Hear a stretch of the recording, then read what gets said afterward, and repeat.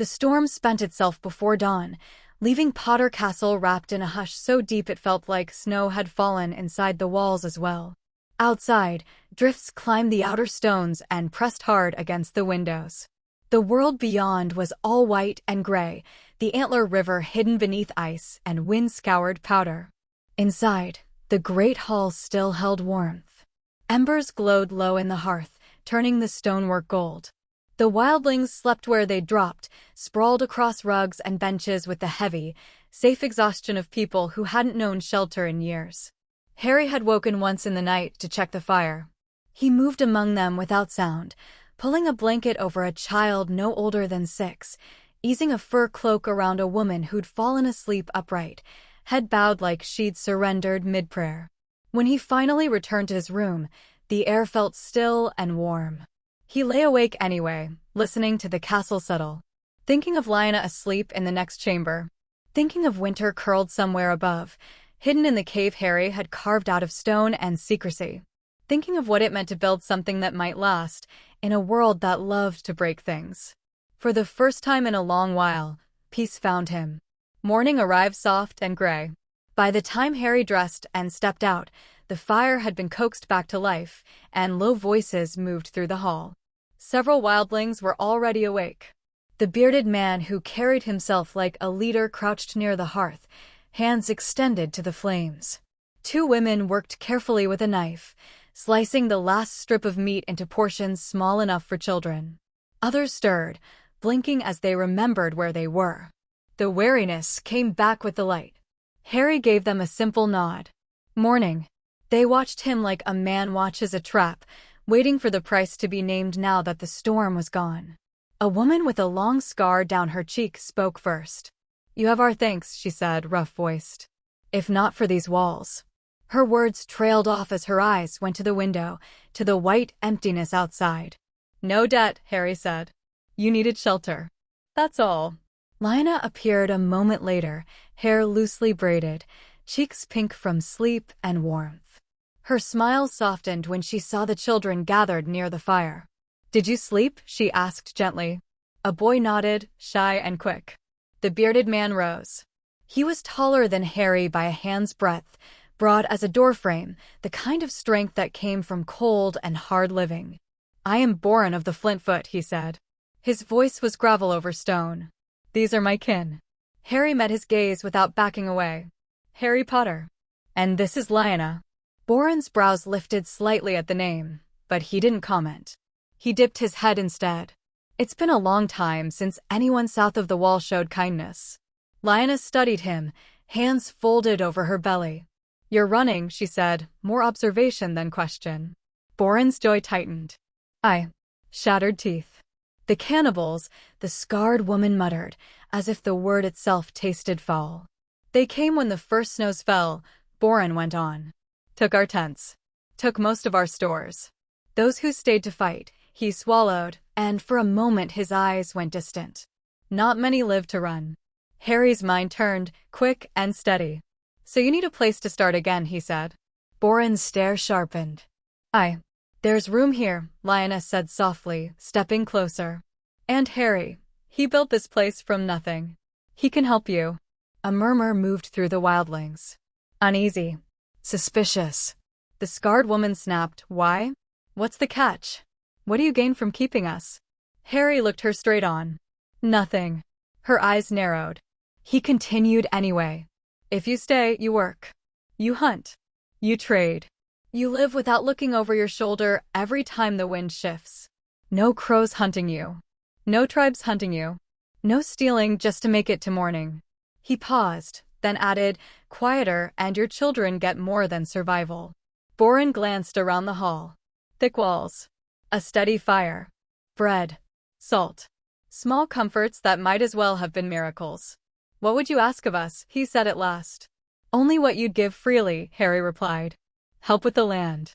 Share what you know. I'll teach what I can. And no one here bends the knee. Not to me. Not to anyone." Lyanna's hand settled on Harry's arm, warm through wool. "We wanted a place where people could live without fear," she said. "A community," Harry finished. Boren let out a long breath. His shoulders dropped a fraction, the first visible sign that his body believed him. "We'll stay," he said gruffly. "For now. When the weather breaks, we hunt. We work. We see if your words hold." "That's enough," Harry said. "That's all." While Lyanna put together a meal, thick broth with smoked fish and onions, Harry took Boren and 2 others outside to show them what existed beyond the hall. "This is the smokehouse," he said, pointing to a stout stone roundhouse. "You can preserve meat here. Nothing rots if you do it right." He led them past the sheep pens. The wildlings stopped dead at the sight of animals safe behind fences. "You keep livestock," Boren said, disbelief threading his voice. "They do well here," Harry said. "If you help tend them, there'll be wool, milk, and meat enough for everyone." Last, he brought them to the watchtower. From the top platform the land opened wide, the frozen Antler River winding through pines, the plains beyond stretching toward low hills and hard sky. Boren stared for a long time. "You could hold this against 1,000 men," he said quietly. Harry turned his face into the cold air. "Maybe. Then after a beat, but I'd rather not." When they returned, Lyanna had laid bread and salt on the table, renewing the old rite. The Flintfoot clan hesitated, looking from her to Harry as if waiting for the trick. There was none. One by one they stepped forward, broke bread, dipped it in salt, and ate. Lyanna smiled. "You're our guests," she said. "But if you want it, you can be our neighbors." Something shifted in the room. Not trust, not yet. But the first thinning of suspicion. The first small root taking hold. As wind sighed along the eaves, Harry thought of the first day he'd come to this frozen land with nothing but desperation and a dragon he could barely control. Maybe this really was the start of something. Outside these walls, the world was still sharp and hungry. But inside Potter Castle, a different kind of home was beginning to take shape. In the weeks after the storm, the Flintfoot settled in like people testing thin ice. They stayed cautious. Knives close. Eyes always measuring. But routine has a quiet power, and so does steady kindness. Each dawn, Harry met them by the hearth and laid out work in calm, plain words. No speeches. No command voice. Just direction. One morning, he gathered them near the watchtower. Lyanna stood beside him in a heavy cloak, her expression bright with purpose. Harry pointed toward the Antler River, locked under ice thick as stone. "Today," he said, "we fish." A few muttered under their breath. A tall woman named Ragni, hair braided into loops around her ears, scowled. "The river's sealed." Harry lifted a canvas cloth. Under it lay sturdy rods and a heavy iron saw. "No charms," he said. "Just tools." Boren took the saw, weighed it, and grunted. "Sharp." Harry walked to a clear patch of ice, marked a wide circle, and worked the saw back and forth until the slab cracked free. He levered it aside. Dark water gleamed. Steam lifted into the cold air. "Drop the line," he said. "Wait." They didn't look convinced. "You don't have to believe me," Harry added. "You just have to try." By midday, 6 of them sat along the hole, lines trailing into black water. Boren was the first to pull up a thrashing trout nearly as long as his arm. For a moment he looked like a boy again, grinning despite himself. Ragni caught the second soon after and didn't even try to hide her satisfaction. Lyanna watched them with Harry from the shore, arms folded to keep warmth in. "They look lighter," she said. "They're working for themselves," Harry replied. "Not just surviving." She glanced at him. "Do you ever regret it?" "Regret what?" "Building this. Staying." He didn't need long. "No," he said. "Not once." That afternoon, he brought a smaller group to a low ridge east of the castle, where a seam of gray stone ran along the slope. "This," Harry said, resting a hand on the rock, "is where your cottages will stand." One of the men eyed him uneasily. "You won't use sorcery to shape it?" "I could," Harry admitted. "But I won't." "Why?" "Because you need to know you built it," Harry said. "That this isn't mine alone. It has to become yours too." They exchanged looks, then hefted hammers and began. Stone rang against stone, and the sound carried through the trees like a promise. Evenings returned them to warmth. Harry met them at the door. Lyanna fed the children first, always. Broth, bread, thick slices that filled bellies until they forgot what hunger felt like. Harry kept his magic small and quiet. He sharpened dulled blades when no one was watching. He eased a blistered hand with a quick touch. But the work, the real work, he left to them. When Lyanna asked him why, he answered simply. "Because I'm not here to rule them," he said. "I'm here to help them stand on their own." And day by day, as the quarry grew and fish smoked in the stone house and the sheep bleated safe behind fences, the Flintfoot began to understand the truth of it. For the first time in their lives, they were safe. Not because a stronger tribe protected them. Not because they paid tribute. Because they were building a life that could hold. Lyanna watched Harry one night mending a torn blanket by firelight, coaxing a frightened child to eat with nothing but patience and a soft voice. Hope, she realized, didn't always arrive with banners or songs. Sometimes it was quiet. Sometimes it looked like work. Sometimes it began as embers and became a fire. Snow fell in a quiet curtain, soft enough to swallow sound. By midwinter, the land around Potter Castle had changed into something Harry hadn't planned for, but couldn't pretend not to see anymore. A haven. Just beyond the stone wall, 4 cabins stood in a neat arc, their roofs capped white. The Flintfoot men had hauled gray rock from the ridge and set it piece by piece, corners squared and mortar packed tight under Harry's watch. They weren't crude huts or wind-flattened tents either. These had arched door frames, smooth floors sealed against the cold, and fireplaces built properly, with hearthstones that didn't crack when the fire ran hot. And each cabin had one feature the new settlers talked about like it was sorcery in its own right: a small side room with tiled stone and a clever pipe that carried waste away. Like something the Undulls might build, Boren said one morning while he guided 3 new arrivals through the first finished cabin, but better. Ragni snorted. "You just like the privy." "I do," Boren said, completely serious. "I'm too old to squat in a drift." Lyanna stood with Harry by the wall and watched a new family carry their bundles into the cabin. She folded her arms over her belly, eyes soft as she tracked their faces. "They look so relieved," she murmured. "They are," Harry said. She tilted her head. "They keep calling you the Great Sorcerer." His mouth twitched. "That wasn't part of the plan." "But you are," she said, teasing. "Aren't you?" Harry exhaled like he'd been holding it in. "Depends who's asking." Truth was, he wasn't a king. He wasn't a lord. But every few days the gate was tested by another knock. Word moved fast beyond the wall when warmth and bread were involved. Some came because Boren's people sent them. Others came chasing rumor. One late afternoon, with the sun dying behind the ridge, a hunting party trudged up carrying a skinny reindeer carcass. Their leader was a wiry man with black hair streaked gray. He stopped short when he saw Harry waiting by the palisade. "You the one they call Gryffindor?" the man asked. "That's me," Harry said. "They say you raised this place in a week." "Hands and magic." Harry lifted his brows. "Stone and sweat did most of it. Magic just makes the work faster." The man glanced back at his people. Thin faces. Raw hands. The look of folk who'd been losing a long fight with winter. "We heard there's room," he said. "Walls. Food." "There is," Harry replied. "But listen first. If you stay, you help. Build. Hunt. Tend. No raiding. No theft.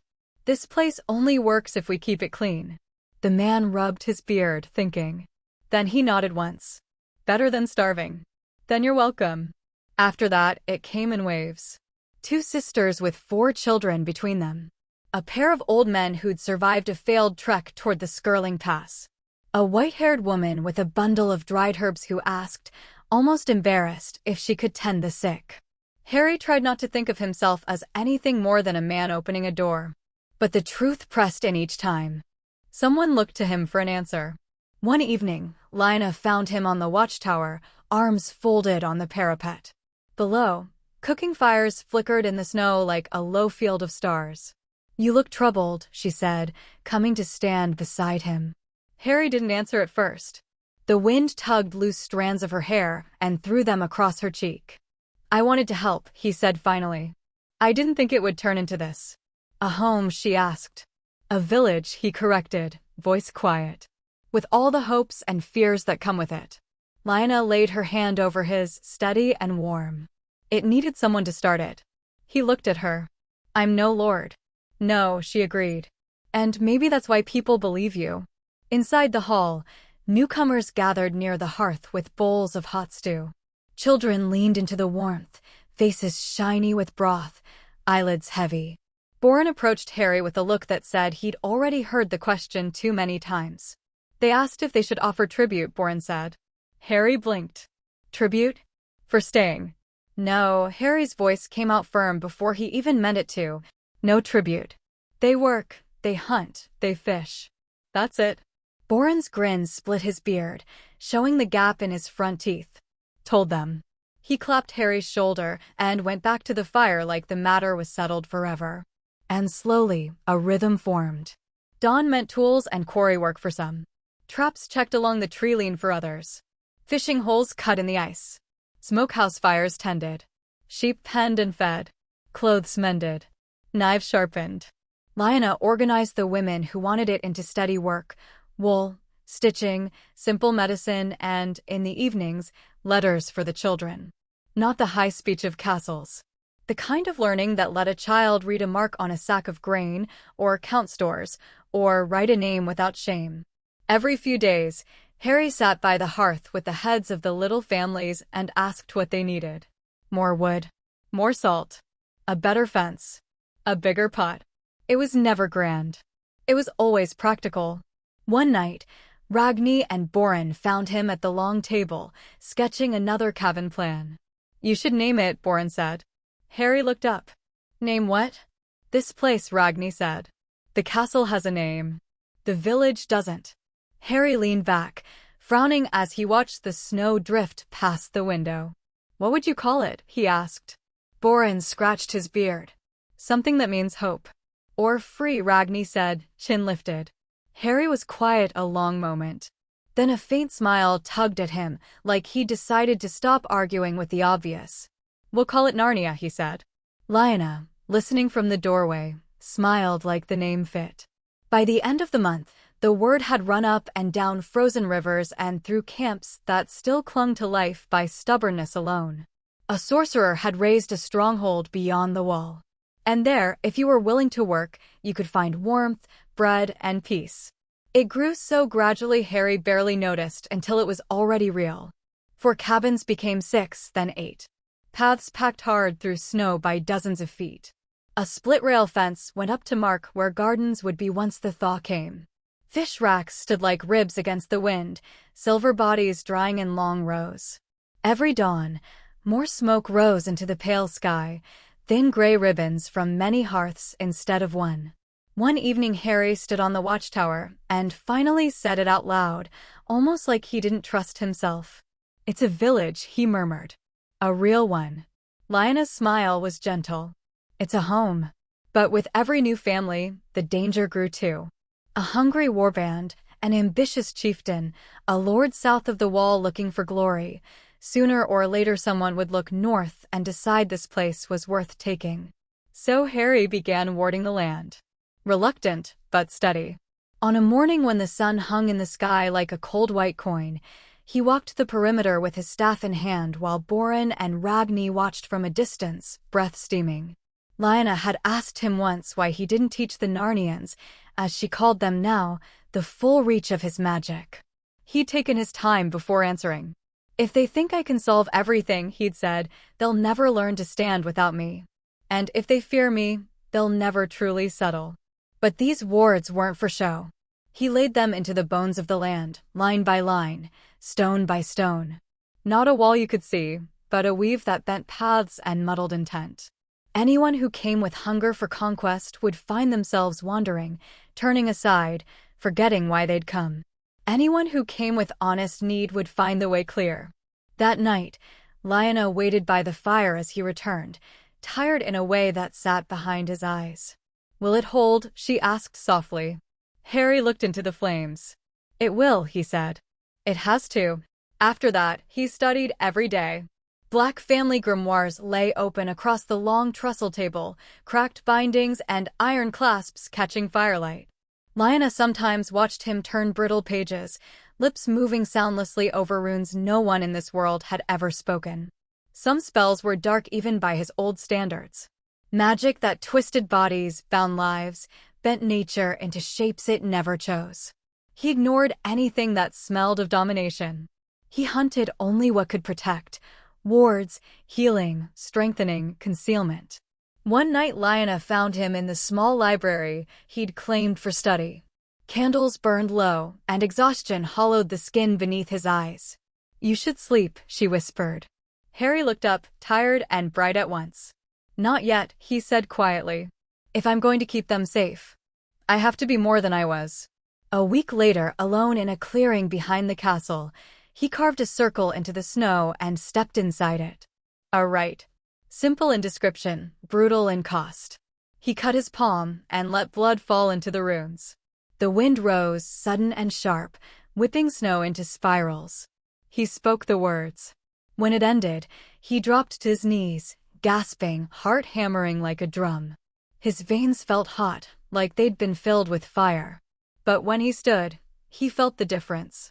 Stronger. Faster. Harder to break. It would have to be enough. Winter watched all of it from his hidden places. The White Dragon spent his days in the cave Harry had carved for him, then ranged north along the frozen sea. Sometimes, near dawn, he returned dragging half a whale, dropping it near the wall like some massive offering. The first time, Boren went pale. "Gods," he whispered. "A leviathan." Harry pinched the bridge of his nose. "Right," he muttered. "We'll need more salt." And just like that, whale became part of life in Narnia. Blubber cut into slabs. Ribs dried into fence posts and shelters. Stew simmering in a pot large enough to feel like a joke. Lyanna looked around the hall one night at the firelight on wary faces turned calmer by warmth and routine, and felt an ache she couldn't name. These people had lived on fear and hunger so long they'd forgotten what else existed. Now they were becoming something new. Neighbors. Families. Narnians. One morning a small delegation arrived, 3 men and a woman wrapped in patched furs. They knelt at the gate when Harry came out with Lyanna beside him. "My lord," the woman began, voice rough from travel, "they say you're the sorcerer who makes a place no raider can touch." Harry glanced at Lyanna, then back at the weary faces. "There is no lord here," he said. "Only people who work, share, and keep each other safe." The woman swallowed. "Then let us stay. We've nowhere else." Harry studied them for a long moment, then stepped aside. "Welcome to Narnia," he said. And Lyanna thought, watching them pass into warmth, that maybe this was what the world had always been meant to be. Hey everyone, welcome to our channel, and thank you for your support. If there's a favorite novel on the channel and you want the next part, you're just one step away. Become a Patreon member and I can make it, depending on your tier. Thank you for your attention. Lyanna had never imagined herself as a leader. But every morning, when the sun cast golden streaks across the snow-covered roofs, it was Lyanna whom the people came to first. A question about water collection. A dispute over fishing rights. A request for help finding a lost sheep. And always, always, they looked to her as if she held the answers. She had never been trained to lead. But somehow, she found that she could. "Lady Lyanna," said Boren one morning, bowing his head with awkward reverence, "the boys from the south field have been throwing snowballs at the sheep again. It's upsetting the lambs." Lyanna tried not to laugh. "Then let them muck the pens as punishment. If they want to rile the animals, they'll learn to clean up after them." Boren grinned. "A fair answer, my lady. That was how it always went. Fairness. Kindness. Steadiness. These were her tools, not swords or commands." Though she was barely 16, no one questioned her word. Not because of fear, but because of trust. And for the first time since leaving Winterfell, Lyanna was truly happy. Potter Castle became the heart of learning. The stone hall echoed with laughter and the scratching of charcoal on parchment. Children and adults alike gathered at the long benches as Lyanna stood before them, chalk in hand, teaching them their letters. "A is for antler," she would say, drawing the shape. "B is for bear. C is for castle, our castle." They listened with wide eyes, many holding a writing tool for the first time in their lives. Even the hunters, hardened men with sun-leathered skin, came at night to learn by firelight. Harry helped, of course. With a flick of his wand and a few softly spoken words, Books multiplied. The children's books, colorful tales of brave rabbits, clever foxes, and magical forests, appeared by the dozen. These are gifts, he told the children.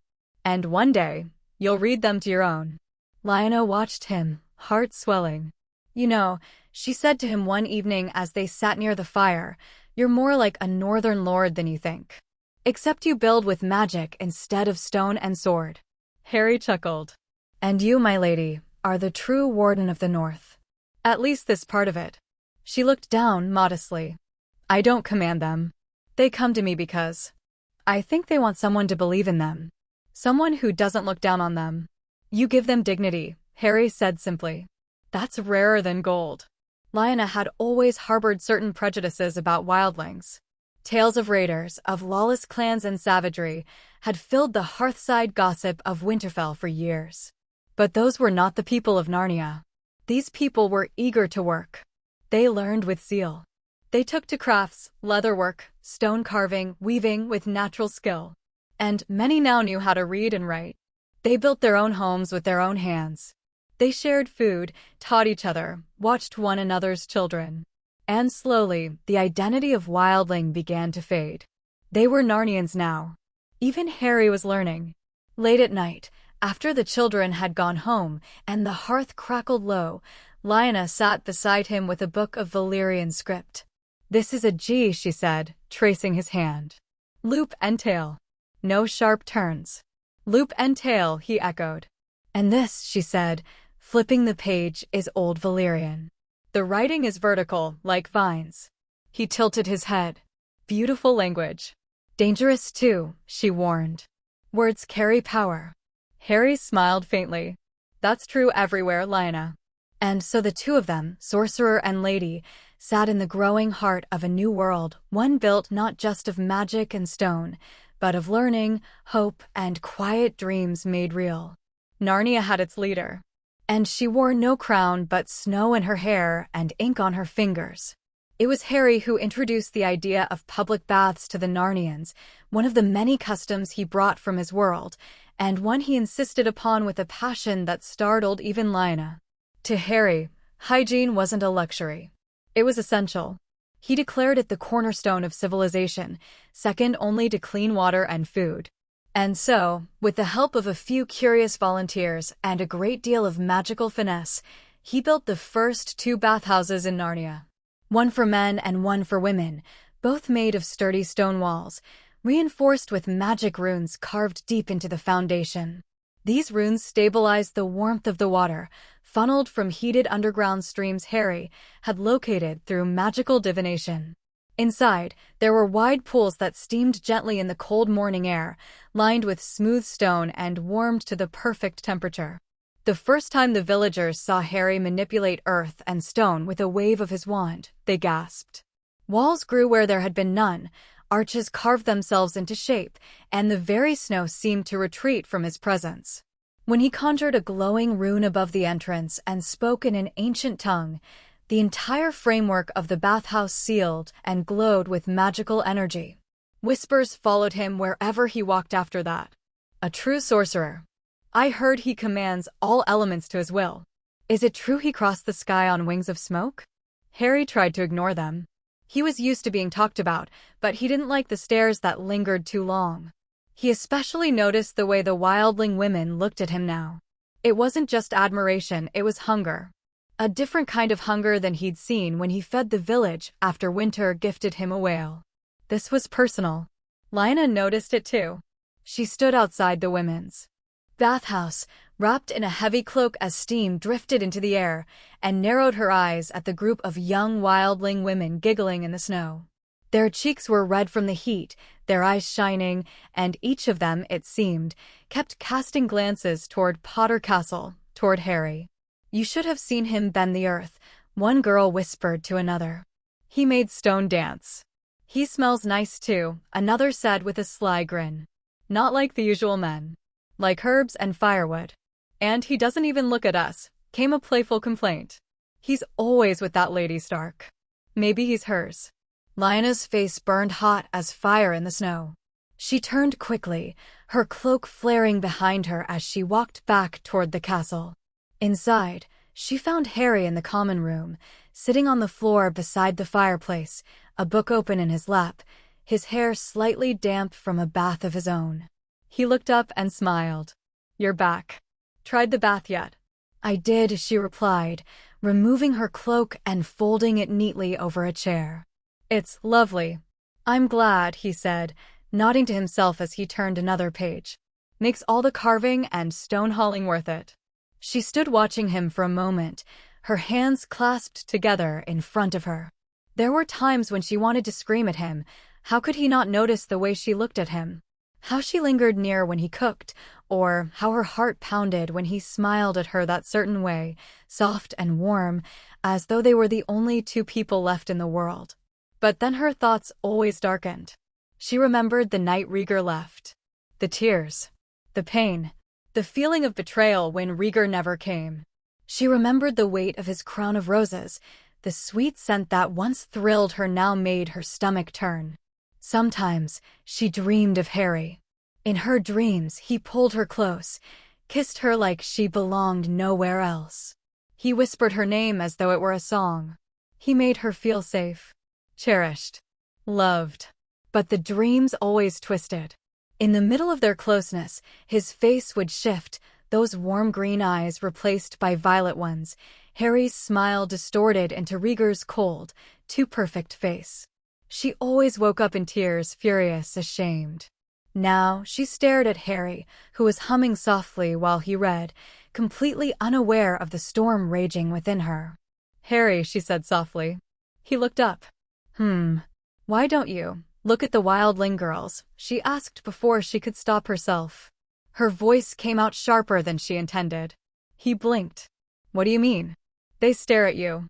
Like you're some gift from the gods," she muttered, crossing her arms. "You must have noticed." Harry laughed. "I've been busy building half a village. I don't have time to notice if someone's staring." "They're interested in you," she said, turning her face away. "You could have any of them." Harry looked confused for a moment, then set the book down and leaned forward. "Is that what's been bothering you?" "No," she said too quickly. Then, lowering her voice, "Maybe." Harry studied her face. "Lyanna, I'm not interested in any of them. And even if I were, I wouldn't be someone who shares myself so freely." Her heart skipped a beat. She didn't dare look at him, but her voice trembled as she said, "I'm not your wife, Harry. You owe me nothing." "That may be true," Harry said quietly, "but that doesn't mean I don't care. You've been through too much already, Lyanna. I'd never do anything to hurt you." For a long time, silence hung between them. Finally, Lyanna gave a little nod. "I know. That's why it hurts." Harry tilted his head. "Why?" "Because you're good," she whispered, still not meeting his gaze. "And I'm not sure I deserve that." He stood and stepped beside her, placing a gentle hand on her shoulder. "Then we'll build something where people do deserve it. Together. For the Narnians. And for ourselves." She looked up at him, eyes glistening. "Promise me you won't leave." "I won't," Harry said, his voice soft and steady. "I'm here. And I'm staying." Outside, the wind howled over snow-covered hills, but inside Potter Castle, the fire crackled and warmth lingered. Lyanna stood beside him, her heart still aching, but now it beat with a little more hope.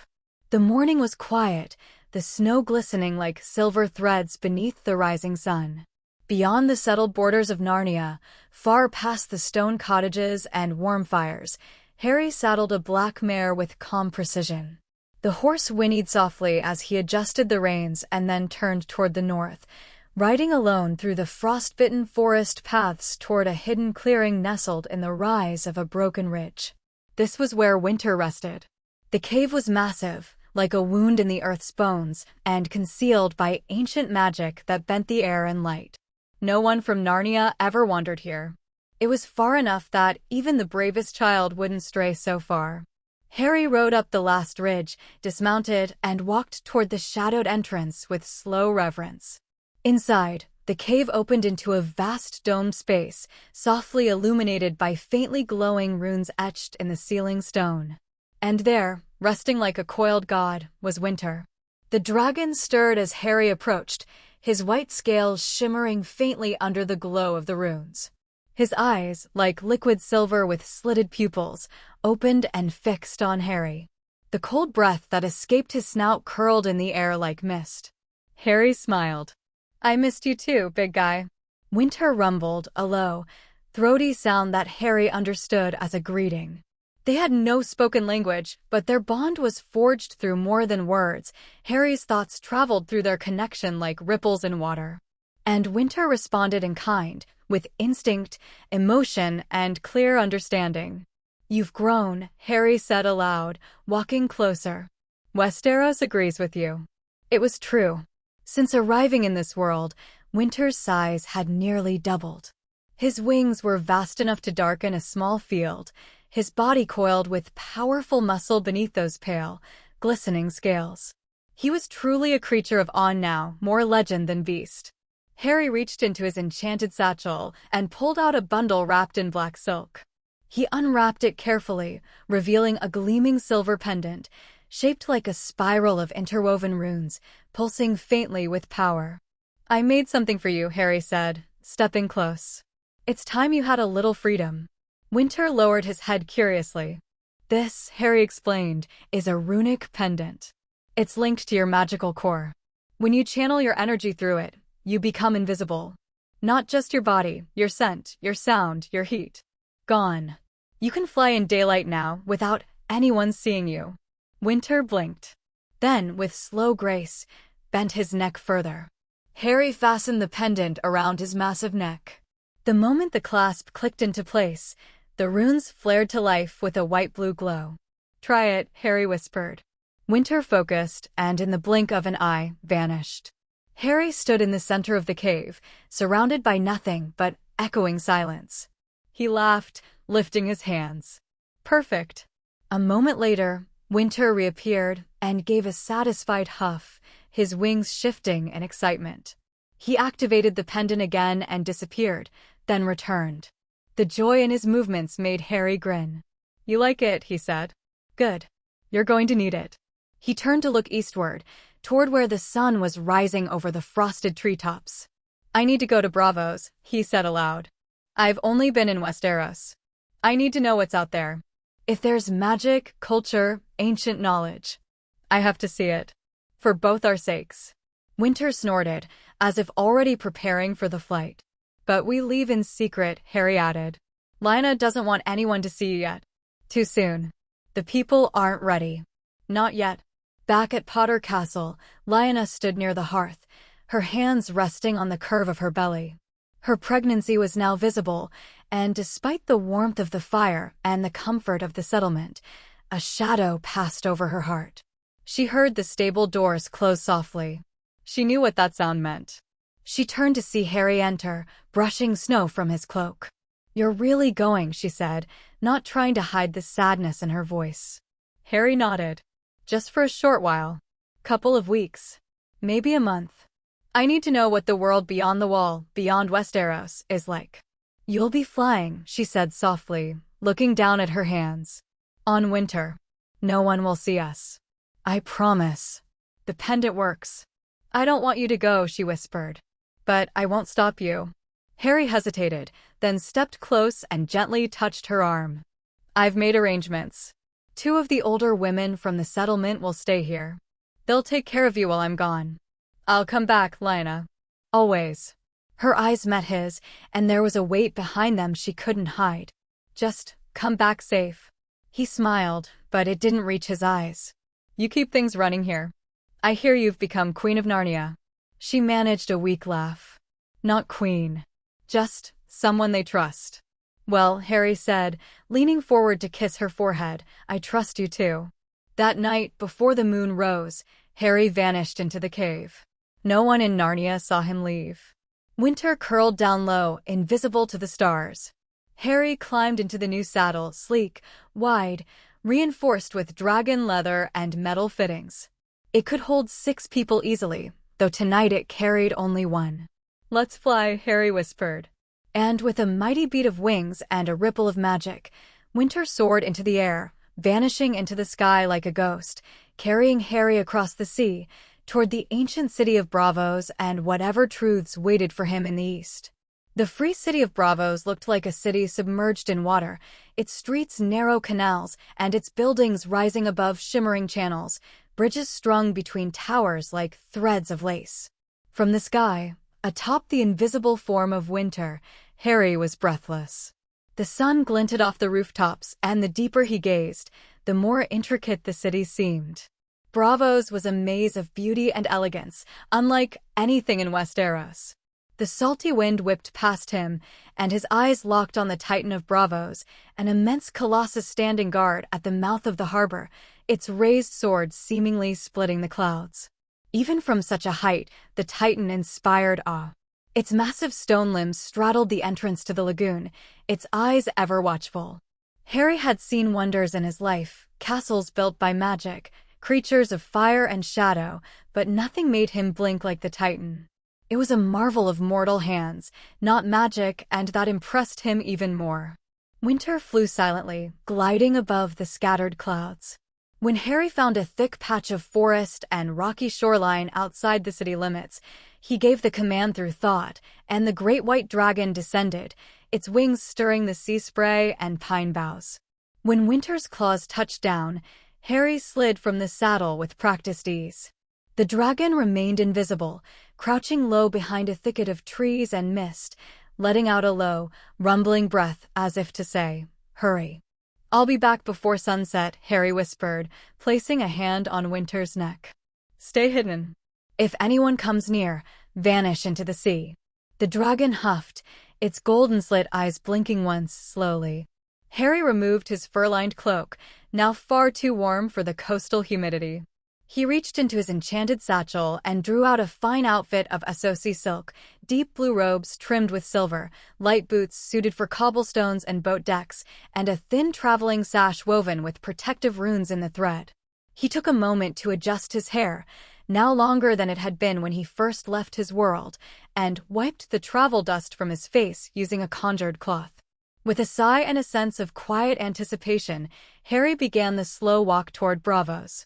The road was quiet, lined with olive trees and flowering bushes, the sea always to his right. Seabirds cried overhead, and the air smelled of salt and spice. He could already see the domes and towers of the city rising over the water, and the sound of distant bells carried faintly on the wind.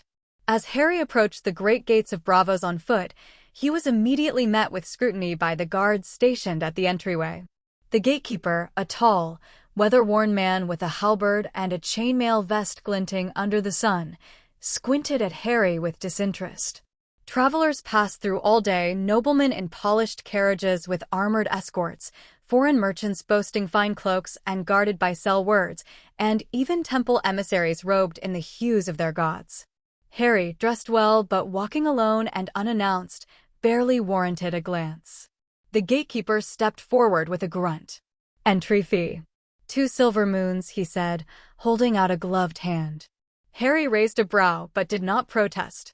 Causing a scene at the gates would do nothing but delay him, and besides, he had enough wealth hidden in the depths of his enchanted trunk to buy half the street if he wished. He reached into his coin pouch and handed over the fee without a word. The guard inspected the coins briefly, grunted again in approval, and waved him through. Inside the city, Harry was immediately swept up in the breathtaking beauty and chaotic energy of Bravos. Stone bridges curved over sparkling canals, gondoliers called out to pedestrians, and domed rooftops gleamed under the sun. The streets bustled with richly dressed merchants, masked courtesans from the moon pool, sales words advertising their steal, and children darting through narrow alleys. The scent of spice, sea, and fresh bread mingled in the air, and every turn revealed something new: painted walls, hanging lanterns, minstrels playing flutes beside the canals. Realizing quickly that the city was far too large to explore on foot, Harry found a stable and purchased a sturdy Bravosi horse, a strong gelding with sleek gray fur and a steady pace. With saddle bags enchanted to lighten the load, he mounted and began his slow, curious exploration of the free city. His ride eventually brought him to a modest-looking bookstore nestled between a tailor's shop and a perfume vendor. The sign above the door read "The Quill and Lantern." It was not much to look at, no glass windows or elaborate decorations, but something about it tugged at Harry's curiosity. He dismounted and stepped inside. The scent of old parchment and lamp oil filled the narrow space. Shelves made of dark oak lined the walls, filled with only a few dozen volumes. In total, the store couldn't have held more than 50 books. Behind the counter stood an older Braavosi man with graying hair and intelligent eyes. He eyed Harry with mild suspicion and curiosity. Looking for something specific, the man asked, his common tongue tinged with the musical accent of the city. Harry shook his head, stepping deeper into the room. No, I'm buying everything. The man blinked. Everything. All of it. The bookseller laughed, thinking it a jest. That would cost you 1,000 gold coins at least. These aren't common stories for children. Each book is copied by hand. Ink, vellum, labor, it all adds up. Harry gave a small smile and reached into his enchanted pouch. What if, he said slowly, instead of gold, I offered you something better? The man narrowed his eyes. Better. Harry pulled one book from the shelf, an old history of the Rhoynar Wars, and held it in his palm. With a flick of his wand and a whispered incantation, the book shimmered. 1 became 2. The 2 became 4. And in moments, 21 identical copies of the same book lay stacked before them. They're permanent, Harry explained, watching the stunned silence on the man's face. Indistinguishable from the original. They won't rot. They won't fade. They'll last for generations. The bookseller stood frozen, mouth open, eyes wide with disbelief. You can keep the originals, Harry continued. And I'll take one of each copy. The man staggered back a step, then suddenly rushed forward, examining the books, touching the pages as though expecting them to crumble or vanish. This is sorcery, he muttered. Magic, Harry corrected gently. And a gift. The man looked up at him, emotion trembling on his face, fear, awe, and joy all at once. Who are you? He whispered. Harry smiled faintly. Just a traveler looking to learn. The bookseller bowed, not out of obligation, but reverence. Then, my friend, you are welcome here any time. My name is Orlino, and you have just made me the richest bookkeeper in Braavos. No, perhaps in all Essos. And from that moment forward, Orlino became more than a merchant.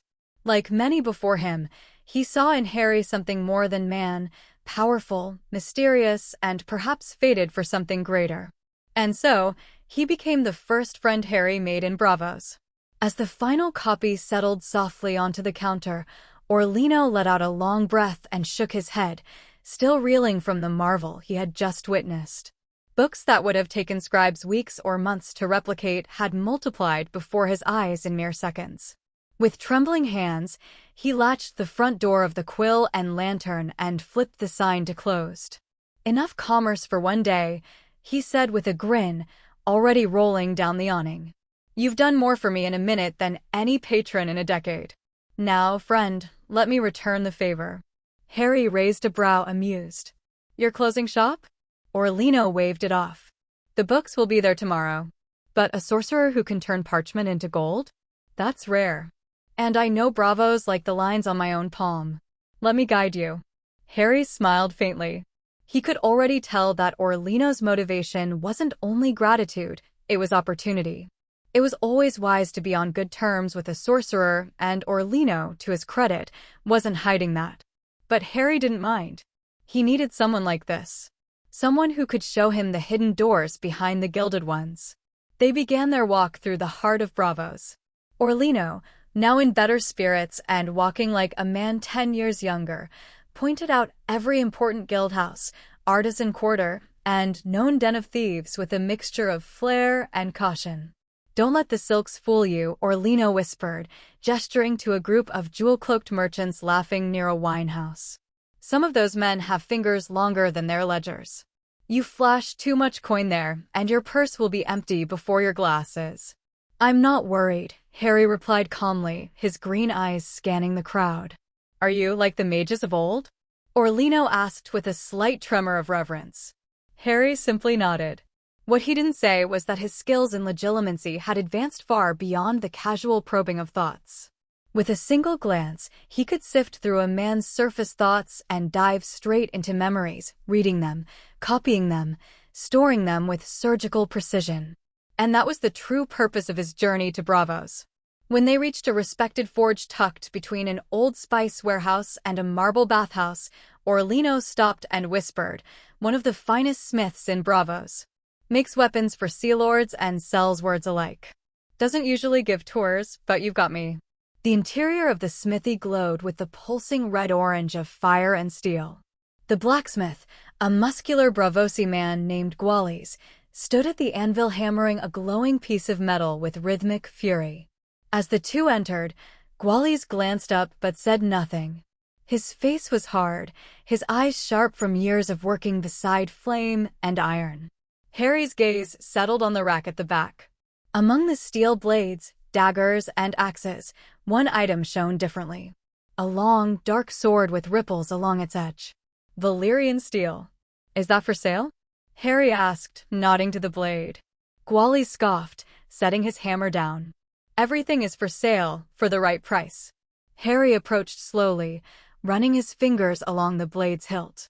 In that moment, with a flicker of concentration, his mind reached forward, just lightly, and skimmed the surface of Gwalis' consciousness. Memories bloomed before him, the folding of steel, the whispered forging prayers, the fine oil mixtures, the exact moment when heat and quenching sang in unison. All of it copied and filed away into the vault of Harry's mind. "I'll take it," Harry said. "And a few others. I like your work." Gwalis blinked, mildly surprised, but the weight of Harry's purse was undeniable. When the coins clinked on the workbench, even the hardened smith gave a rare nod of approval. As they exited the shop, Orlino couldn't contain his curiosity. "You didn't even haggle." "I didn't come for bargains," Harry replied calmly. "I came to learn." The slave market in Braavos wasn't openly advertised, not in the free city known for its proud declaration that no man in Braavos is a slave. But Orlino knew the undercurrents. He knew where the boats docked quietly at night, where the masked intermediaries negotiated behind closed doors, and where wealthy patrons went when they sought skilled labor without question. They walked through the narrow streets of the Drowned Ward, a damp, moss-laced corner of the city where gulls screamed and the stone walls always smelled of sea salt and rusted iron. Orlino glanced behind them before entering a low-ceilinged warehouse guarded by two men in red sashes. "Are you sure about this?" Orlino.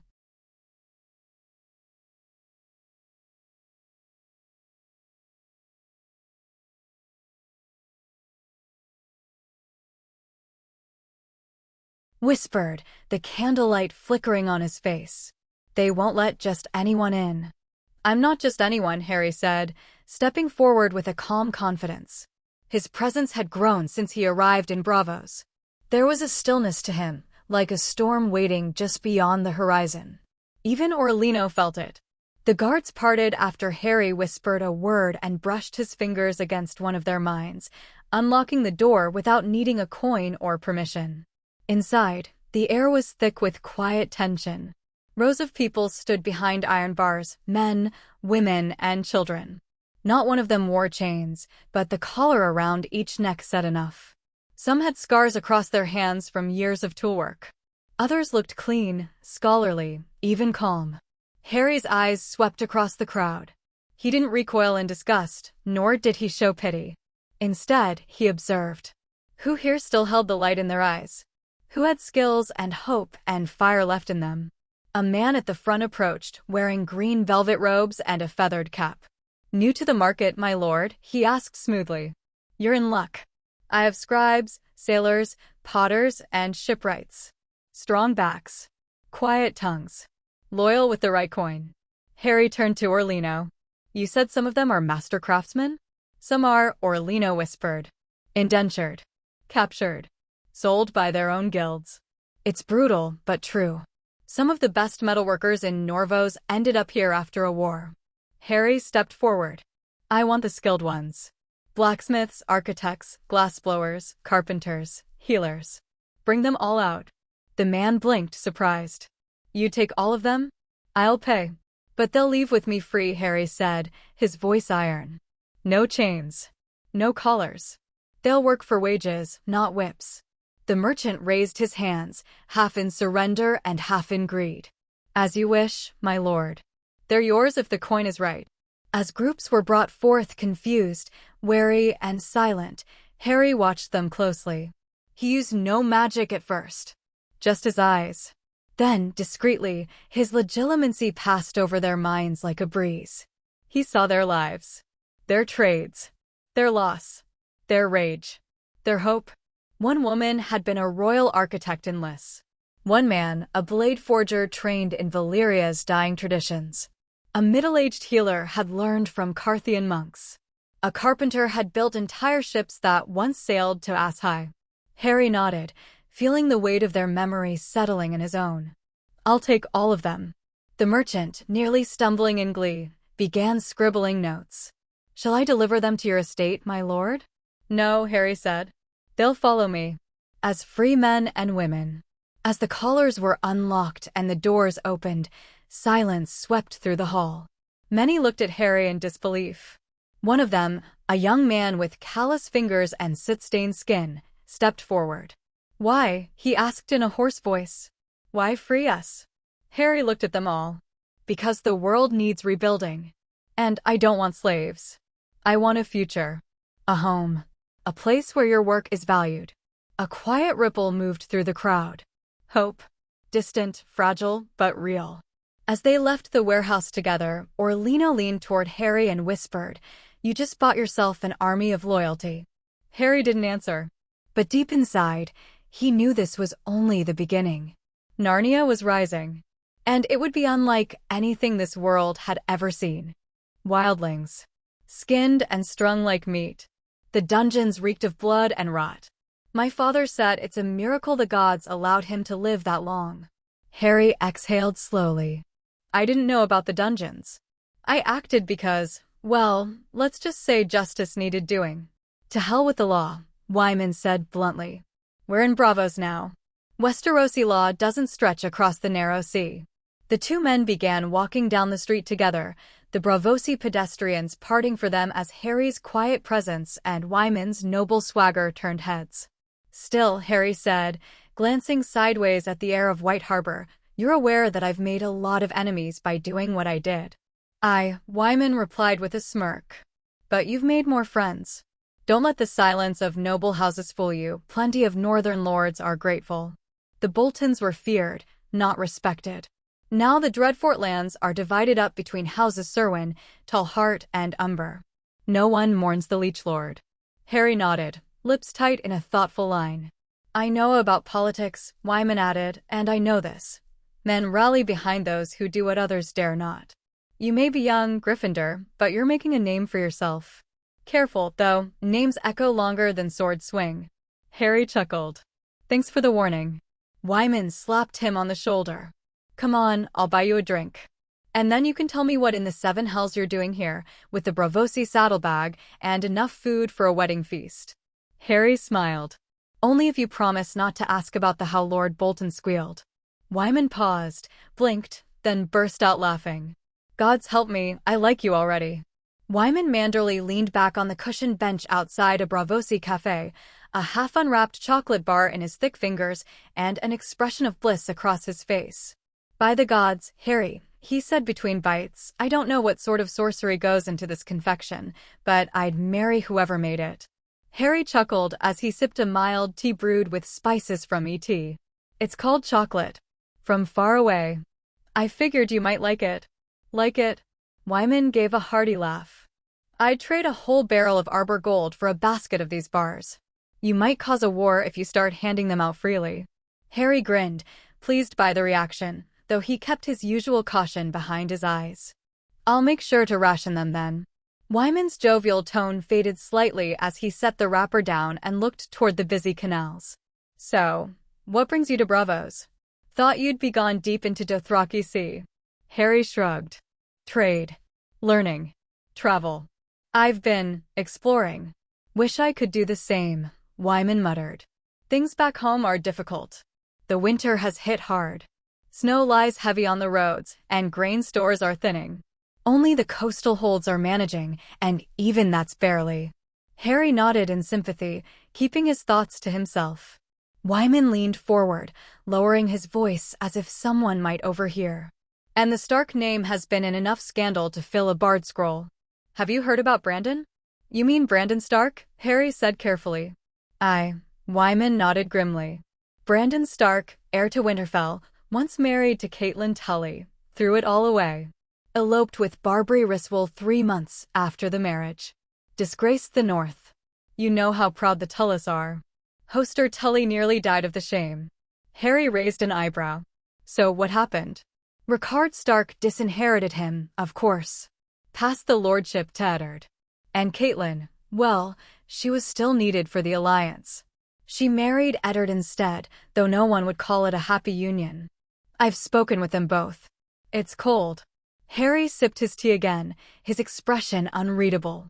And Brandon? Gone. Fled to Essos, with his Riswell lover. Haven't seen or heard a thing since they left White Harbor. There are whispers he's working as a mercenary, others say he's built a new life somewhere under a false name. Who knows? A man like him could thrive anywhere, if he can keep that reckless heart of his in check. Harry looked out at the water, thoughtful. What about Lyanna? Wyman sighed, the heaviness of grief touching his features. Vanished, same as her brother. Left only a note. Said she was running away with her mysterious lover, whoever that was. Some say it was a poetic lie. Others think she was taken. Lord Rickard still has his men scouring all over the world. Young Venjan barely speaks of it. But I think he knows more than he lets on. There was a long silence between them, filled only by the sounds of Braavosi gondolas and distant conversation. Then Wyman clapped Harry gently on the back. Strange times, my friend. The realm is changing, and not always for the better. Harry gave a small smile. Then you must be ready for what comes. Wyman nodded slowly. And if you ever come to White Harbor again, you'll be welcome. You've got friends there. Thank you, Harry replied sincerely. I'll remember that. The Selwards returned 3 days after their hasty departure, faces red from the wind and mouths tight with frustration. Harry watched them from a quiet corner of the port square, sipping his honeyed wine with a casual ease that belied the sharpness of his gaze. Their leader cursed beneath his breath as he threw a satchel onto the cobbles and barked something about vanishing ghosts and wild goose chases. As Harry had predicted, there was no trace to follow, no trail to track. His people were long gone. It was time to return. But before he did, Harry found his thoughts turning to the north. He remembered Lyanna's voice, sometimes teasing, sometimes tired, and the wistful way she spoke of home. If she knew her people were starving while she lived in peace, it would crush her heart. Harry would not let that happen. He found Orlino waiting for him as always, leaned casually against a stone pillar near the fish market. I have a favor to ask, Harry said, handing him a heavy pouch filled with Braavosi silver. I need grain. As the last of the former slaves stepped through the glowing ring of the portkey, vanishing into the northern sky with a soft shimmer of blue light, Harry lowered his wand and exhaled slowly.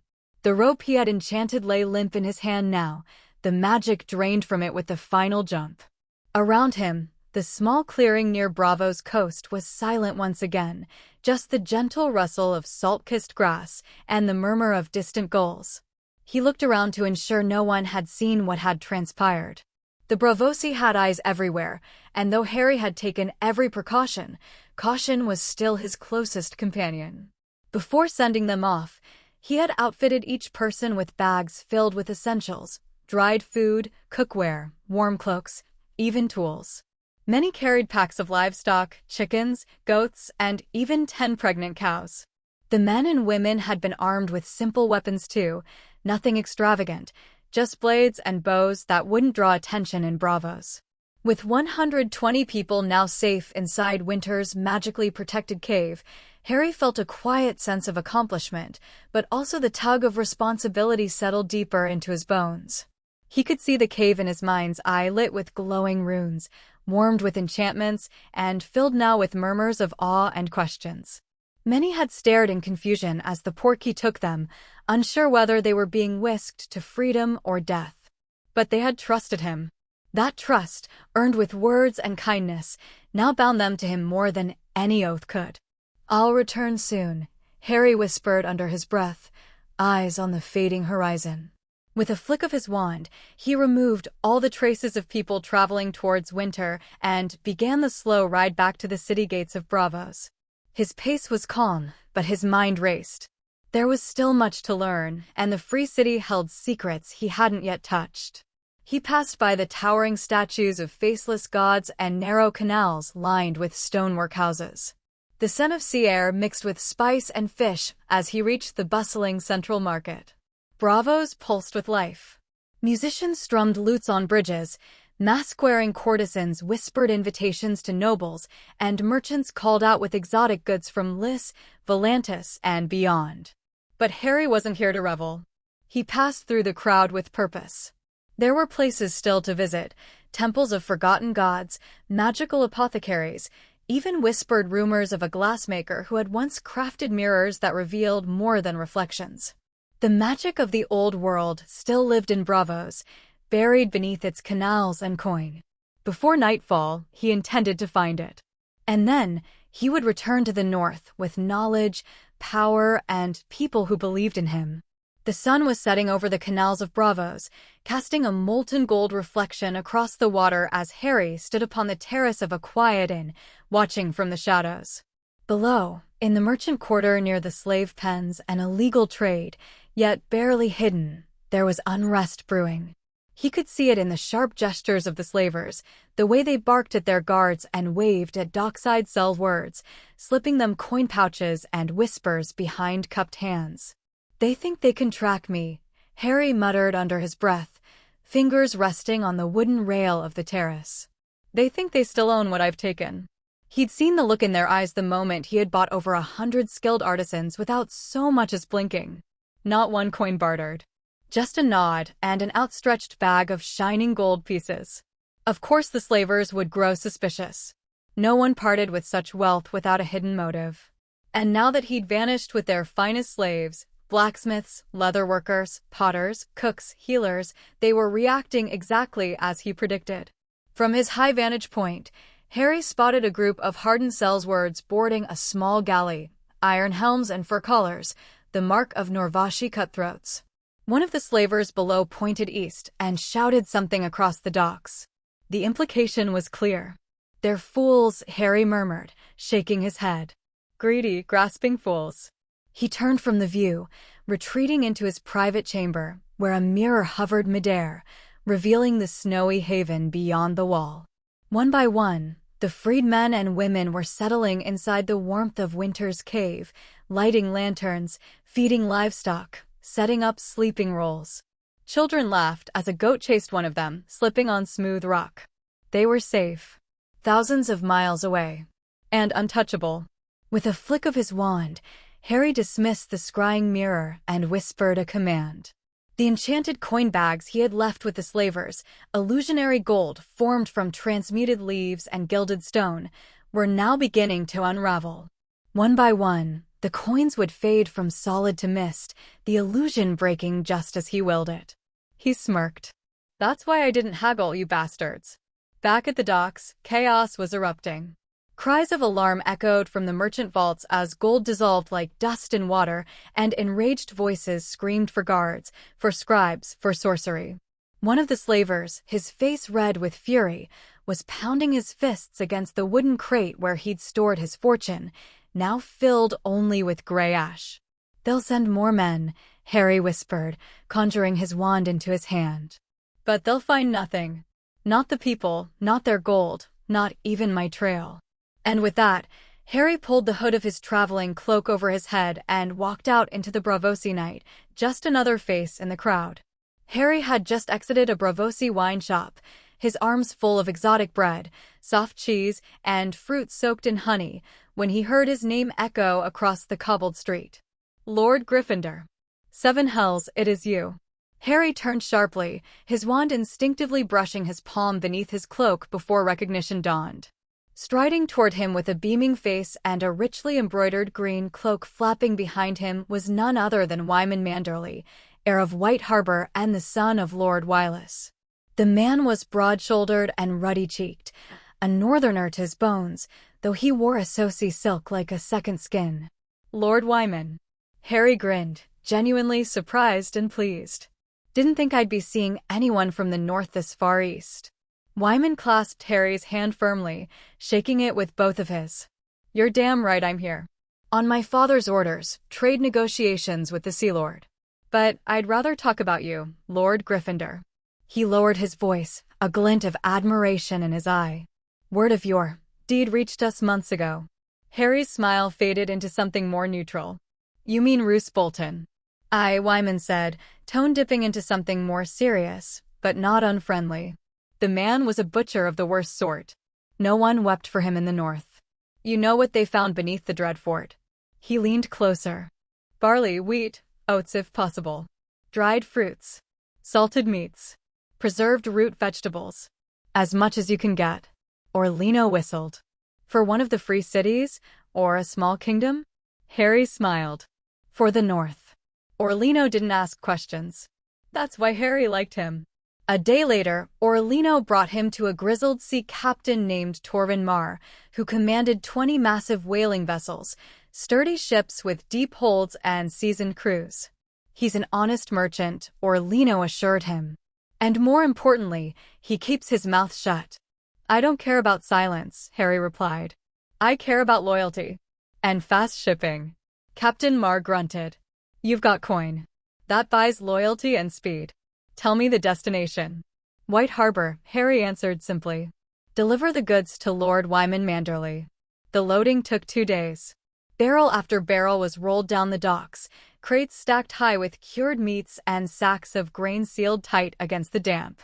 The ships groaned under the weight, but they were built for the northern waters and the long, cold runs through stormy seas. At dawn on the 3rd day, the sails were raised, and the ships rocked gently in the morning tide, waiting for the signal. Wyman Manderley arrived at the dock just as Harry finished checking the last manifest. Lord Gryffindor, Wyman called, his voice rich with good humor, or should I call you Bravosi merchant now? Harry turned and extended a hand.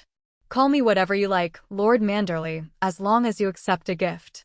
Wyman's eyes went wide as he looked past Harry at the great fleet behind him. 7 hells. You didn't just buy food. You bought a harvest. Enough to feed the North for years, Harry said. If it's rationed properly. The older man's mouth moved, but no words came for a moment. Why? He asked, voice lower now. Why do this? Harry paused, then answered with quiet conviction.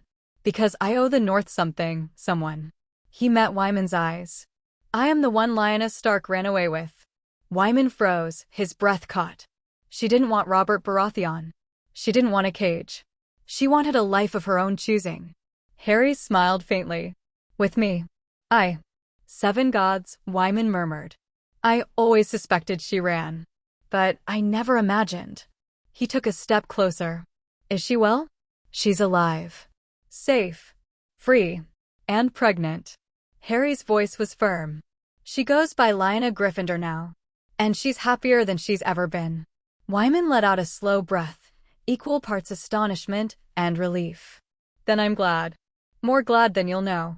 She was a wildfire of a girl, no man could hold her. But if she's with you by choice, then you must be something remarkable. I don't want her name in the whispers of slavers or sells words, Harry added. So I ask only this, if you ever want to speak with me or her again, send word to Orlino's bookshop. He'll know how to find me. Wyman nodded solemnly. And the North, we'll never forget this. You've earned our loyalty, Harry Gryffindor. The 2 men clasped hands and then parted without further fanfare. Wyman boarded his ship, and from the deck, he turned once more to see Harry watching from the dock.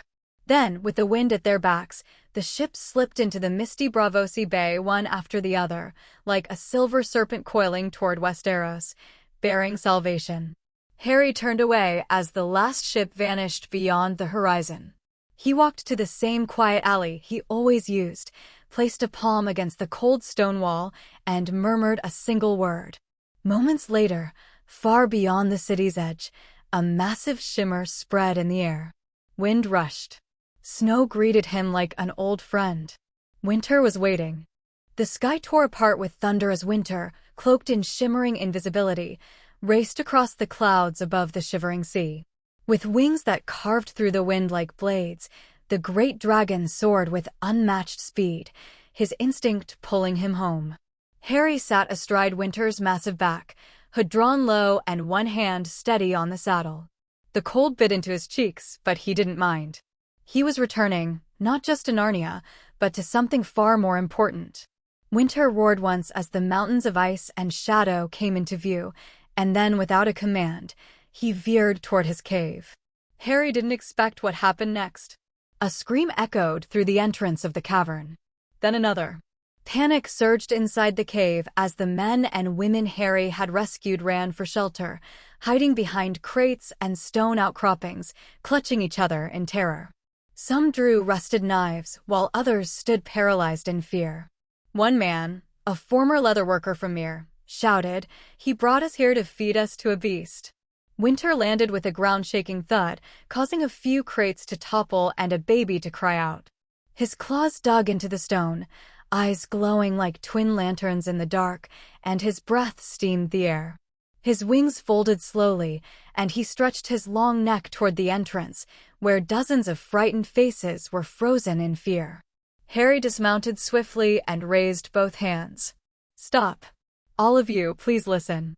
The frightened crowd fell silent, their eyes locked on him, breath shallow. "This is Winter," Harry said calmly, stepping between the dragon and the people. "He's mine. My bonded dragon. He will not harm you. Not now, not ever." A dark-skinned woman with tightly braided hair stepped forward, trembling. "We've only heard tales of dragon lords. That they're cruel. Tyrants. That they feed the weak to their monsters." Harry shook his head. "Not this one. Not here. I brought you here for freedom, not fear." Winter lowered his head until his snout nearly brushed the ground beside Harry. Slowly, the beast let out a deep, rumbling purr that vibrated through the stone floor. The sound was oddly comforting.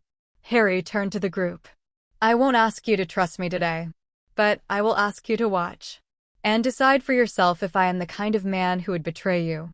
The tension in the cave eased, slowly, like frost melting from glass. A few people straightened.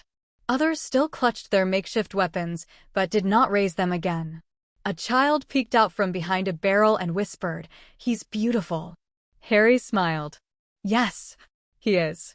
By the next hour, the former slaves had settled again, and Harry could see signs of order in the cave, makeshift sleeping areas, stacked supplies, fires burning within stone circles. They had adapted. They had survived. That was enough. And then it was time.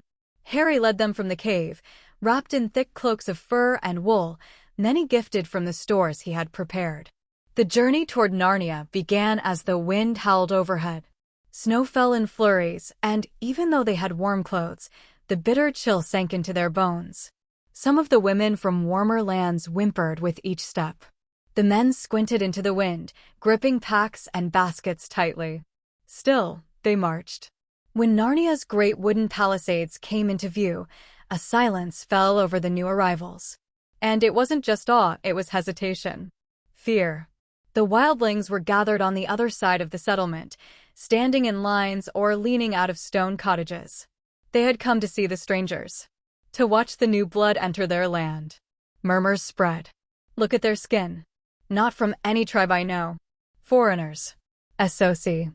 Harry walked at the head of the procession, his boots crunching over snow and ice. Lyanna was already waiting by the gate, her hair braided into a tight plait, her fur-lined cloak clasped at the neck. Her eyes searched the crowd behind Harry and then locked onto his. She stepped forward. "Who are they?" she asked, voice low and sharp, but not unkind. "Free folk," Harry replied.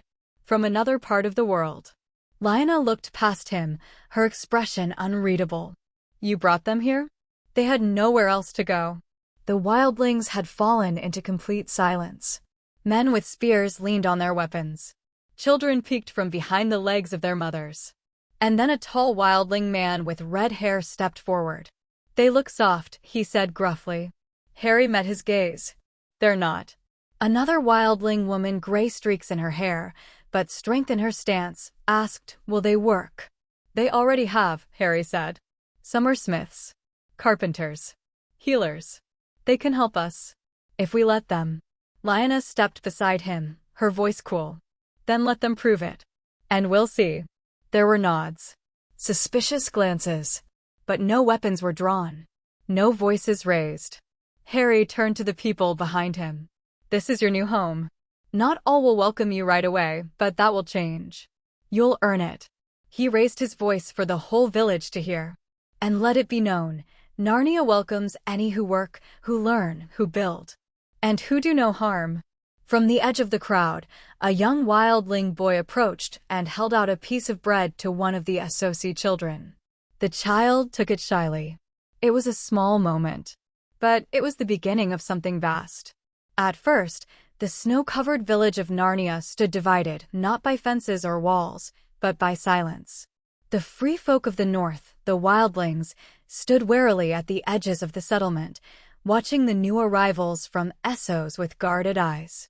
These former slaves, strangers with sun-kissed skin and foreign tongues, came with little but their skills and their loyalty to Harry Gryffindor. And that, at first, was not enough.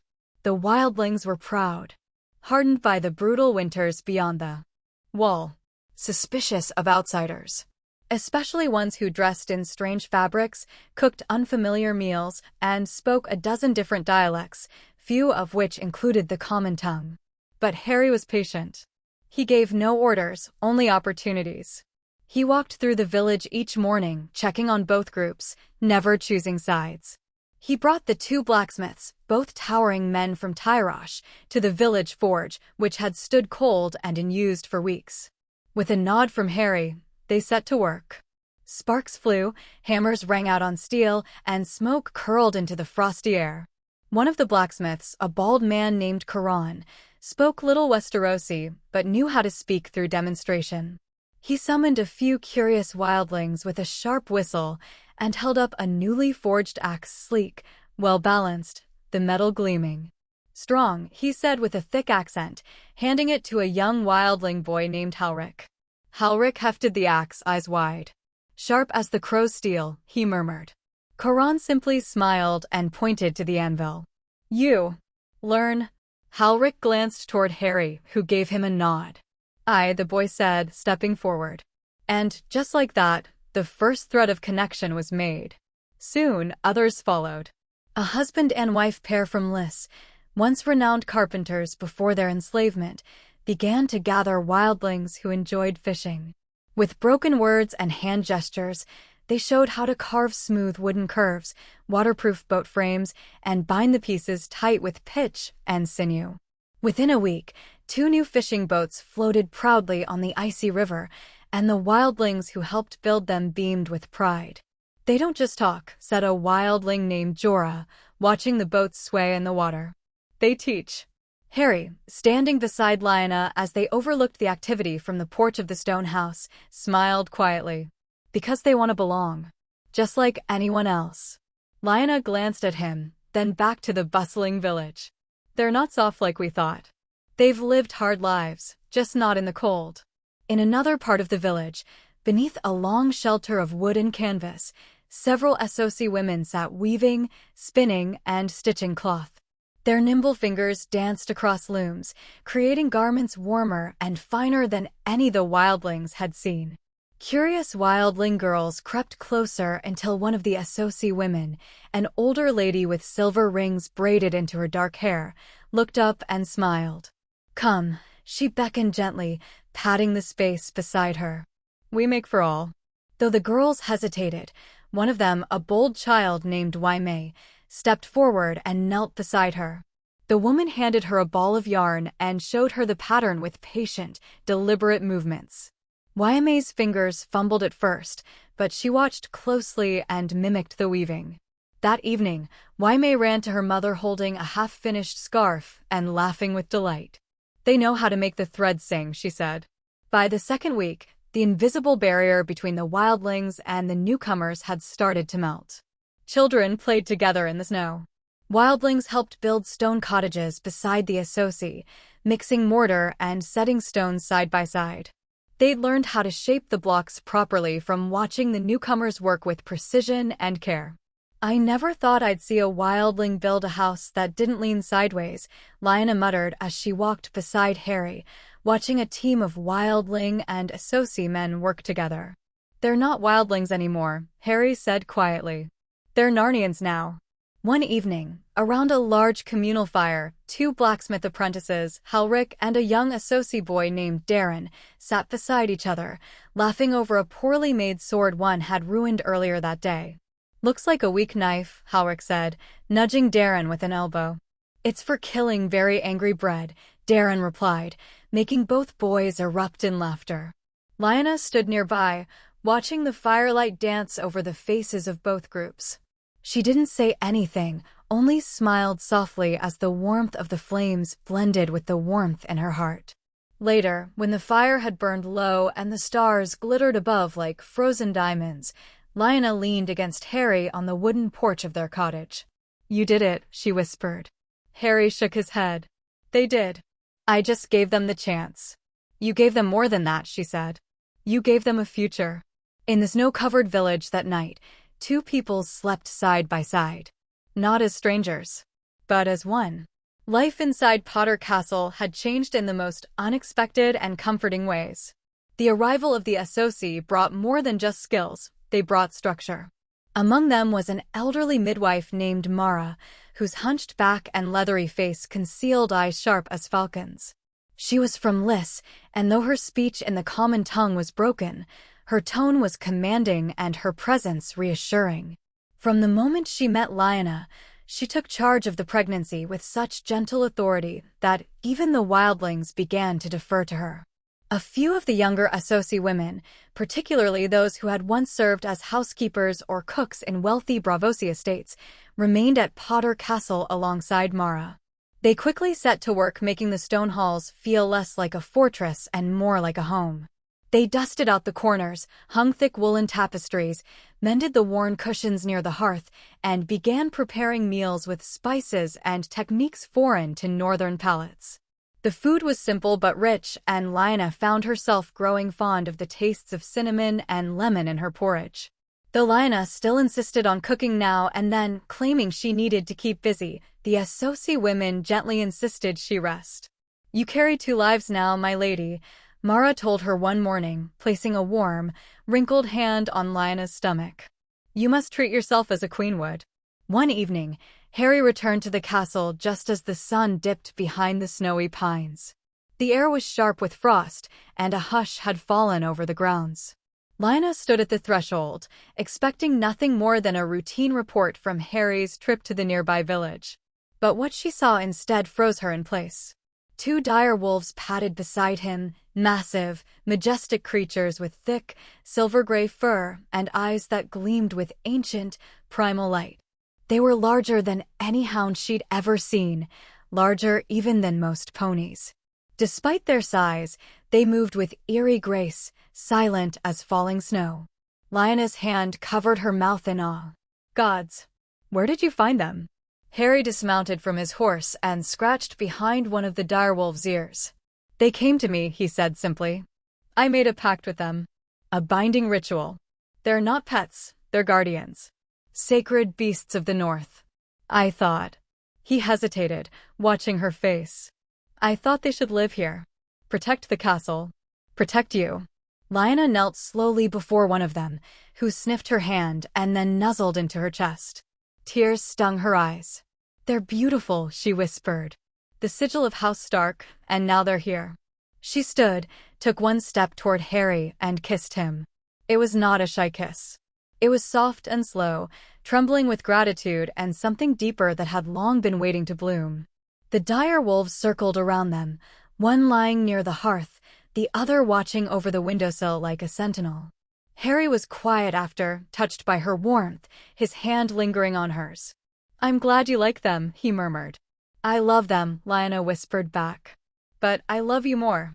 The port of White Harbor, though once regarded as the greatest city of the north, stood in mournful silence under a heavy sky.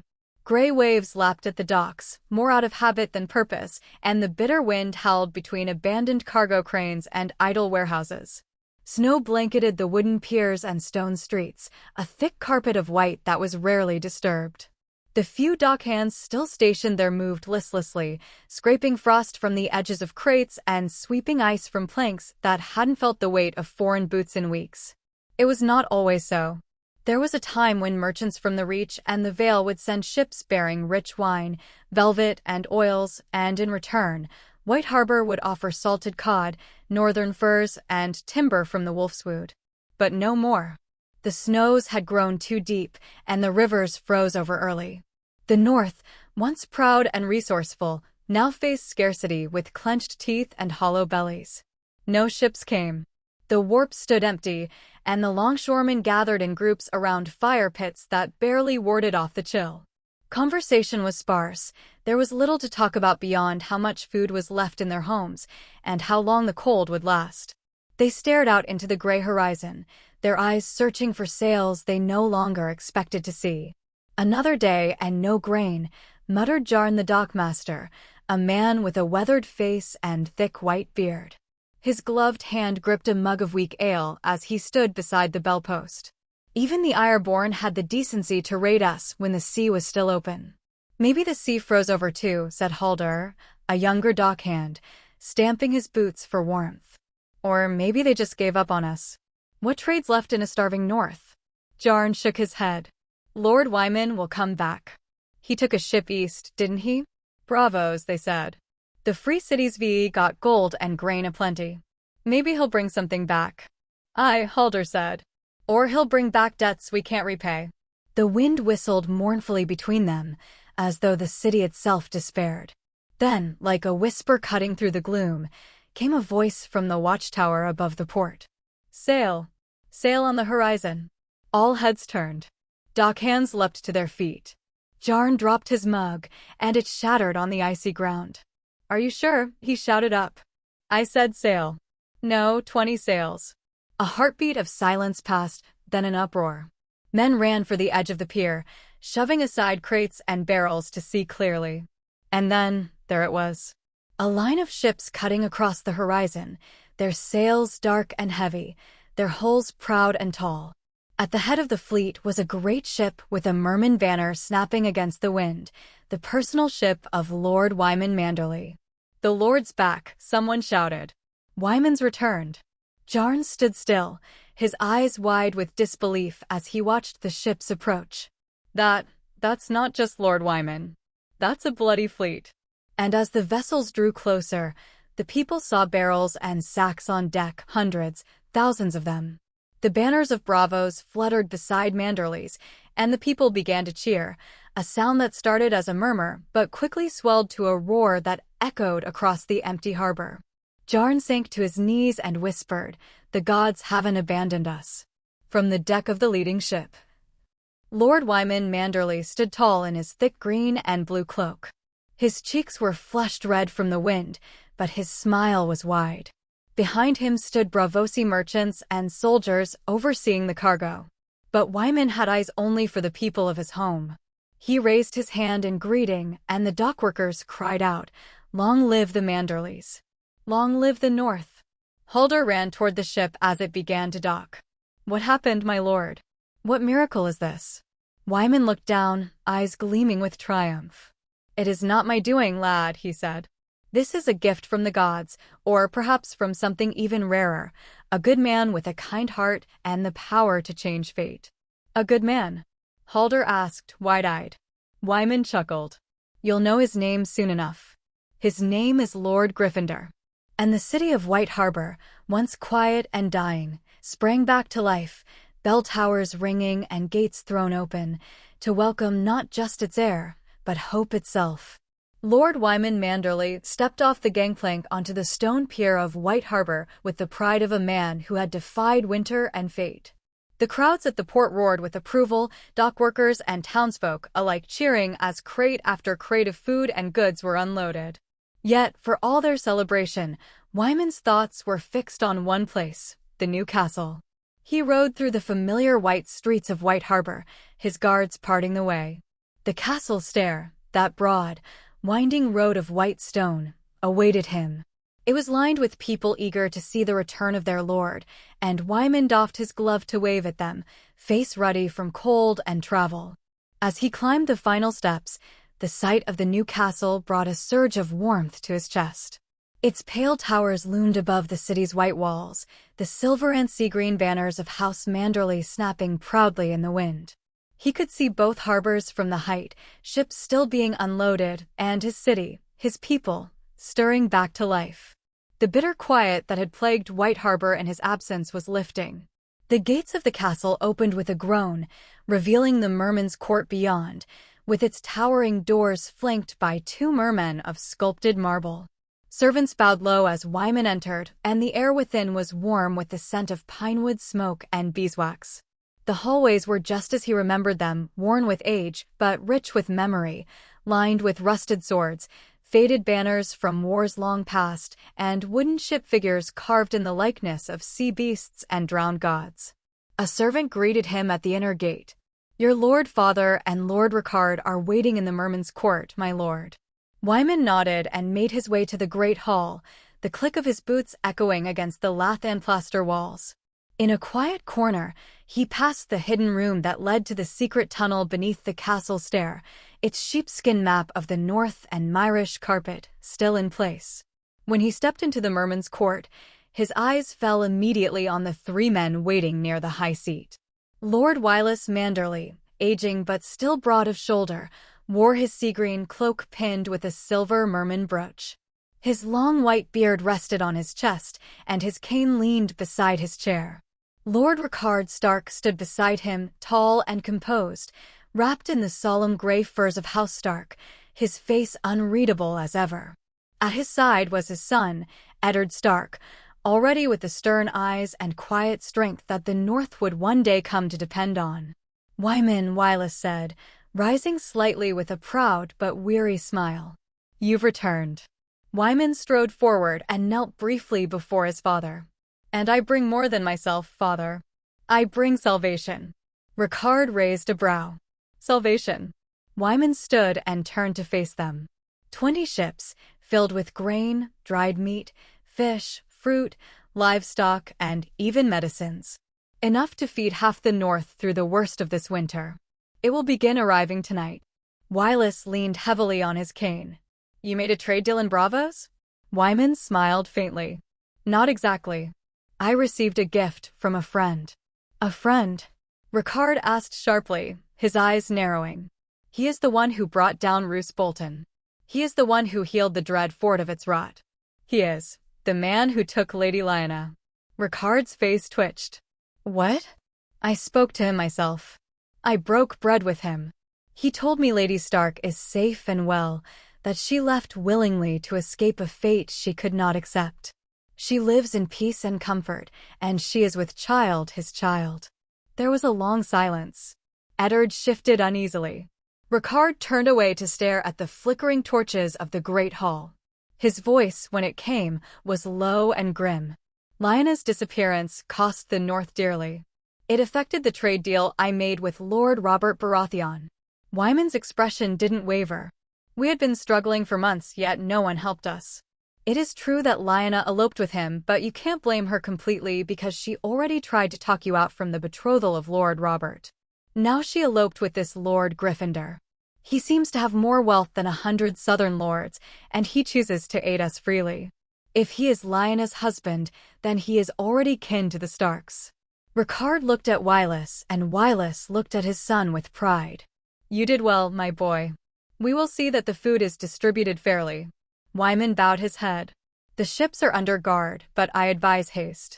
If word spreads, others may come seeking what is not theirs." Ricard's voice was firm now. "We will send riders. The North will not forget this kindness." And so the new castle, which had known only whispers and worry through the deepening winter, now echoed with orders, preparation, and purpose.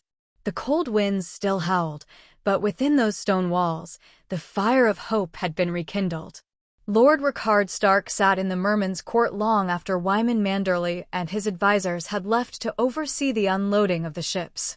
The pale firelight flickered across the rusted swords and ancient banners decorating the hall, casting shadows that felt too much like memories. His hand rested heavily on the carved dire wolf armrest of his chair, yet his gaze was distant, beyond the white walls of White Harbor, beyond the frost-bitten coasts of the north, beyond even the vast sea that separated him from his daughter. Lyanna. His only daughter had vanished. Eloped with a man no one knew.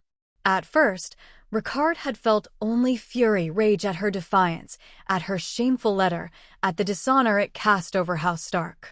But now, that same letter at the dishonor it cast over House Stark. But now, that same man had gifted the North with enough food to survive not just this winter, but many to come. 20 Braavosi ships filled with grain, salted meats, dried fruit, and more. The harbor that had stood silent for weeks now echoed with life and gratitude, and it was all because of that one man. Harry Gryffindor. He didn't know what to feel. Had Lyanna made the right choice? Had he made all the wrong ones? Ricard's heart tightened. He thought of Brandon. His firstborn, bold and proud, bound to duty yet cursed with a restless heart. Brandon had always loved Barbary Riswell, everyone knew that. But Ricard, stubborn and practical, had made the match with Caitlin Tully instead, for the good of the realm, for grain, for ties with the Rivellins. And what had come of it? Brandon had broken his vows, shamed his name, and fled to Essos with Barbary like a common exile. Disinherited, gone. And Caitlin, poor Caitlin, humiliated twice. First abandoned, then forced to marry Brandon's younger brother. Ricard's second son. Eddard. Ricard looked toward the door, where Eddard stood quietly in conversation with a scribe. His boy was a man now. Lean of frame, quiet as snowfall, with the dark hair and watchful eyes of his mother. But he carried the bearing of a lord who had never truly known the North. He had sent Eddard to the Vale, to be fostered by Jon Arryn, to be trained among falcons and knights and southern customs. He had thought it wise. But when Ricard looked into Eddard's eyes now, he saw a man who stood between two worlds and belonged to neither. I forced them, Ricard whispered aloud. The words startled even him. I forced Brandon to marry a woman he didn't love. I promised Lyanna to Robert Baratheon, knowing full well she disliked him. And Eddard. I took his home from him and filled his life with other men's dreams. No wonder they ran. No wonder she left. No wonder he looks at me like a stranger. The chamber was quiet, but for the low hum of wind through the slats. He straightened slowly, a man bearing more than his years. But the fire of a Stark still burned behind his eyes. He could not undo the past. But he could still act. He would not be remembered only as the father who lost 2 children. He turned to Eddard, who had now joined him in the chamber. Ned, he said, voice low. We ride north at first light. To Winterfell? Ricard shook his head. To every holdfast, every keep, every long haul of the north. To the Umbers, the Karstarks, the Dustins, the Tallhearts, the Glovers, and all the rest. Eddard frowned. All of them. Aye. We bring the food ourselves. We show them that it is House Stark who has fed them, not Bravos, not the Manderleys. We remind them of the ties we share, blood, snow, and sacrifice. Ned hesitated. And me? Ricard's face softened for the first time in weeks. You will ride at my side. They must know their next warden. They must see you not as a boy raised in the Vale, but as a Stark of Winterfell. Ned looked down, troubled. What if they don't accept me? Then we show them why they must, Ricard said simply. And we begin by doing what is right, not what is easy, not what serves our pride, but what saves our people. Eddard nodded slowly, and something shifted in his eyes. Resolve, perhaps. Or understanding. Ricard turned once more to the window that overlooked the bustling harbor below. Ships groaning with life-saving goods. Men moving with renewed purpose. A people slowly lifting their heads. Maybe, just maybe, this was the beginning of something better. Maybe a father could still make amends. The winter winds howled beyond the thick stone walls of Potter Castle, muffled only slightly by the heavy furs draped across the windows. The hearth fire crackled warmly in the sitting chamber, where Lyanna Gryffindor sat curled on a cushioned bench near the flames, her hands trembling slightly as they held the parchment. She had read it once, twice. Now, for the third time, she mouthed the words in silence, lips barely moving, her eyes glassy with tears that shimmered in the firelight. My dearest daughter, Lyanna, I do not know where to begin, nor do I expect this letter to mend the hurt we both carry. But word has reached me through Lord Wyman Manderley, word of your hand, your heart, and your sacrifice. The food your husband sent has saved lives. The North will not forget. I was a fool once, too proud, too stubborn to see my children for what they truly needed. I see now that I wronged you, Brandon, and even Eddard in my desire to shape the North's future by my hand alone. You chose a different path, and while it wounded my pride, it saved countless of our people. For that, I am proud beyond words. I pray your days are warm and your child grows strong. Should you ever send word, know that my doors remain open and my heart is no longer shut. Your father, Rickard Stark. Lyanna pressed the letter to her chest and sobbed, not from sorrow, but from the overwhelming weight of relief. All these moons she had wondered what her family thought of her. Whether they saw her as a traitor to the North, or worse, a bad daughter. But now, this letter. These words. She wasn't forgotten. She wasn't forsaken. She was loved. The door creaked open behind her, and she turned, wiping her tears hurriedly. Harry stepped in, his travel cloak still dusted with snow, a basket of foraged roots in one hand. Lya, he said gently, noticing her tears. He set the basket down and hurried to her side. What's wrong? She held up the parchment, eyes wide and shining. Nothing, I was reading the letter. Harry's brow lifted. From your father? She nodded, voice trembling. He thanked me, Harry. For the food. For helping the North. He said he's proud of me. Harry's lips curled into a soft smile, and he sat beside her, pulling her into his arms. I didn't want to burden you with it, he said softly, brushing her damp hair from her cheek. Lord Manderley and I spoke in bravos. I made sure to send food enough to survive for a couple of years. Lyanna blinked at him. The food, how did you send it? He nodded slowly. I hired the ships. Bought every grain, every salted ham, every dried fig I could find. I thought of your people, Lya. I thought of your father and brothers and all those who would suffer. I did it because you love them. Her lip trembled again, and she buried her face against his shoulder. You didn't have to do that. You've already given me everything. A home. A future. A name. You are Lyanna Gryffindor, Harry said, holding her tighter. And this is your home now, but your heart still beats with the North. That doesn't go away. I want to go to him, she whispered after a long pause. To my father. I want to look him in the eyes and say, I'm sorry. I want to ask why he made the choices he did. I want to hold his hand and forgive him. But I can't. Not now. Her hand gently touched the curve of her swollen belly. Harry pressed a kiss to her forehead. You'll go one day, when you're ready. When the time is right. And you won't go alone. They sat in silence for a while, wrapped in each other's arms as the fire crackled and the winter night deepened outside. The two direwolves dozed by the hearth, massive, shaggy beasts whose soft snores occasionally filled the chamber. And somewhere above, in the small tower chamber, the old Associ midwife hummed lullabies as she sorted swaddling cloths. Lyanna smiled through her tears, still clutching the letter. She wasn't just a runaway daughter anymore. She was a bridge. Between past and future. Between North and beyond. Between House Stark and House Gryffindor. The skies above Narnia were cast in pale gray, the snow falling in gentle flurries that dusted the rooftops of the newly built cottages. Smoke curled from chimneys, rising into the sky like slender arms reaching for warmth. The settlement had grown wildly, rapidly, perhaps too fast. From atop the ridge where Potter Castle stood, Harry Gryffindor looked down upon his creation with both pride and weariness. What was once a gathering of tents and hovels had become a network of homes, workshops, storehouses, and stone-paved roads. The newcomers, Associ, wildlings, and Narnians of every shape and tongue continued to arrive by the week, drawn by the promise of food, warmth, and safety. But with every new soul, the burden of rule grew heavier. "They quarrel again," said Merle, one of the SOC carpenters, standing beside Harry on the tower balcony. "South Quarter this time. Gorn's people struck a boy from Horse's clan. Claimed he stole an axe." Harry sighed and ran a hand through his tangled black hair. "Was it proven?" "No.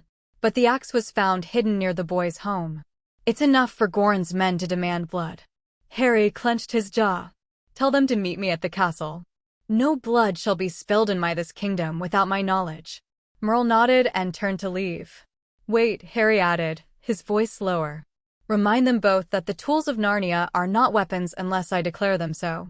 If they use them to harm, they lose the right to wield them." Later that afternoon, in the center of the castle, the Potter cast, named after the surname he left behind unexpectedly, was filled with tension.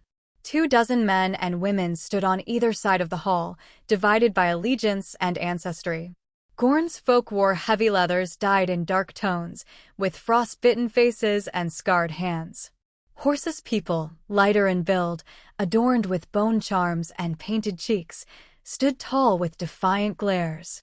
Harry stood between them on the stone dais, flanked by the 2 direwolves, their massive bodies looming in silent judgment.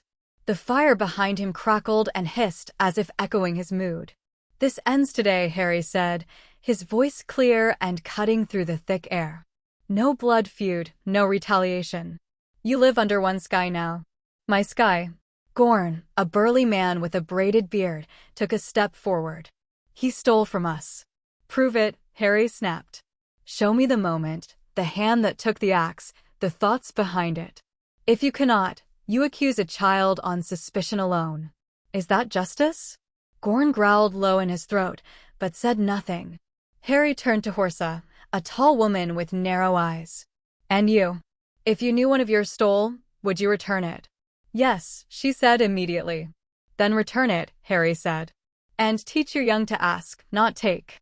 The boy in question, no older than 12, stood near Horsa, trembling. Harry approached him and knelt, looking the child in the eyes. "Do you know what I could do if I was a cruel king?" The boy swallowed and shook his head. "I could take your hand. Or your home. Or your mother's home. But I won't. Because this land was not built for vengeance. It was built for change. Will you promise me to earn your tools, not steal them?" "Yes, my lord," the boy said in a whisper. Harry stood, gaze sweeping across the gathered clans. "This is the last time I will treat a feud like this with words. Next time you raise a tool as a weapon without cause, I will break that hand and cast you into the snow." The hall was silent. "No more axes buried in snowbanks," he added coldly. "If you need something wood, food, stone, ask. Share. Trade. Or walk into the frost and take your chances alone."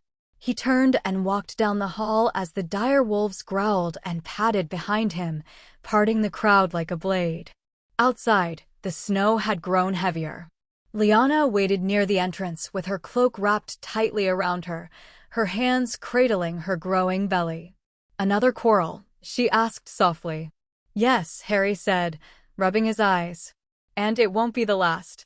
"You're doing the best you can," she said, taking his hand. "I know. But I'm starting to think it's not enough. These people lived their whole lives in hate and scarcity. They don't know any other way." "Then you have to teach them," she whispered. "Just like you taught me." Harry looked at her, and for a moment, the weight of rule lifted. Just a moment. And then the wind blew again, bitter and sharp, and he remembered that peace was not given. It was forged. Even though she was very heavy with child, Lyanna still walked each morning to the school built in the heart of Narnia. It had been Harry's insistence to establish a proper place of learning, and though Lyanna had never imagined herself as a teacher, the task brought her great joy. The school was a wide wooden hall, tall and airy, with large windows that let in the pale northern light. At the front stood a large board smoothed from dark pine, where Lyanna wrote letters and words using charcoal, wiping them away with cloth when needed. She taught both the children of wildlings and the Associ who had come to Narnia seeking a new life. Many of them were clever, quick to learn their letters, though there was no compulsion to attend. Any child who wished to learn could come freely, and perhaps even more importantly, they were fed during the lessons. A simple meal, stew, warm bread, or porridge, was often enough to fill the benches. Lyanna herself took pride in preparing the food each morning, with help from the women at Potter Castle. She enjoyed seeing the children eat with full bellies and then settle down to their slates, scratching out their first letters with grimy fingers and shining eyes. But on this day, something changed. As she stood before the children, charcoal in hand, a sudden sharp pain shot through her lower abdomen. It stole her breath away. She gasped and gripped the edge of the table, then slowly sank into the wooden chair placed beside her.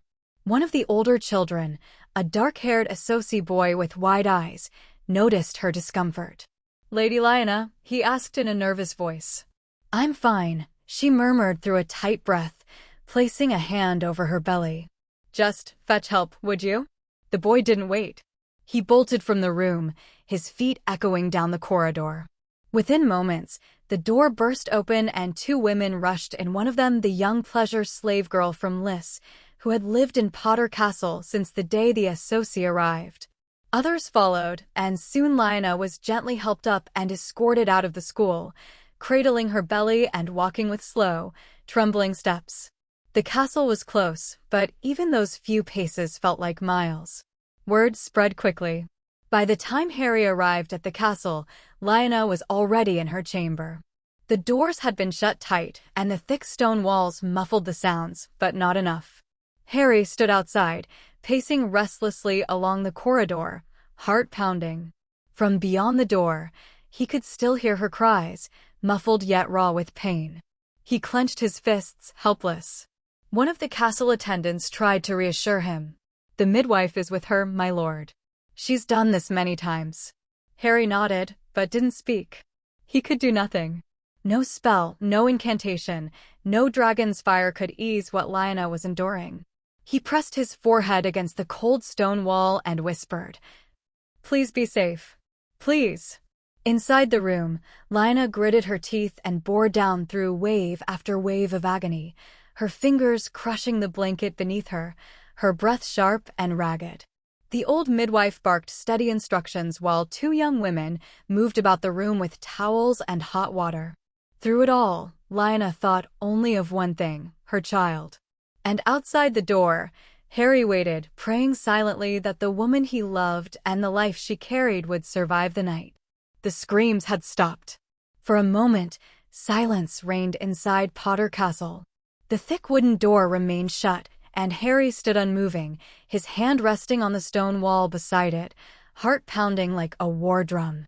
His knuckles were white from how tightly he clenched his fist. Then, at last, the latch clicked. The door creaked open, and the old midwife stepped out, her wrinkled face pale with sweat, her apron stained red. But in her arms, wrapped in soft furs, was a child, a newborn, alive and squirming. "He lives," the midwife whispered, breathless. "Your son." Harry blinked. The midwife stepped forward and placed the bundle in his arms. A small, warm weight pressed into his chest. The baby let out a soft, mewling cry and squirmed under the folds of his swaddling. Harry gently moved the fabric aside and stared. The child's hair was impossibly white, soft as snowdrift, already thick atop his small head. When he blinked, Harry saw eyes the color of crushed amethysts, Targaryen eyes. He didn't speak. He simply stood there, holding the boy, breathing in the scent of newborn skin and blood and milk, and for a long, fragile moment, the world narrowed to just this child. The resemblance to Rhaegar was faint, but there. Harry recognized it. And yet, "I am not the kind of man who judges a child for the blood he bears," Harry whispered to himself, brushing his finger gently across the boy's cheek. "You're mine now, my son." But the moment was broken when the midwife stepped closer, her expression turning grave. "My lord," she said softly, "there is more. Lady Lyanna, the bleeding won't stop. We've tried all we can." "What?" Harry's voice was sharp, laced with panic. "We've packed it, applied pressure. But it's too much. Her body is exhausted. We don't think she'll last the night unless a miracle happens." Harry didn't hesitate. He turned and ran down the hall, his boots echoing off the stone. He burst into his chambers and flung open a wooden chest near the hearth. There it was, still intact after all these years. The tiny, beaded moleskin pouch Hermione had once carried across war-torn Britain. Undetectable extension charm. He muttered, fumbling with his wand, and then reached inside. His arm disappeared up to the elbow. Essence of Dittany, where is it? His fingers brushed against cool glass. He pulled it out, a small bottle, glowing faintly in the firelight. He didn't even wait to close the pouch. He turned and sprinted back through the corridors, shouting, "Move. Get out of the way." He shoved the door open, where the women inside turned, startled by his return. Lyanna lay pale and limp on the bed, her chest rising with shallow breaths. Blood soaked the sheets beneath her. "Use this," Harry said, thrusting the bottle into the midwife's hands. A few drops on the wound. The old woman gave him a look unsure. "Do it," Harry growled. She nodded and moved quickly. With practiced hands, she uncorked the vial and dripped the silvery liquid along the worst of Lyanna's tearing. A faint sizzling sound filled the room. Then gasps. Before their eyes, the torn skin knit together, the swelling vanished, the blood slowed, then stopped. One of the younger women pressed a clean cloth against Lyanna's side, then pulled it back, eyes wide. "There's nothing," she whispered. "Nothing. Not even a mark." The midwife looked at Harry, a shining in her eyes. "By the seven, or whatever gods you serve, what is that potion?" Harry only exhaled in relief. "Something from a time long past. It saved my life once. Now it's saved hers." Lyanna was still unconscious, her lips pale, but her breathing was stronger now. More even. Harry walked slowly to her side, still carrying the baby. He looked down at her, his voice soft. "You gave me everything," he said. "I won't let you leave me." He sat beside the bed, one hand holding hers, the other cradling their child. And in that quiet chamber, for the first time in hours, peace returned to Potter Castle. The first rays of dawn spilled through the narrow windows of Potter Castle, casting a soft glow over the firs and stone walls. The chamber was quiet save for the slow crackling of the hearth and the quiet rustle of cloth as Lyanna stirred from her long sleep. Her eyes fluttered open, and for a brief, blissful moment, she remembered nothing but warmth. Then she heard the soft whimper of a child. She turned her head, and there he was, her son swaddled in blankets, resting peacefully in the cradle beside the bed. Lyanna sat up slowly, her muscles weak but her heart suddenly racing. She reached over with trembling hands and lifted the child. He was so small, so delicate, and so unmistakably Targaryen. Lyanna's breath caught in her throat as the firelight caught his silvery white hair. It shimmered like moonlight. And when he opened his eyes, those haunting, noble eyes, they were deep purple, unmistakably Valyrian, unmistakably Rhaegar. Her heart sank. "No," she whispered, voice cracking. "Please, not this." She held him closer, burying her face in his soft head of hair, trying to force herself to feel the love she wanted to feel, but the ache in her chest deepened. She had hoped, prayed, that the child would bear even a sliver of her Stark blood. Dark hair. Gray eyes. Something that said mine. Something that Harry could look at and see his. But no, anyone who looked upon this child would know exactly who his father was. Rhaegar. And she would be reminded of him every day, in every glance, every smile, every tear the child shed. Later that morning, Harry entered the room quietly. He carried a tray with fresh bread, stewed oats, and a small mug of warm goat's milk. He paused in the doorway when he saw her, sitting in the chair beside the fire, cradling the child. At first, he smiled. But then he saw the way her shoulders shook. He set the tray down and knelt beside her.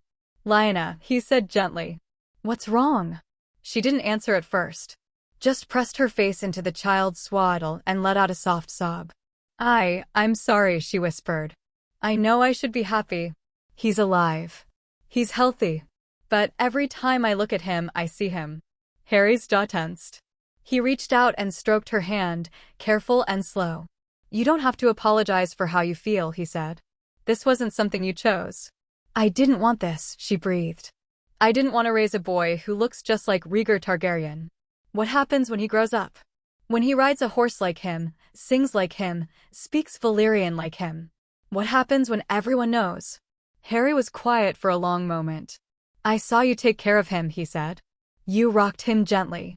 You kissed his forehead. That was real. You already love him, Lyanna. But you're afraid.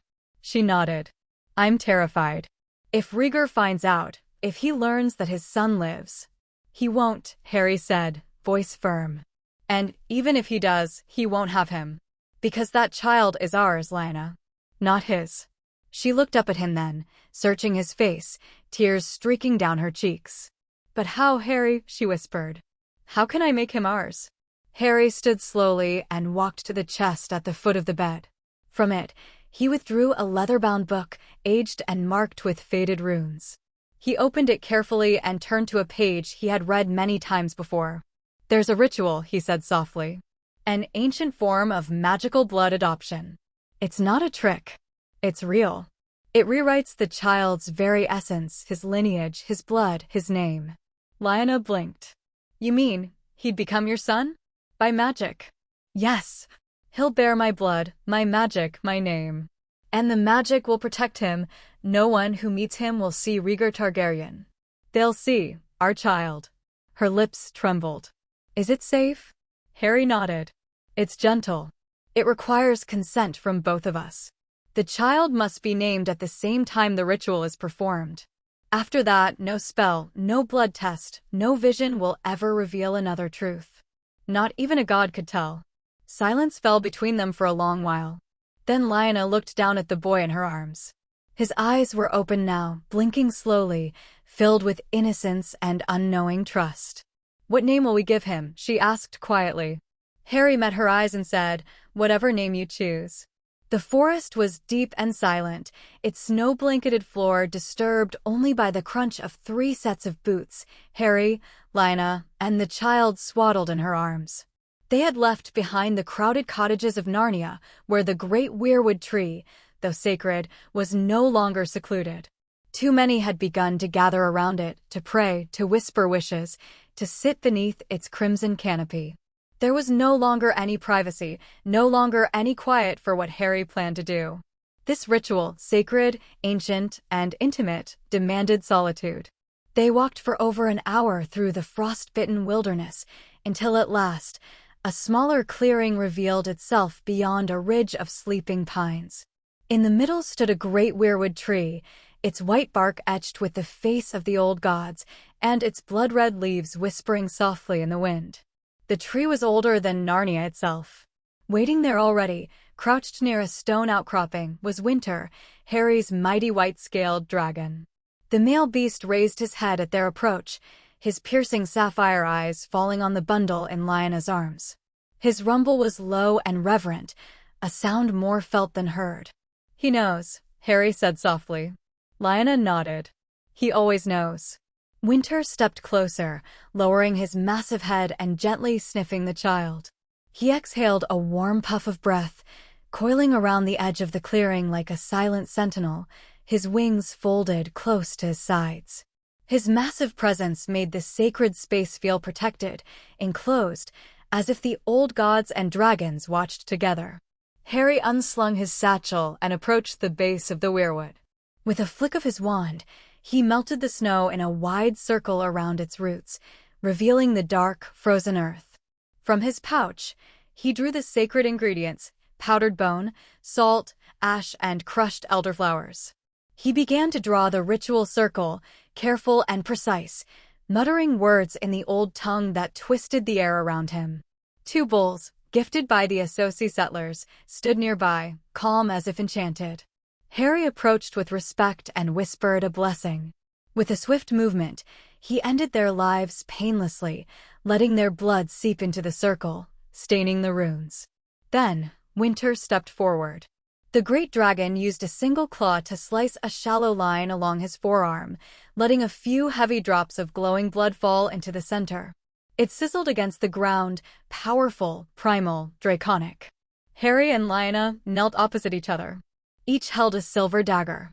As one, They made matching cuts across their palms and let their blood drip into the runes. The air shimmered with power. The weirwood leaves trembled. Harry raised his wand. By blood freely given and bond willingly formed, let name, flesh, and soul be rewritten. Let essence be replaced, and the child reborn. The ground trembled. The weirwood face began to weep red sap. The baby at the center of the circle glowed, first silver, then crimson, then emerald. Lyanna gasped as the transformation began. The child's silver-white hair slowly drifted down like feathers, vanishing in the wind. In its place, locks of messy, wild black hair began to sprout. Harry's hair.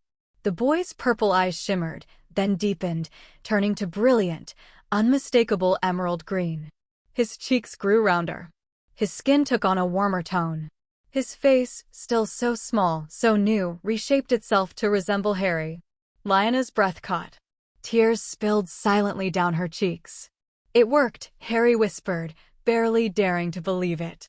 Lyanna reached out, cradling the baby close to her chest. He's beautiful, she whispered, voice thick with emotion. And now he's ours. She looked up at Harry, eyes shining. I want to name him Sirius, she said. After your godfather. For his bravery, and because I want our son to grow up with that strength in his name. Harry's lips parted in surprise. Then he nodded, swallowing hard. Sirius Gryffindor. Son of Harry and Lyanna. At that moment, the weirwood tree gave a groan, deep and creaking.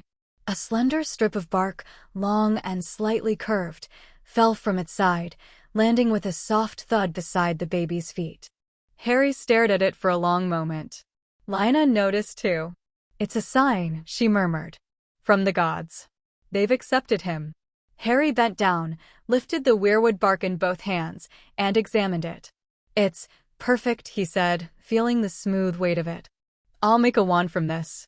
When he's old enough, it will be his. Carved from the tree that gave him a new life.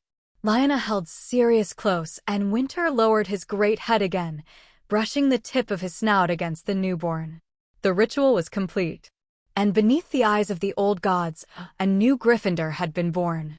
It began with a single horn blown from the watchtower above Potter Castle. The long, rolling sound echoed across the snow-covered valley, bouncing off the cliffs and trees. It was the signal Harry had ordered, a call to celebration. The child of Narnia's rulers, Sirius Gryffindor, had been reborn, and Harry would not let the moment pass without rejoicing. For the first time in months, laughter returned to the cold wind of the north. Harry stood atop the castle steps, his emerald eyes gazing over the settlement. 7 days, he declared to the assembled crowd. 7 days of warmth, food, and festivity for every man, woman, and child of Narnia. Let the birth of Sirius be the beginning of joy. Cheers erupted. Children screamed and ran. Someone began to beat a drum. Inside the large hall of the old keep, cooks, both wildlings and Associ, scrambled to prepare what would become the most lavish feast Narnia had ever seen. Smoke and spice filled the air. The wildlings, who once knew only how to roast meat on sticks, now marveled at the strange new concoctions emerging from iron ovens and clay pots. Try this, said Ashla, one of the Associ women who'd once served as a royal chef in a distant city-state. She handed a steaming bowl of orange-glazed hair to a wide-eyed wildling boy. It's sweet. Made with fruit syrup and salted meat. The boy blinked. No fire burn? No fire burn, Ashla laughed. This is what we call real food. Meanwhile, Harry oversaw the food duplication spell behind the scenes in the alchemy room he had built beneath the castle. From an old black family journal, he had discovered the secrets of duplicating food, not conjuring it, which was impossible, but perfectly mirroring it using an alchemic spell. A bowl of hot venison stew, a platter of herb-roasted potatoes, and bread stuffed with garlic and cheese, each dish duplicated 1,000-fold. The spell was etched into enchanted plates, and as one emptied, another filled itself nearby. Harry chuckled to himself as he watched the process. Sirius, my son, he whispered, smiling, you brought a feast greater than this world has ever seen. By the second day, The settlement of Narnia swelled to over 500 souls, with many newcomers coming from nearby forests and villages just to join in the celebration. Every home burned bright with firelight. Every stomach was full. Visitors lined up to see the newborn, a small, wild-haired infant wrapped in soft woolen cloth, who already squirmed and grabbed with curious little hands. The first to visit were the Associ settlers, who bowed respectfully at the door of Potter Castle and were welcomed inside by Lyanna herself. They came bearing gifts wrapped in silk, carved from wood and stone, or filled with sweetmeats and dried spices. One older Associ woman, Marla, knelt before Lyanna. "May this child grow strong and wise," she said in broken northern tongue, "and may he never hunger, never fear." Lyanna smiled, her eyes warm but tired. "Thank you, Marla. You have cared for us all as if we were kin." Later came the wildlings, slower and more hesitant. Gift-giving was not their custom, but they had watched the Associ and would not be outdone. One by one, they approached with fur-lined cloaks, carved toys made of driftwood, antler rattles, and even a stuffed bear made from old woolen scraps. A boy of 9, his nose red with cold, stepped forward and offered a single stone he'd polished to a shine. "It's smooth, like the sky," he said. "I found it for him." Harry knelt and took the stone. "Thank you. He'll keep this near his bed. You've given him his first treasure." By the 5th day, music filled the snowy roads of Narnia. Fiddlers played in the great square, and wildling drummers joined Associ flutists in a clashing, lively rhythm that echoed all the way to the cliffs. Lyanna, still weak from childbirth, sat bundled on a cushioned chair near the hall's fire, Sirius nestled in her arms. Her eyes roamed the scene beyond the open doors, dancing, feasting, people of different worlds laughing together. "You've changed them," she said to Harry softly. Harry glanced at her, his arm behind her shoulders. "No, they changed for themselves. All they needed was the chance." Lyanna turned her gaze to the baby, who blinked up at her, his green eyes bright. "He'll never be hungry. He'll never be cold. And he'll grow up knowing both love and peace." A shout from outside drew their attention. One of the wildling hunters burst through the gate, a grin stretched across his windburned face. "More people comin' in from the south. They heard about the baby and the food." Harry stood. "Let them in. All of them. Narnia is open."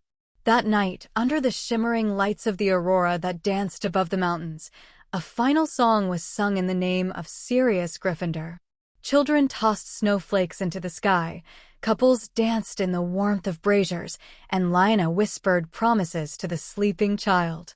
And at the edge of the clearing, where the weirwood tree stood tall in silence, Winter the dragon curled around its roots, watching over them all. The sun had barely risen over the snow-draped pines of Narnia when Harry stepped into the deep chamber beneath Potter Castle, his private sanctum, magically reinforced with enchantments that warded off intruders and muffled all sound. The chamber was illuminated by glowing orbs suspended in midair, casting a warm golden hue over the magical trunk that stood in the center. The trunk wasn't an ordinary container. It was a 7-layered, magically expanded vault he got from Gringotts. The goblins had transferred every artifact, relic, and treasure from his inheritance into this dimensional space. He'd barely scratched the surface so far, only ever retrieving gold and books. But today, he wanted to explore. Harry drew his wand and tapped the silver crest on the trunk's surface. The trunk emitted a low hum as it unfolded, the first layer revealing a spiral staircase descending into the depths of magical space. He stepped down slowly, each level greeting him with different textures and aromas: aged leather, polished steel, ancient parchment, potion fumes, and cold gold. When he reached the 3rd level, he paused. This was where the lesser vaults had been arranged. A shimmering, transparent plaque hovered in the air, bearing names etched in old family script. Orion Black, Arcturus Black, Alfred Black, Charles Potter, Fleamont Potter, Sirius Black, James Potter, Doria Black Potter, and many others. Harry counted 22 vault names, including 2 labeled only by initials, BB and MP. "Many of these names I don't even recognize," Harry muttered, brushing his fingers along the edges of the floating plaques. How much did they hide away? He moved deeper into the glowing storage halls, past towering magical ingredients collection and glass cases of potions. On a nearby platform sat gold and silver bars, some nearly the length of his forearm, carefully stacked and sealed with the sigils of both Gringotts and the Ministry of Magic. Ancient dinnerware carved from gold, goblets studded with sapphires, and enchanted silver knives that never dulled were arranged in display drawers. He picked up a dagger and tested the weight in his hand. Still perfectly balanced, he murmured. Enchanted silver. Probably good against werewolves. Behind another shelf were racks of armor, some pristine and gleaming, others dented and scarred from battles long past. One had a crest Harry had never seen before, a raven perched on a wand, wrapped in serpents. A forgotten black cousin, perhaps? It was then that something odd caught his eye: 3 small leather satchels, dusty and tucked behind a row of enchanted scroll tubes. He reached out and unlatched the first one. Inside, nestled in soft red velvet, was a camera, a magical one, sleek and made of dark wood with silver trims. The lenses glinted in the orb light. When he opened the other 2 pouches, they contained similar models, each uniquely marked with initials. SB. FP. AB. Sirius Black. Fremont Potter. Alfred Black. Harry blinked. They each had magical cameras? He ran his fingers along the mechanisms. Despite the dust and age, they were remarkably well preserved. The enchantments had faded slightly, but the craftsmanship was exquisite. I could fix this, Harry said aloud. We could finally take pictures of the castle of Sirius. He carefully laid them out on a rune-marked table and pulled out a jar of clockmaker's oil, phoenix feather dust, and a few drops of dragon blood, all potent magical reagents. With slow, deliberate care, he whispered the repair incantations passed down through the Black family, Restituere Mechanica. One by one, the cameras shimmered as the dust was sucked away, gears aligned, and enchantments reawakened. The lenses sparked with life. A soft click sounded from the one marked SB, and a small magical roll emerged with an old photograph, a young Sirius Black grinning at the camera, shirtless, holding a bottle of fire whiskey, and clearly up to mischief. Harry let out a low laugh. Typical. He flipped the camera over and whispered, Chronos Invertus. The camera shimmered again, and then projected a flickering image of Sirius spinning in a chair, sticking his tongue out at the lens. A magical recording, blurry and faded, but intact. Harry's voice turned soft. Maybe one day, I'll show little Sirius the man he's named after. He carried the restored cameras up to the surface, wrapping them gently in dragon hide and placing them on a table in the solar chamber. That evening, as Lyanna fed their son beside the fire, Harry showed her the photograph of young Sirius. Lyanna smiled warmly. He's exactly as I imagined him. Chaotic, loud, and loyal, Harry said with pride. And now his name will live again. Do you think we could take a photo of our Sirius? She asked. Harry looked at the camera and smiled. Tomorrow. We'll take one beneath the weirwood. The first picture of a Gryffindor born in this world. The snow fell softly over Narnia, a gentle, whispering blanket that hushed the village beneath a layer of white serenity. Inside Potter Castle, however, the halls were alive with warmth, laughter, and an air of celebration, not from music or feasting, but from something more enduring. Harry Gryffindor stood in the main corridor, adjusting the placement of a newly printed photograph on the stone wall. It was nearly 6 feet tall, stretched over a polished wooden frame. The image captured a moment from just 2 days ago, Lyanna sitting on the wide fur-lined sofa, holding baby Sirius close to her chest, her eyes bright and her smile unguarded. The infant clutched her finger with both hands, his wild black hair sticking up in every direction. Harry stepped back and admired it. I'll never tire of that one, he said aloud, mostly to himself. That smile, it makes this place feel like home. Over the next few days, Harry had become something of a portrait master. He would carry the enchanted camera with him wherever he went, calling over villagers, workers, friends, and students, asking them to pose, some stiff and awkward, others joyful and radiant. The result was a gallery unlike anything the North had ever seen. There was a portrait of the entire kitchen crew, framed beside the castle's entrance to the dining hall. Old Marla, the round-faced cook from Essos, stood at the center with her rolling pin raised in triumph, flanked by wildling boys now apprenticing under her. One of them, Eik, had flour smudged across his cheek and a sheepish grin. Near the nursery door, Harry had hung a series of smaller photographs, one of baby Sirius yawning, another of him wrapped in a snow fox fur blanket, and one where Winter, the mighty white dragon, curled his massive head protectively near the child, his emerald eyes half closed. Lyanna had cried when she saw that one. "It's beautiful," she whispered, touching the frame. "I never thought I'd have this. A home, a family, memories." Harry placed a gentle hand on her shoulder. "You deserve it all." Another set of portraits captured the village of Narnia from above, taken from the back of Winter as he soared overhead. The snow-covered rooftops, curling chimney smoke, and narrow paths through the woods were captured in dazzling clarity. One photo showed the schoolhouse, with children pouring out during a break, their fur coats bouncing as they ran, wildling and Essosi alike, laughing together. In the school's main hall, Harry placed a photo of Lyanna teaching, a charcoal stick in her hand as she pointed to the board. Her expression was firm yet kind, and several young faces in the crowd were bright with understanding. "She'll be proud of this," Harry said to himself as he cast a preservist charm over the frame. "And when Sirius grows up, he'll see what she built." One morning, Harry gathered everyone working in Potter Castle, from the cleaning staff to the gardeners, from the smiths to the child minders, and asked them to assemble in the Great Hall. "What's this about, Lord Gryffindor?" asked Joran, a carpenter from the Wildling clans, nervously adjusting his leather apron. "No work today," said Yenna, an Essosi girl who managed the guest rooms, clearly puzzled. Harry smiled. "Today, we make history. I want a portrait of all of you, the people who built this home, who cared for Lyanna, who looked after little Sirius. You are family now."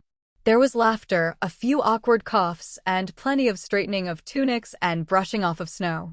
Winter, curious and amused, peeked one golden eye through a massive open window, creating a gust of cold air that made everyone shriek and laugh.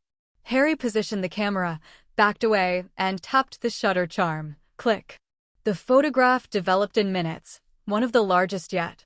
Dozens of people stood on the great staircase, with Lyanna at the top holding baby Sirius, Harry beside her, arms proudly crossed. Everyone beamed. "It's perfect," Harry said. "We'll place this right here." And so they did. The entire Great Hall now held a monumental portrait, a testament to the family they had formed.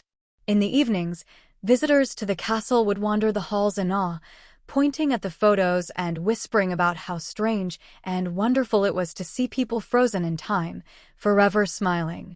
Magic, they'd say. But Harry knew better. It wasn't the magic in the camera that mattered. It was the lives behind the lens, the laughter, the unity, the peace they had forged from nothing. And as he sat by the fire that night, Lyanna dozing beside him, baby Sirius cradled between them, Harry looked at the last photograph he had taken, a simple one of the three of them, just a few hours ago. "I think," he whispered, "this is the first time I feel like I have real family." The crackling of a brazier fire echoed faintly through the chamber, casting long shadows across the stone walls of the Tower of the Hand. King Rhaegar Targaryen stood near the arched window, one hand resting on the hilt of Blackfire, the other clutching a rolled parchment, an ancient prophecy written in High Valyrian, smudged and worn by time.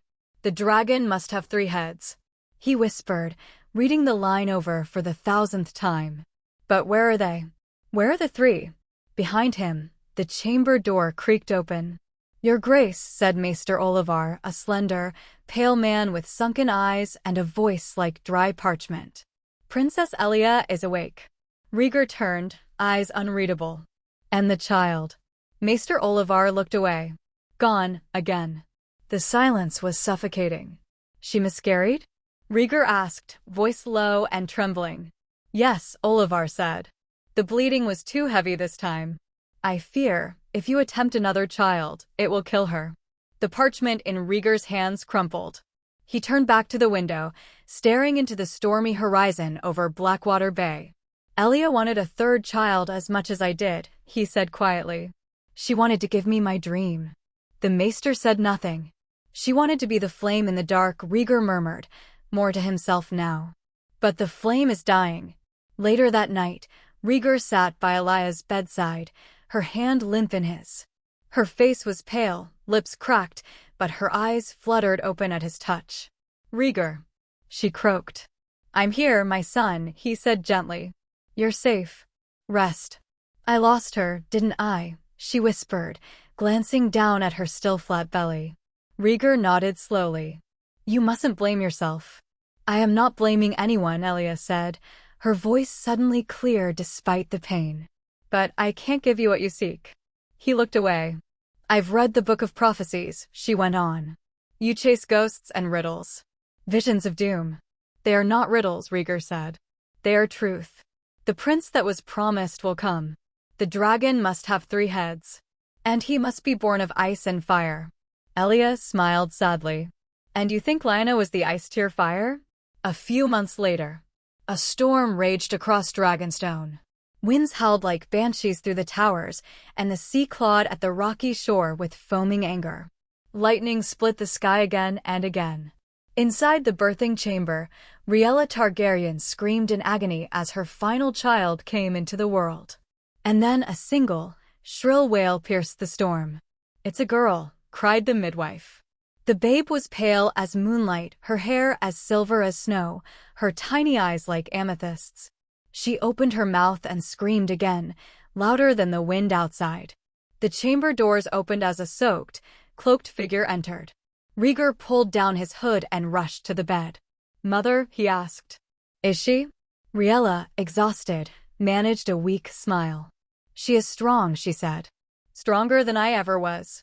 Rieger stepped forward, looking down at the child. The midwife placed the baby in his arms. She stared up at him with wide, fearless eyes. What will you name her? The maester asked. Rhaella smiled. She was born during the fiercest storm I have ever seen. We shall call her Daenerys. Daenerys Stormborn. Rieger cradled his newborn sister and felt a flicker of hope warm his chest. A dragon is born, he whispered. Back at King's Landing, Rieger sat at his writing desk, scrolls and tomes spread before him, maps of old Valyria and diagrams of comet paths. He dipped his quill and wrote. The dragon must have 3 heads. Rhaenys. Aegon. Daenerys. But something felt wrong. He looked toward the fire, and Lyanna's face swam before his eyes, her laugh like a wind chime in spring. And then a child with her eyes running through snow, his hair dark as night, his smile unmistakably stark. Rieger closed his eyes. No, he whispered. It cannot be 3 heads from 3 mothers. It must be one song, one harmony. A song of ice and fire. He stood abruptly. I must find her.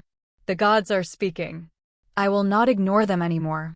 The Red Keep loomed silent under the weight of twilight, its towers veiled in the orange glow of the setting sun. King Rhaegar Targaryen stood alone in the hall of painted table, gazing down at the massive map of Westeros carved into ancient wood.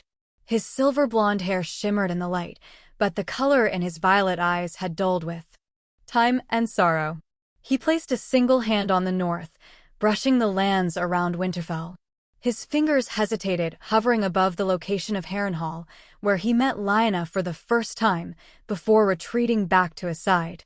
His jaw clenched. I should have gone to her, he whispered. There was no answer, only the distant call of crows from the city walls. It had been a year since he had taken the Iron Throne, and yet the crown weighed heavier each passing day. Aerys, too, his father had left behind a realm of ashes, enemies, and unrest. Rhaegar had believed that with the madman gone, the people would welcome peace. But it hadn't been so simple. Every day I delayed was a betrayal, he muttered, remembering the promise. You must go now, Rhaegar. Lyanna's voice had been soft that night, under the cold northern night. I will, he had said, taking her hand in his. Just give me a little time. When I wear the crown, it will be easy to ask for your hand. I will come to Winterfell as a king with a proper betrothal." Her eyes had narrowed slightly. "I don't care for crowns. I only care for our future." Rhaegar had kissed her knuckles. "One moon's turn. Then I'll come. And I will bring the whole world to you." But 1 moon's turn became 2. Then 3. And then it was too late. "Queen Elia is waiting in the solar," said Ser Jonathan Darry from the doorway. "She wishes to speak about Rhaenys tutors." Rhaegar didn't look up. "Tell her I will come shortly." When the night left, Rhaegar moved to the window and stared out over King's Landing. Smoke curled from chimneys, children laughed in the distance, and bells rang to mark the hour. Yet, inside him, it was silence. He walked slowly to a tall cupboard and opened its doors. Inside lay a bundle of parchment, sealed letters yellowed with age, reports from spies he had placed months ago, men and women tasked with finding Lyanna Stark quietly, without anyone knowing. He sat by the hearth, opened one, and read. No sign of the lady in the veil. Rumors claim she left for Essos. Another. A trader from Braavos mentioned a northern girl with wolfish eyes, but she was traveling with a dark-haired merchant. Rhaegar crushed the parchment in his fist. He leaned forward, resting his head in his hands. "I failed you, Lyanna. I failed everything we dreamed of." The maesters called it love, but in Rhaegar's heart it had been something more. Lyanna had been a storm in his soul, wild, unyielding, free. He could never forget her laugh, the way she challenged his solemn thoughts with fierce northern wit. Elia had been kind, gentle, obedient. She had given him heirs. But she was not Lyanna. And he had stayed with her not out of love, but politics. The Martells had remained the only powerful family still loyal to the Targaryens after his father's rule. Losing them would mean losing the throne. And so, he stayed in King's Landing, wearing the crown and pretending he had never promised his heart to the north. The tale of her elopement with a secret lover was mocked by bards and whispered in corners. He had done nothing to stop it, only to preserve his seat. But at night, her name came back in dreams. A knock sounded again. "Your Grace," said a voice this time, Ser Arthur Dayne, the Sword of the Morning and his oldest friend. "We've had word from Braavos." Rhaegar stood so fast the parchment dropped from his lap. "Braavos?" he asked, his voice tense. "From whom?" "An old contact. The letter was delivered to the Citadel first. They claim Lady Lyanna's husband visit Braavos frequently." Rhaegar's eyes lit with fire. "Husband? We don't know. It was vague. But they said the man called herself Lord Gryffindor." Rhaegar moved toward the fire. "Find him. Find whatever information they have on the Lord Gryffindor. And triple the gold. I want answers." Arthur hesitated. "Rhaegar, if this is true, Lyanna is moved on and maybe you should move on too." He stared once more at the map of Westeros, his eyes resting again on the far north. "Forgive me, Lyanna. I am coming. Even if I must forsake the Iron Throne to do so." The storm had passed, but the skies over Storm's End were still heavy with the scent of rain and salt from the crashing sea. In the great stone hall, the servants whispered the news with hushed excitement. Lord Robert Baratheon had been blessed with a child. The Hall of Storm's End, built to withstand the fury of tempests, now echoed with the soft cries of a newborn. Robert Baratheon, Lord of Storm's End and Warden of the South, stood near the hearth with the infant in his arms. She was swaddled in fine Baratheon black and gold, her tiny fists waving as she squealed. Thick tufts of black hair crowned her head, and her wide, deep blue eyes blinked up at the towering man who held her. Robert chuckled, soft and almost wistful. "7 hells, she's got my bloody hair," he muttered, cradling the babe with an uncharacteristic gentleness. "And those eyes, by the gods, she looks just like Maya did." He paused, thinking of the daughter he had sired in the Vale so long ago. Maya never cried this much, he mused, but the words carried no regret, only a strange, almost tender nostalgia. A steward stepped forward. "My lord, Lady Cersei is awake."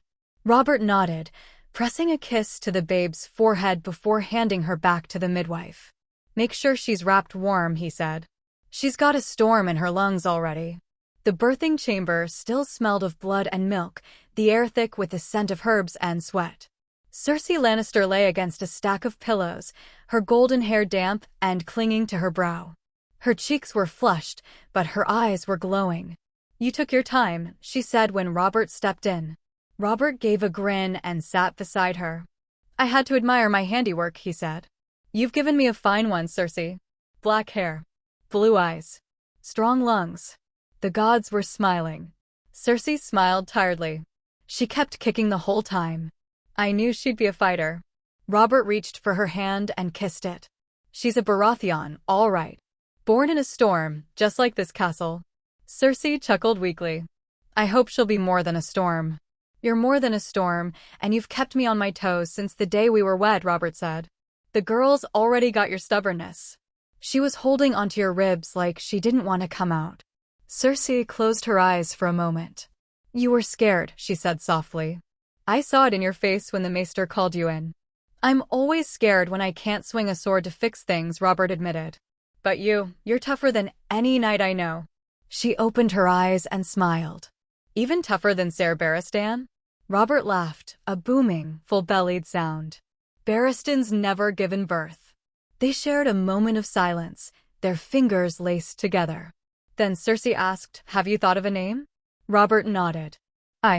Cassandra. Cassandra Baratheon." Cersei arched an eyebrow. "A foreign name?" "It was my mother's favorite, from an old tale she used to tell me," Robert said. "A woman who saw the future, but no one listened." "I figure this girl will see the world clearer than we ever did." Cersei looked thoughtful. "Cassandra, it suits her." Robert stood and turned to the door. "Let the ravens fly. Let all the realm know. A new lioness has been born into the storm." Cersei narrowed her eyes playfully. "Lioness. She's half Baratheon, half Lannister," Robert said with a grin. "She'll roar like a lion and charge like a stag." As the door shut behind him, Cersei looked down at the baby girl swaddled beside her. The infant's tiny fingers curled around her thumb.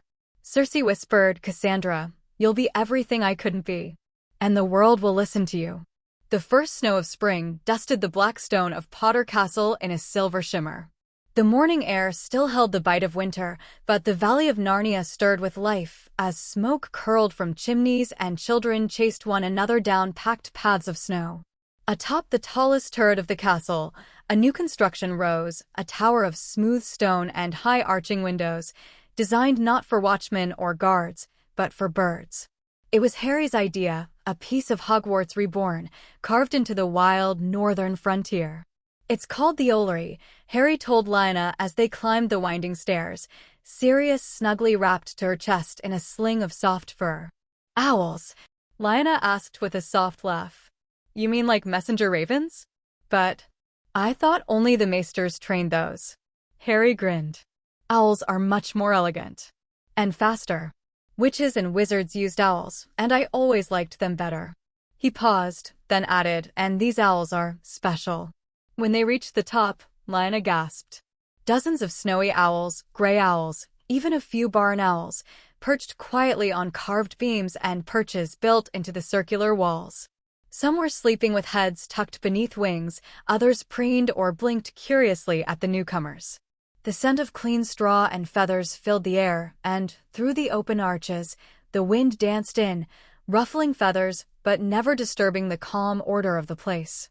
"They're beautiful," Lyanna whispered. "They're intelligent now," Harry said proudly. "I found the ritual in one of the Black family grimoires. Dangerous stuff, but it worked. Gave them just enough sentience to understand names, places, even sense emotions.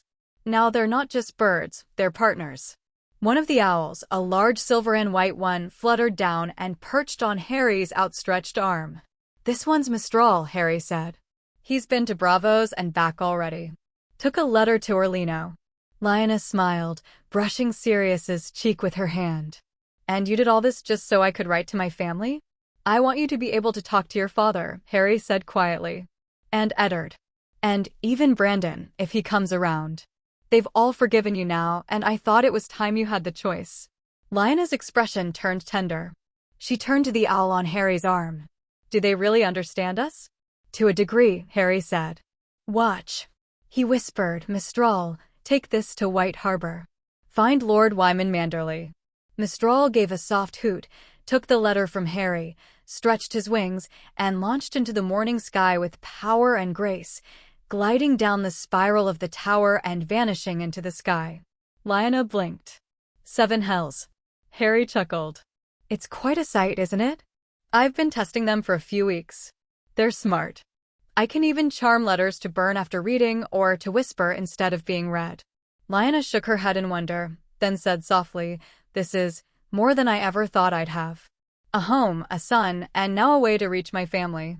Harry smiled. The North needs you. You're still Lyanna Stark in their eyes. Let them hear your voice. Remind them you're not lost. She nodded. I will. Later that day, the castle workers were abuzz with curiosity. Many had never seen so many birds in one place. When the kitchen staff brought up trays of raw meat, grain, and fresh water, they gawked at the silent owls sitting in perfect rows. I swear one of them bowed at me, muttered a stable hand, wiping his hands on his tunic. They do that, Harry said as he passed by.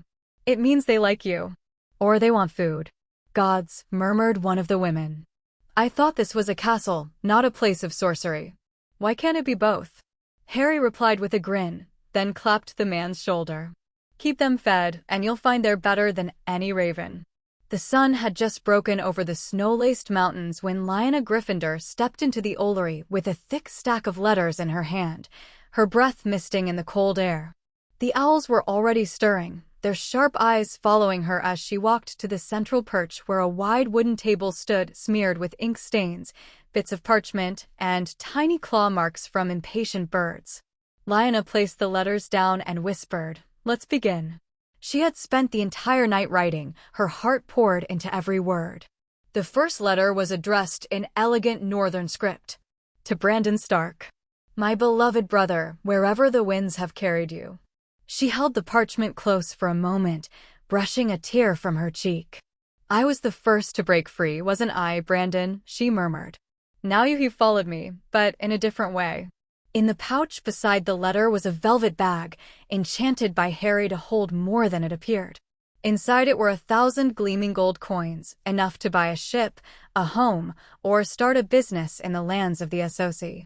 Harry had handed her the pouch without hesitation. Your brother might need it, he had said. Gold gives freedom where loyalty does not. I know he'll laugh when he sees this, Lyanna had smiled. But I also know he'll keep it. She tied the letter and the pouch to one of the largest owls, Grimclaw, a black-eyed giant, and whispered, Find Brandon Stark. He's somewhere across the narrow sea. The owl blinked solemnly, then launched into the air, wings slicing the wind as it disappeared into the white sky. The next letter bore the name of the man who had shaped her life more than any other. To Lord Rickard Stark. This letter was carefully written and slow. She'd rewritten it 4 times before Harry stopped her and said gently, He doesn't want your perfection. He wants your honesty. So she wrote of her life, of the safety she'd found, of her son, and the joy of being a mother. She didn't mention Narnia by name, nor the castle or Harry's magic. Only that she was safe, loved, and happy. Along with the letter, she packed a stack of books, some salvaged from Bravos and others printed through the press Harry had restored. History, philosophy, farming theory. She remembered her father poring over dusty tomes by firelight and hoped these new pages would bring him warmth. I know you still light candles for me, she wrote at the end. But put them out, father. I'm not dead. I'm alive, and my heart still belongs to the North. To Eddard Stark, her ever-stoic brother, she wrote with more affection than formality. Ned, I hope you've forgiven me. I hope you've smiled at least once since I left. To him, she sent a cloak, thick as a bear's hide, stitched with Essosi designs in pale blue and white. On its back was an embroidered direwolf, running across a field of stars. To remind you who you are, she added in a note. Her longest letter was for Benjen, her baby brother, once a lanky boy trailing after her through Winterfell's halls. Benji, I miss your jokes. I miss your skull when someone calls you boy. I miss your dancing. She included a sword, forged by the smiths of Narnia and personally enchanted by Harry to never dull or break. She told him to name it himself. Try not to stab someone just to test the sword, she teased in the postscript. Finally, Lyanna turned to the gift Harry created, a massive framed photograph, enchanted to remain still, its edges trimmed in silver and glass. In the photo, Harry stood with his arm around her shoulders, baby Sirius cradled in her arms, his black hair already growing wild. Behind them were the towering spires of Potter Castle. "We are a family," Lyanna whispered. "And this is what family looks like." It took 4 strong owls, specially fed and rested, to lift the enchanted crate that carried the photo. When they were released, they flew in unison, beating wings slicing the frosted morning air, as if carrying a message of joy through the winter. In the following days, Lyanna returned to the Ollery again and again. She wrote to Midge Mormont, recalling their girlhood swordplay. To Jenny Karstark, thanking her for teaching her how to braid hair like a proper lady. She wrote to cousins, distant friends, even old servants whose kindness she never forgot. But in none of the letters did she say where she was. Not a word of Narnia, not a whisper of Harry's magic, nor the dragon that watched her child sleep. She signed each letter the same way. Your sister, Lyanna Gryffindor. At the end of the week, when the last owl vanished into the clouds, the Ollery was nearly empty. Lyanna leaned on the railing, looking up at the fading trail of feathers and wind. Harry stepped beside her, resting his hand on the small of her back. "You sent out a piece of yourself with every letter," he said. "I did," she nodded. "But only so I could stay whole." She turned to him, eyes shining. "Thank you, Harry, for giving me a way back home, even if I never go there again." The great dining hall of Winterfell was quiet that evening, but not with the usual brooding calm of the North. It was the kind of quiet born of peace and warmth, an unusual thing in a keep as ancient and cold as Winterfell. The torches crackled softly on the stone walls, casting long shadows behind the banners of House Stark that swayed gently from the rafters. The fire in the hearth burned low but steady, the scent of roasted venison and fresh bread still hanging in the air. At the high table sat Lord Rickard Stark, his features sharp and weathered, yet bearing a contented softness that had been missing for years. He carved a piece of venison with steady hands and passed it to his daughter-in-law. Beside him sat Eddard Stark, quiet as ever, his dark eyes resting on Catelyn, whose cheeks were rosy with joy. She had just told the family she was with child. Benjen, seated to their left, was already on his second helping, speaking animatedly about the new patrol routes for the men of the Night's Watch, although nobody at the table truly believed he would leave for the Wall anytime soon. Then a sudden rush of wings. 3 shapes flew in through the narrow, high windows, their wings sweeping snowflakes into the air. 3 owls, silent, graceful, each different in size and color, glided down and landed directly on the long table, ignoring the startled gasps of servants and noblemen alike. "What in the 7 hells?" Benjen started, mouth half full. The owls bore more than just feathers. Each had a letter gripped gently in its beak. One stepped forward and dropped a sealed parchment in front of Rickard. The others followed, laying their messages in front of Eddard and Benjen with remarkable precision. The room froze. Rickard reached for his letter first, but it was Benjen who broke the silence. He tore open the seal and unfolded the parchment with trembling fingers. His eyes scanned the page, then widened with disbelief, then softened with wonder. "It's from her," he whispered, his voice cracking. "From Lya. She wrote to me." Rickard stood suddenly, his own letter clutched in both hands. "Lyanna." Eddard was already unfolding his. "Her handwriting," he said hoarsely, "I would know it anywhere." The entire hall watched as the Starks read in silence, each of them touched by the same hand, the same ink, the same voice long thought lost. Rickard leaned heavily on the table, his lips parting to read the final lines aloud. "I ran from duty once. I hope you can forgive me. I did it for love, but I never meant to cause pain.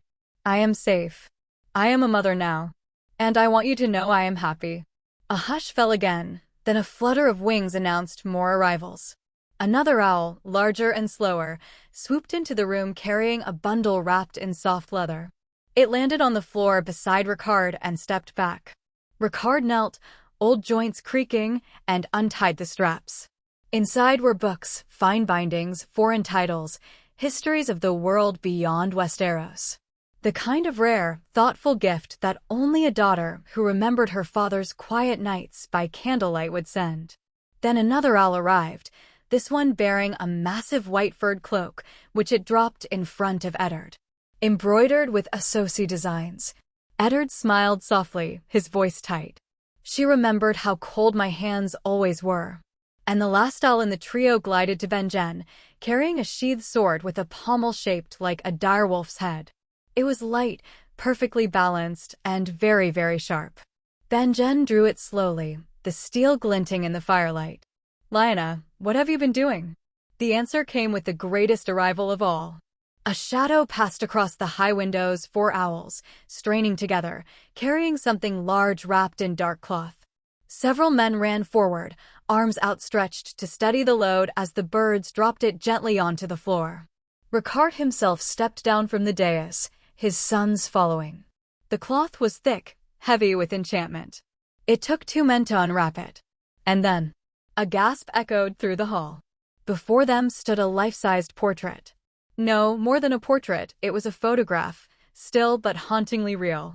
In the image stood Lyanna, her long hair flowing loose over her shoulders, eyes full of a joy none of them had ever seen before. Harry, her husband, stood beside her, his arm gently around her waist. And in her arms, a baby, black-haired, green-eyed, wrapped in a soft blue blanket. He looked straight at the viewer, his tiny mouth curled into a sleeping smile. Beneath the image, in gold lettering, were the words, "Lyanna Gryffindor. Harry Gryffindor. Sirius Gryffindor." Caitlin pressed a hand to her mouth. Eddard closed his eyes. Benjen stepped forward and touched the edge of the frame, reverently. Ricard Stark simply stared. "My daughter," he said softly. The hall erupted in quiet murmurs, awestruck and emotional. Benjen broke the silence with a soft chuckle. "She named the boy Sirius. A strange name, maybe Associ origin," Eddard whispered, "and she seems happy with the life she chose for herself." Ricard didn't speak for a long moment. He looked at the image once more, then nodded. "Prepare the solar," he said, his voice strong again. "We have a family to write to." Brandon Stark had always been fire to Eddard's ice. The wild one, the proud one, the foolhardy one who once said, "Life is short and the north is cold, so take what warmth you can." It was that same impulsive spirit that led him to elope with Barbara Riswell, the youngest daughter of House Riswell.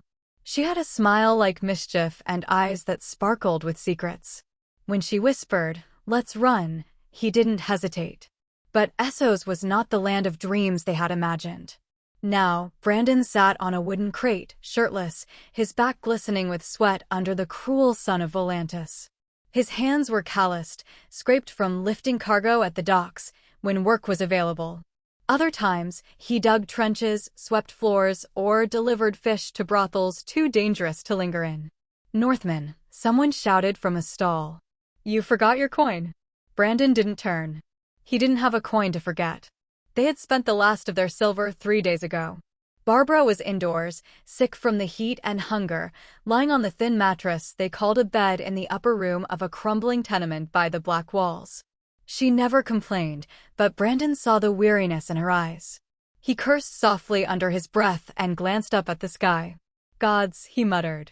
"I used to eat with lords. Now I'd be lucky to smell stew." And then wings.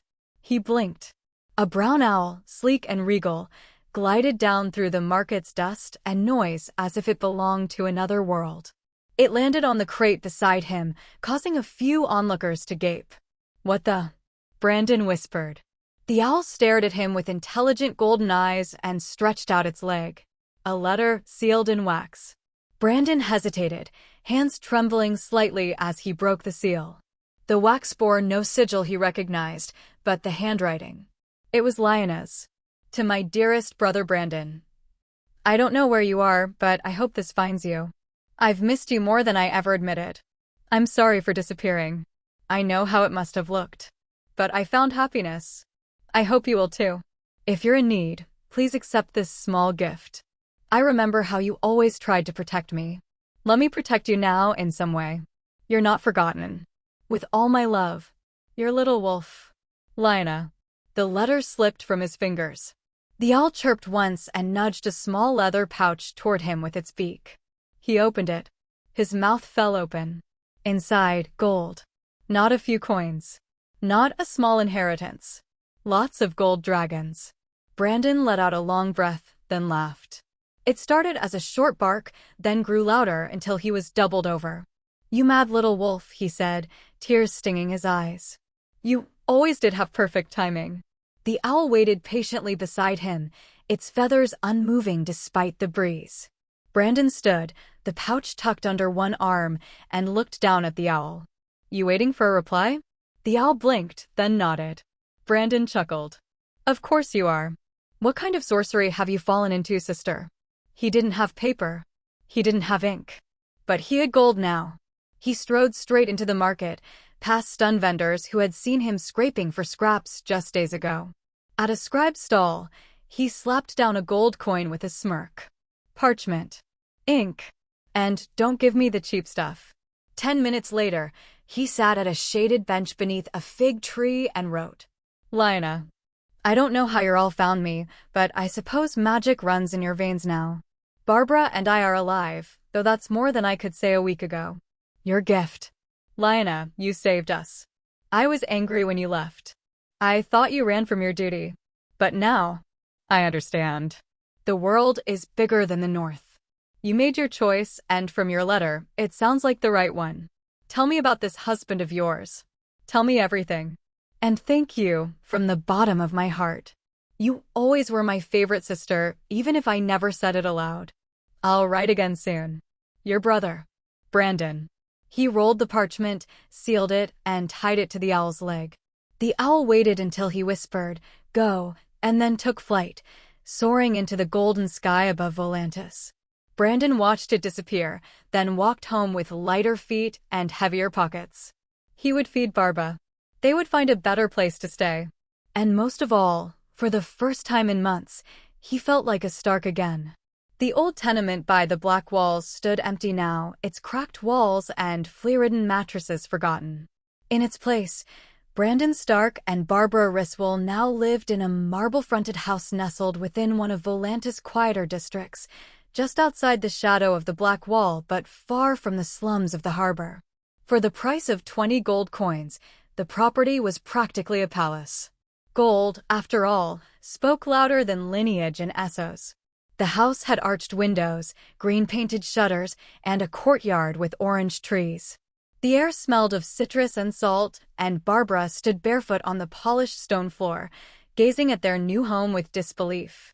Brandon wrapped his arms around her waist from behind. "You're quiet," he murmured. Barbara leaned back into him. "Just waiting to wake up and find the lice still in our sheets." He chuckled. "The lice are gone. The mold too. This is real." Barbara turned to face him, dressed now in a blue silk gown that matched the sea. Her hair was clean, braided down her back, and her cheeks had gained a healthy flush since their move. "We have servants," she whispered. "2 of them." Brandon smirked. "More if you want." "No," she laughed. "This is enough. I don't want to turn into a spoilt princess." "You already are," he teased, lifting her off her feet, causing her to squeal. They were happy, for the first time in months.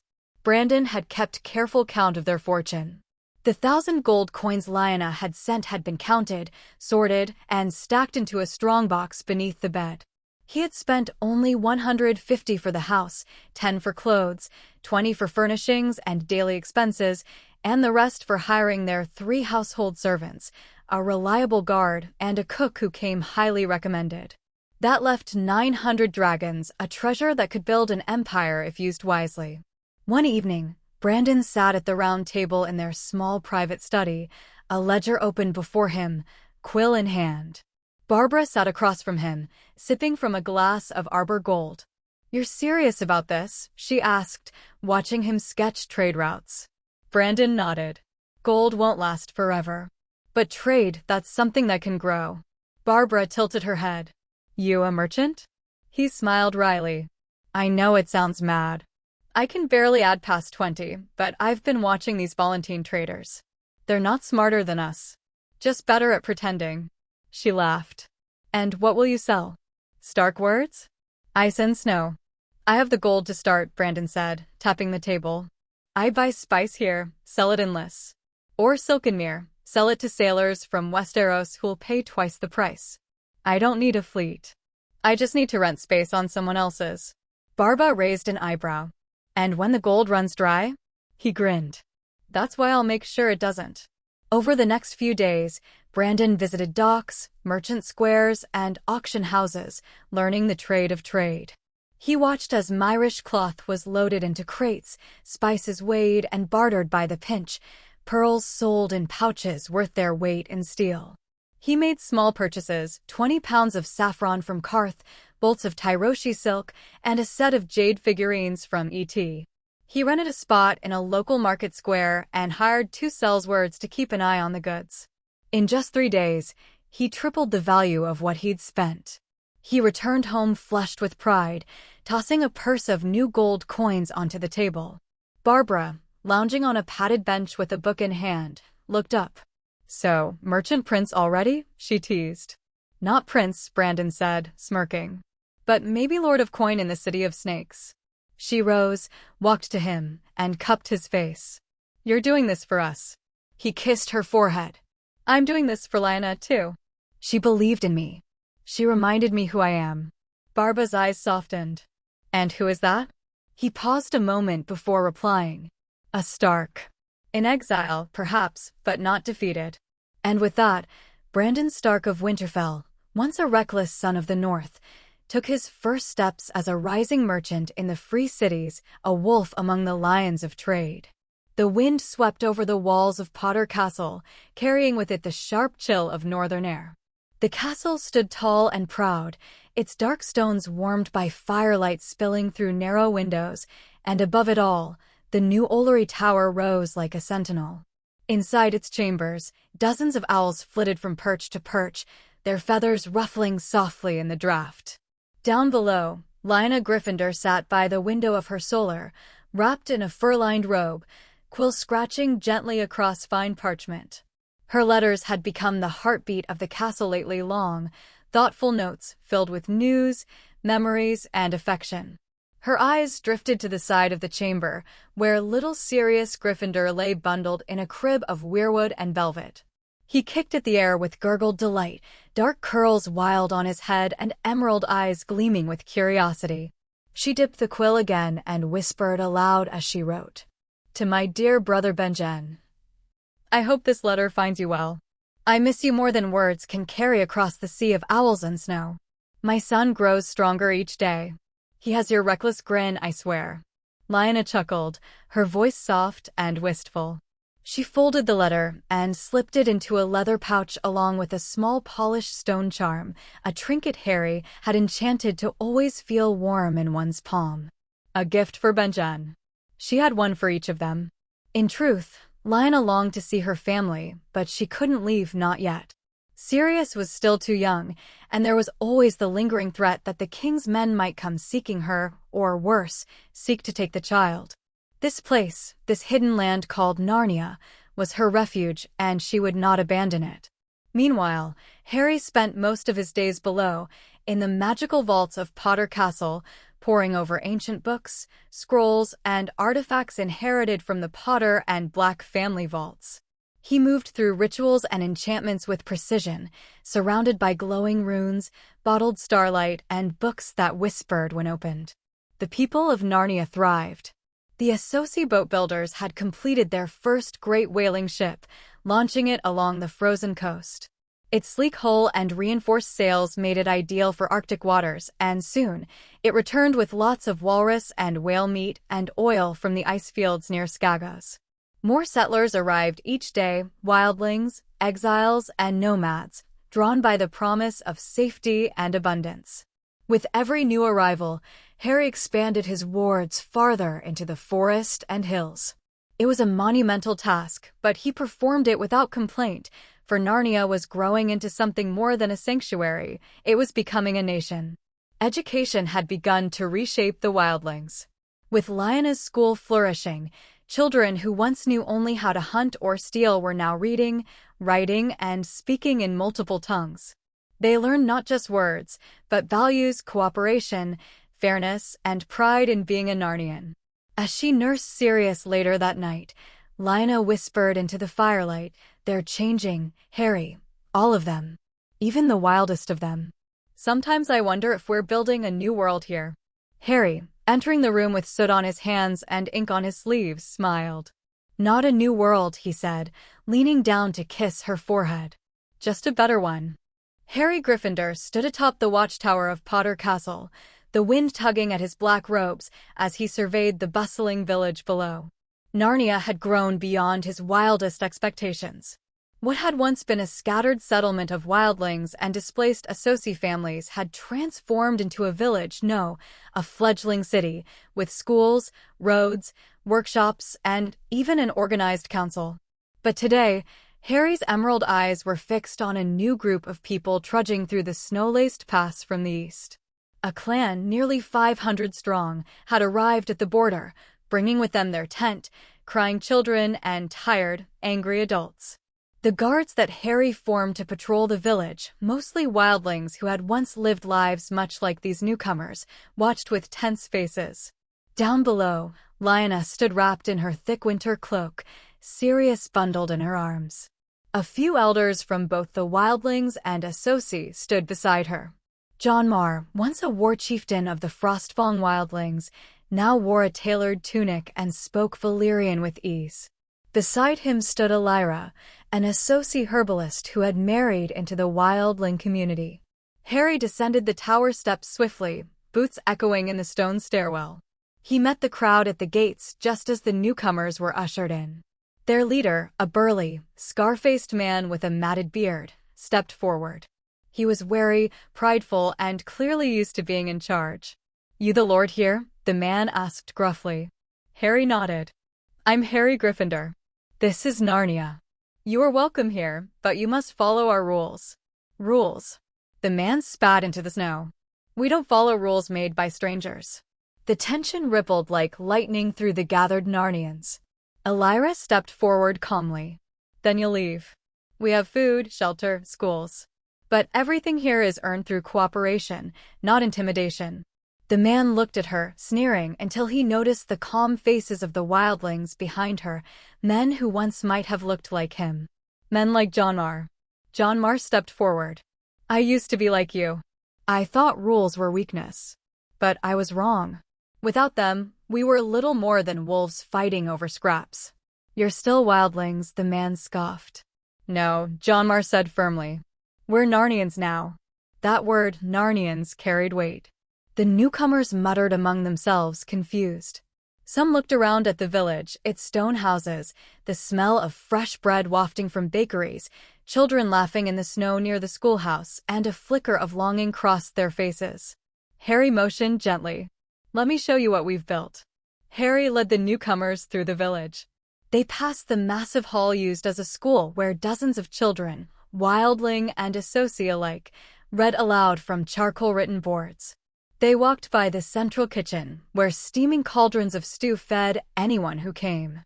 They passed the Ollery Tower where owls perched peacefully, awaiting letters. And all the while, the wildlings who had once resisted structure now held their heads high, guiding, teaching, and organizing. The newcomers saw with their own eyes what civilization looked like, because it had been built by people just like them. Lyanna joined them halfway through, cradling baby Sirius. One of the women from the new clan approached her shyly. "Is it true, people like us live in stone houses here? That you teach your children to read?" Lyanna smiled gently. "Yes. And soon, your children can too. If you're willing to learn." That evening, a fire was lit in the central square. Food was served freely to the newcomers, and many wildlings, now Narnians, sat beside them, eating together, exchanging stories. Harry stood near the fire with John Marr, watching. John Marr said softly, "I never thought I'd live to see this day." Harry glanced sideways. "What day?" "The day I looked at someone like me, and didn't see myself anymore." Harry smiled faintly. "They'll learn. Just like you did." It's strange, John Marr murmured. They remind me of who we were. And I almost don't recognize it anymore. Harry placed a hand on his shoulder. That's the point of progress. The next day, without fuss or announcement, Harry began the real work. He didn't assign the entire clan to one corner of the village. He made no speech about unity or breaking down walls. Instead, he did what he always did. He acted with quiet precision. One family was sent to the northern ridge, between an Associ baker and a wildling mother whose sons attended school. Another family settled by the southern fields, beside a stonemason and a quiet healer. Every new family received a plot. Each was neighbored by those who had already embraced the Narnian way. Some had already raised their tent. Others who didn't have their own tent received sturdy tents, warm blankets, and tools. And though no one questioned the pattern, none could deny the result. Brue, a hardened warrior with a voice like gravel and a temper to match, found himself waking to the sound of children's laughter rather than war horns. His son, Cor, played each morning with a mix of children, an Associ boy named Daryl, a wildling girl named Mira, and a lad named Hob, who Brue don't know which group he belonged. At first, Brue watched from a distance, his brows furrowed. He's forgetting where he comes from, he muttered one night, his voice low over the fire. His wife, Elda, stirred the pot hanging above the flames, the scent of stewed rabbit wafting between them. Or maybe, she replied, gently, he's learning where he belongs. Brue grunted, saying nothing more. But the next morning, he helped his neighbor, a carpenter, lift a roof beam into place. And when the carpenter offered him a cup of spiced cider, Brue accepted. Elsewhere in the village, other newcomers began to shift. Erna, once fierce and proud, was seen learning to knit beside a group of Narnian mothers. Her eldest son enrolled in school. Her youngest, who had never seen a bathtub, now splashed daily in the warm waters of the bathhouse. No one told them to change. They simply did. Weeks passed. The Frostfangs no longer referred to themselves by clan name. When asked who they were, they answered, "We are also Narnians." And Harry Gryffindor, ever watchful, said nothing. He didn't gather the village to celebrate. He didn't stand before a crowd and declare success. But on one quiet evening, he returned to his castle, lit a candle, and penned a single line in the great logbook of Narnia. 500 joined. 500 now belong.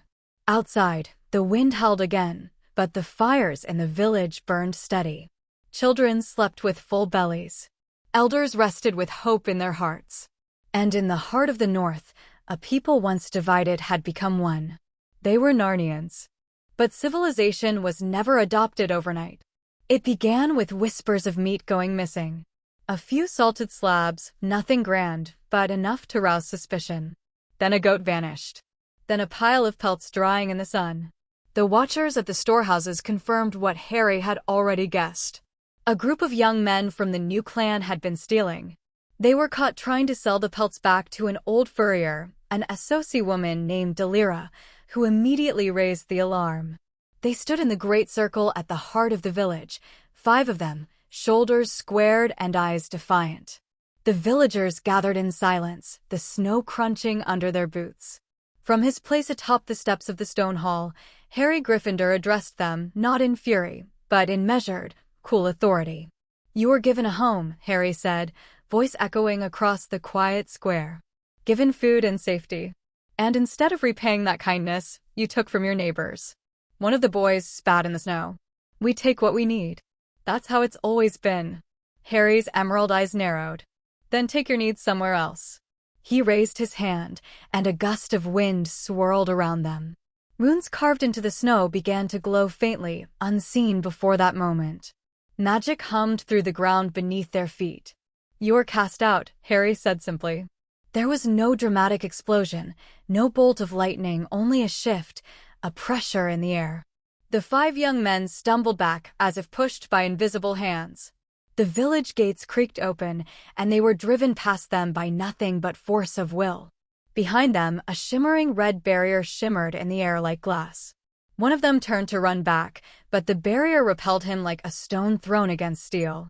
He fell into the snow, groaning. "You cannot return," Harry said from the gates. Not unless the village calls for you. And they won't. The crowd dispersed in murmurs. Justice had been swift and clean. But the next transgression stirred deeper emotions. One evening, screams rang from the western edge of the village, where the tents were still being replaced by stone homes. Two young women from an Associ family were dragged from their tent by newcomers, their faces pale with terror. They had been chosen, the wildling men claimed. In their old ways, to steal a wife was a sign of strength. Resistance meant nothing. Not in Narnia. By morning, the entire village stood behind the girls. The offenders were chained, not bound in iron, but an enchanted rope that seared when pulled against. They were brought before Harry, Lyanna standing at his side, her eyes cold and proud. "This is not a land of wolves anymore," she said. "No woman shall be stolen here." No voice silenced. Harry stepped forward. "You say this is your tradition. Then I say your tradition ends here. Narnia is not the land you crawled from. Here, every person is free." Some of the new clan's elders stepped forward in protest. "You cannot expect us to change who we are." "No," Harry said, "I don't expect it. I demand it. Or you may leave." And leave they did, some willingly, some bound by the same spell that had cast out the thieves. But most remained. The allure of warm hearths, steady meals, and safety from raiders and beasts was too strong. When the gates shut behind the outcasts, the spell sealed again. Those inside exhaled in quiet relief. And from that day forward, even the roughest of the newcomers began to bend. They learned. They asked questions. They helped rebuild the damaged tents. And those who once snarled and took now shared and greeted with nods and quiet respect. The people of Narnia were not born civilized. They had been shaped by example, bound by purpose. They were a new people now, not wildlings, not Associ, not anything from their past. And they had chosen to stay. From the highest window of Watch Tower, Harry stood gazing at the bustling sprawl that stretched beneath him like a wild garden grown from scattered seeds. Smoke billowed from mismatched chimneys. Children played between narrow stone paths carved by years of foot traffic, and carts rumbled along with fish, timber, and salted meats. The heart of Narnia pulsed with life, but it was not the heart Harry had envisioned. What had begun as a modest refuge, a quiet stronghold for himself and Lyanna, had bloomed far beyond his intentions. Families had multiplied. More wildling settlers arrived by the moon, each bringing tents, stories, and expectations. What was once a sanctuary had become a city of sorts, crude, unplanned, and pressed too tightly against the mountain where winter slept. And winter, his great, white-scaled companion, was becoming restless. The dragon had taken to flying only at night, cloaked in the invisibility charm that Harry had mastered from the Black family tomes. But even magic had its limits. Wildlings had grown curious. A group of children had wandered too close to the dragon's cave the previous week. If not for Winter's careful silence, they would have seen far more than they could understand. Harry's emerald eyes narrowed as he leaned on the stone sill. "It's time," he whispered. That evening, he summoned the council. They gathered in the long hall, now filled with carved chairs and stone benches. Lyanna sat beside him, calm and poised, with Sirius asleep against her shoulder. Around the table were faces both old and new, Magister Darren of the Associ settlers, Ragnar the former wildling chieftain, Lady Delira the furrier, Mern the blacksmith, and a dozen others who had earned the people's trust. The fire crackled at the center pit, casting shadows against the walls. Silence fell as Harry rose to speak. "I called you all tonight," he began, voice measured, "because this land has changed." He gestured to the wall behind him, where a large map of the region had been sketched in magical ink. The shivering sea glistened in silver strokes along the eastern edge, while the current Narnian settlement was marked by a golden circle nestled between crags and forests. When I built the first home here, I had no vision of what would follow. But now we are 5,000 strong and still growing. This place has served us well, but it was never meant to carry the weight of a kingdom. Murmurs swept the table. Lady Delira tilted her head. "You speak of moving?" Harry nodded. "Yes, to the coast. To build a new Narnia, one worthy of the future we are building. Mern scratched his beard. The coast is quite a way. The stone from the cliffs, the lumber from the forests, it will all need to be moved again. Ragnar scowled. And what of our homes? Some carved their own stone. My people bled to raise their halls. Harry raised a hand. I ask not to erase your work. I ask to evolve it. This land is overcrowded. There's no room for proper roads, for ports, facilities on the scale we require. We cannot trade from here. Lyanna finally spoke, her voice soft but resolute. Harry speaks not from whim but from wisdom. Already, our children speak of crowding. The new families live in tents on icy slopes. Some walk 2 hours to fetch fresh water. Is that the legacy we want? Magister Darren leaned forward. And the shore. It would give us access to shipping lanes, trade routes, salt, fish. We could build a harbor, perhaps even a lighthouse. And ships, added Mern. Proper docks, with lumber from the western forests and stone from the quarry. Harry nodded. This is not just a relocation, it is a rebirth. We will keep this place for the newcomers as a stronghold. But the capital of Narnia must be by the sea. Ragnar looked down at the fire, the flames flickering in his eyes. Then he muttered, and what of those who refuse to move? Harry didn't flinch. No one will be forced. But those who remain will not receive all the benefits and protection. The enchantments, the wards, the roads will all center around the coast. Narnia will be built where progress is possible. Silence fell again. Then Lady Delira stood. I will go. And one by one, the others began to rise, speaking their assent. Some were hesitant, others hopeful. But the decision had been made. Harry looked out the long hall's narrow window. Snow fell lightly, dusting the rooftops. Change was coming with the tide, and he would meet it with open arms. Beside him, Lyanna whispered, You always knew this day would come. I did, Harry said. But I hoped it wouldn't come so soon. She smiled and rested her head on his shoulder. It means you built something worth outgrowing. The snow was falling gently over Narnia when the portkey flared to life in the old granite hall that served as the village's temporary teleportation chamber. A swirl of pale light burst forth in silence, and then, in a single breath, 37 souls arrived. They stumbled in, some kneeling, others clinging to bags of tools, and a few simply standing in stunned silence. They were no longer slaves. Not here. Lyanna stood watching from the staircase above, her son in her arms, while Harry Gryffindor stepped forward with calm authority. His presence radiated power, cloaked in a long fur-lined robe, the Gryffindor sigil stitched across his chest, a golden lion wreathed in flame. The new arrivals looked around, wary, as if unsure whether they'd truly been freed. Harry raised his voice, his words echoing through the hall. You are no longer slaves. Many heads turned toward him, eyes wide with disbelief. You were brought here under my command, he said, stepping slowly down the stairs, not to serve, but to build, to create, to live. You have skills, knowledge, artistry, gifts that this land needs. And you are no longer bound by chains. He stopped before a tall woman with silver-flecked braids and calloused hands, who clutched a stone carver's hammer. What is your name? He asked gently. Serena, she replied hoarsely. Of Liss. Harry smiled. Serena of Liss, from today you are a free woman of Narnia. And we welcome you as our sister. A murmur rippled through the gathered freedmen. Some wept silently. Others looked at one another, hesitant hope dawning in their eyes. Lyanna descended the stairs and handed a satchel to one of the wildling stewards. These are your names and trades, she told him. Make sure they are placed near those who can help them find homes, help them adjust. Harry turned to the gathered people. There are families here, wildlings, associate settlers, and those who once lived as you did. They will help you settle. And if you choose, you may help us build something greater. A city. A home by the sea. A future. The snow was thick underfoot, muffling the sound of hundreds of trudging boots. Breath steamed from cold-bitten lips, but no one complained. They walked with purpose, stonecutters and carpenters, hunters and farmers, sailors and mothers.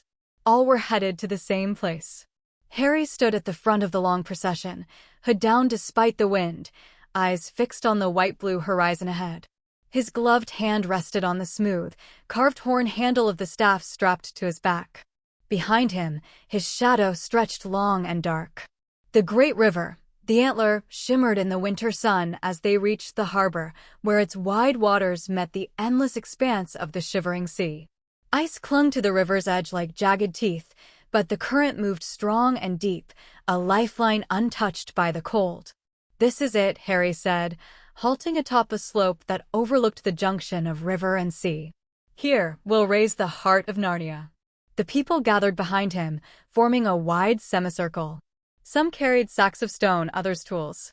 A few had nothing but their hands, but even they stood with pride. "This will be a city unlike anything the world has ever known," Harry called out, his voice carrying on the wind. "We're not just building homes. We're building a legacy." He turned and unfurled a great scroll of parchment. It was pinned to a wide oak board, etched in fine charcoal and drawn with precision, an aerial map of the entire harbor region. "I've flown over the land," Harry explained, tapping the parchment. "I studied every hill, every bend of the river. We have the space. We have the protection. We have the vision." He moved his hand to another mark on the map. "Here, a great hall for council meetings. Here, school, not for children. Teaching reading, healing, arithmetic, tradecrafts. And here, public bathhouses." "You're mad," a mason from the Associ group whispered in awe. "You want to build a city from the future." Harry smiled. "No, we'll build a city for our children." He stepped back and let the map speak for itself. Silence held for a breath, and then cheers rose like thunder. "For Narnia," someone shouted. "For Gryffindor." That afternoon, the first shovels struck earth. The old builders, mostly Associ freedmen with years of experience in stonework and carpentry, led the way. But they were quickly joined by farmers, young wildlings, even old crones who carried buckets of snow or helped sort stone. At one corner of the planned city square, a boy no older than 8 stood beside his mother, passing bricks one by one to a builder. "What's your name, lad?" the mason asked. "Torin," the boy answered proudly. "I'm helping build my own house." The mason grinned.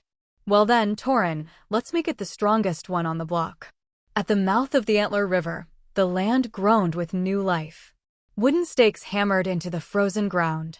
Stone markers measured distance and alignment. Rope lines stretched in careful grids across the snowy banks. Hammers echoed. Axes rang. Plans were coming to life. Harry stood atop a tall stone ridge overlooking the soon-to-be capital of Narnia. His cloak flapped in the sea breeze, and his eyes were full of fire and purpose. The vision was no longer just parchment and sketches. Now it had shape, breath, and momentum. He walked among the people, architects from Lys, stonemasons from Bravos, wildling hunters, Associ carpenters, former slaves, and free folk alike, all working as one. Unity in motion. Progress forged in frost and sweat. Every house, Harry explained to the group gathered at the city's center, will be built to last. Thick stone walls, timber-beamed roofs, insulated against snow and summer heat alike. Each home will have 3 to 4 bedrooms, space for families to grow. He unrolled another scroll and pinned it to a timber post. A sketch of a long row of neat houses, each with chimneys, windows, and garden plots behind. There will be proper backyards. Every family should be able to raise chickens, pigs, even sheep if they wish, he continued. You'll grow your own vegetables, smoke your own meat, store your own grain. No more hunger. He tapped the roads marked between the rows. Streets will be wide, paved with stone and sloped slightly. A drainage system will run beneath every road. Wastewater and storm runoff will flow out of the city, far from homes, into purification trenches and the sea beyond. A young wildling named Ivar scratched his head. You're saying the shite just disappears? Harry smiled. No. It flows away from the city, into treated zones outside the harbor. That way, Narnia will remain clean, healthy, dignified. Another voice, older and gruffer, chimed in. And the bathhouses? Yes, Harry replied, with natural heat stones and magical cores. One for men, one for women. Eventually more. The men and women nodded, some with awe, others with barely contained excitement. They had lived in tents and rough cottages most of their lives. This was a promise of dignity. Once all had been instructed, Harry gathered the foremen, the lead masons and architects, and gave them final guidelines. Builders were appointed, materials distributed, work zones outlined. "I won't be staying to oversee it," Harry said, nodding to the crowd. "You don't need me here. You have the skill. You have the heart. Now build." He left them with that, disappearing into the snowfall with only winter's shadow soaring overhead. Back at the Potter Castle, nestled at the edge of the snow-covered pinewood hills, Lyanna sat beside the hearth with their son in her arms. The baby's small fingers curled around the edge of a woolen blanket, his hair already growing dark like his father's. The great white dragon curled around the mountain above them, guarding in silence.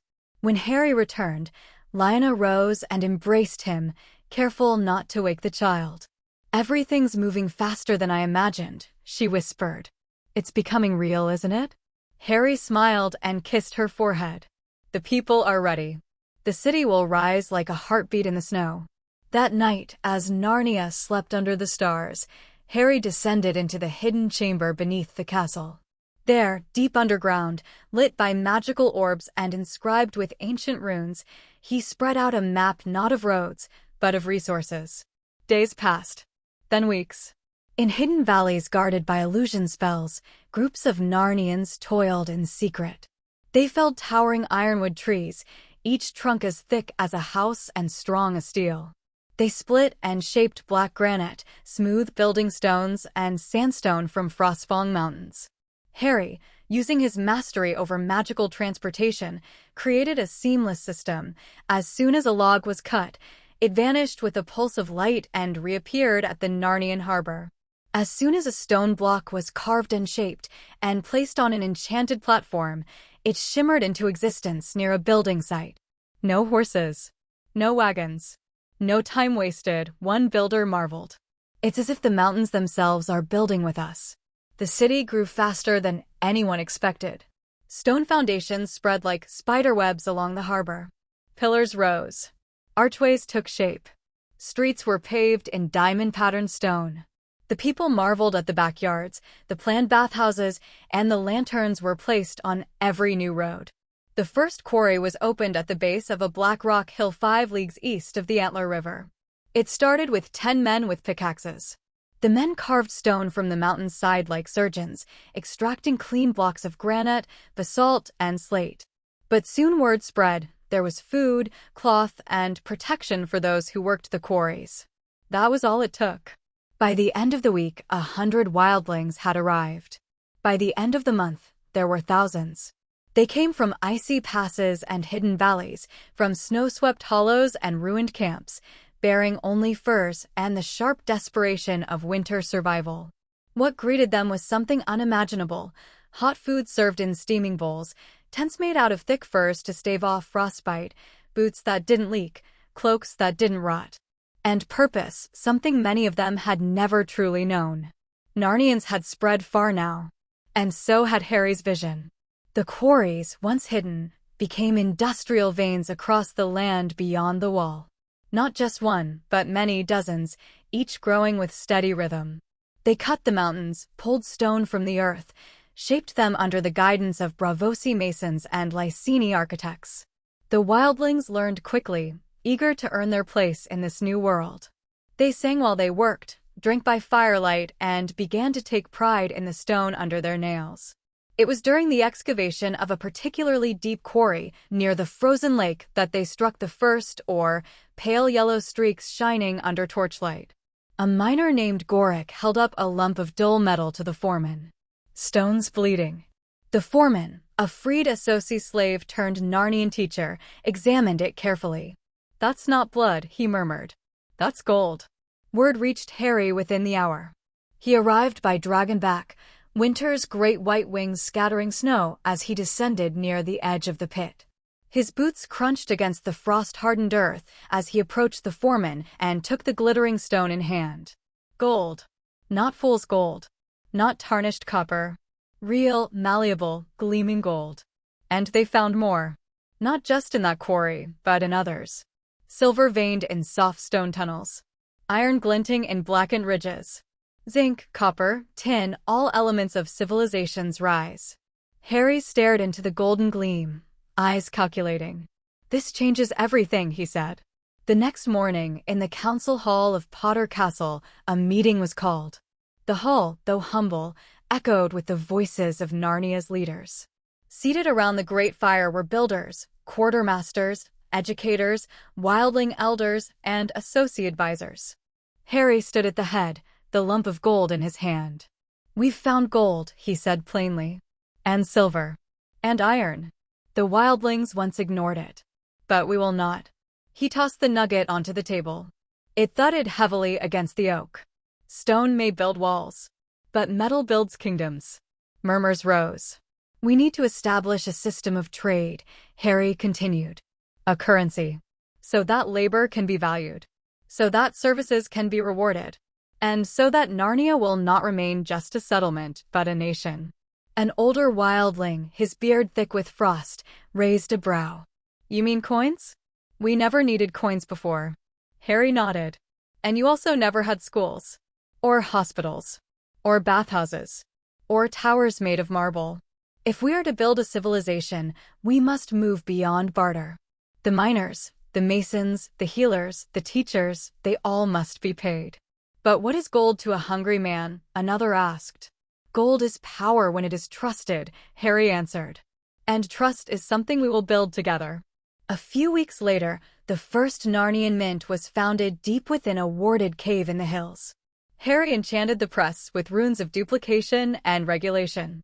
Every gold coin bore the same weight, the same design, a weirwood tree on one side and a roaring dragon on the other. The coin had a name too, Sunmark. Because gold, like the sun, gave life warmth and strength. Silver coins were minted next, smaller, lighter, called moondrops. 1,000 sunmarks. 10,000 moondrops. Then more. When Harry introduced the currency to the people, he didn't explain the deeper strategy. He didn't need to. The Narnians understood that trust came slowly. So instead of immediate replacement of barter, the coins were used to reward work beyond duty.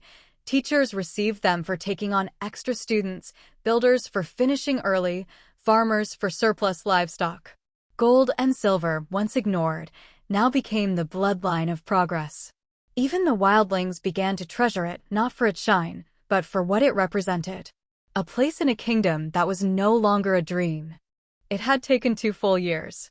2 years of sweat and fire, of snow-laden mornings and starlit labor. 2 years of stone hauled from distant quarries, timber shipped on sleds, and the unrelenting will of a people rising from chaos into civilization. And now it stood. The city had no name yet, but everyone called it the port. No one needed more than that. They spoke the words with pride, as if the port was a name as ancient and weighty as old Valyria. From the sky, it was a marvel. Streets carved in perfect symmetry curved outward from the great central hill like the rays of a sun.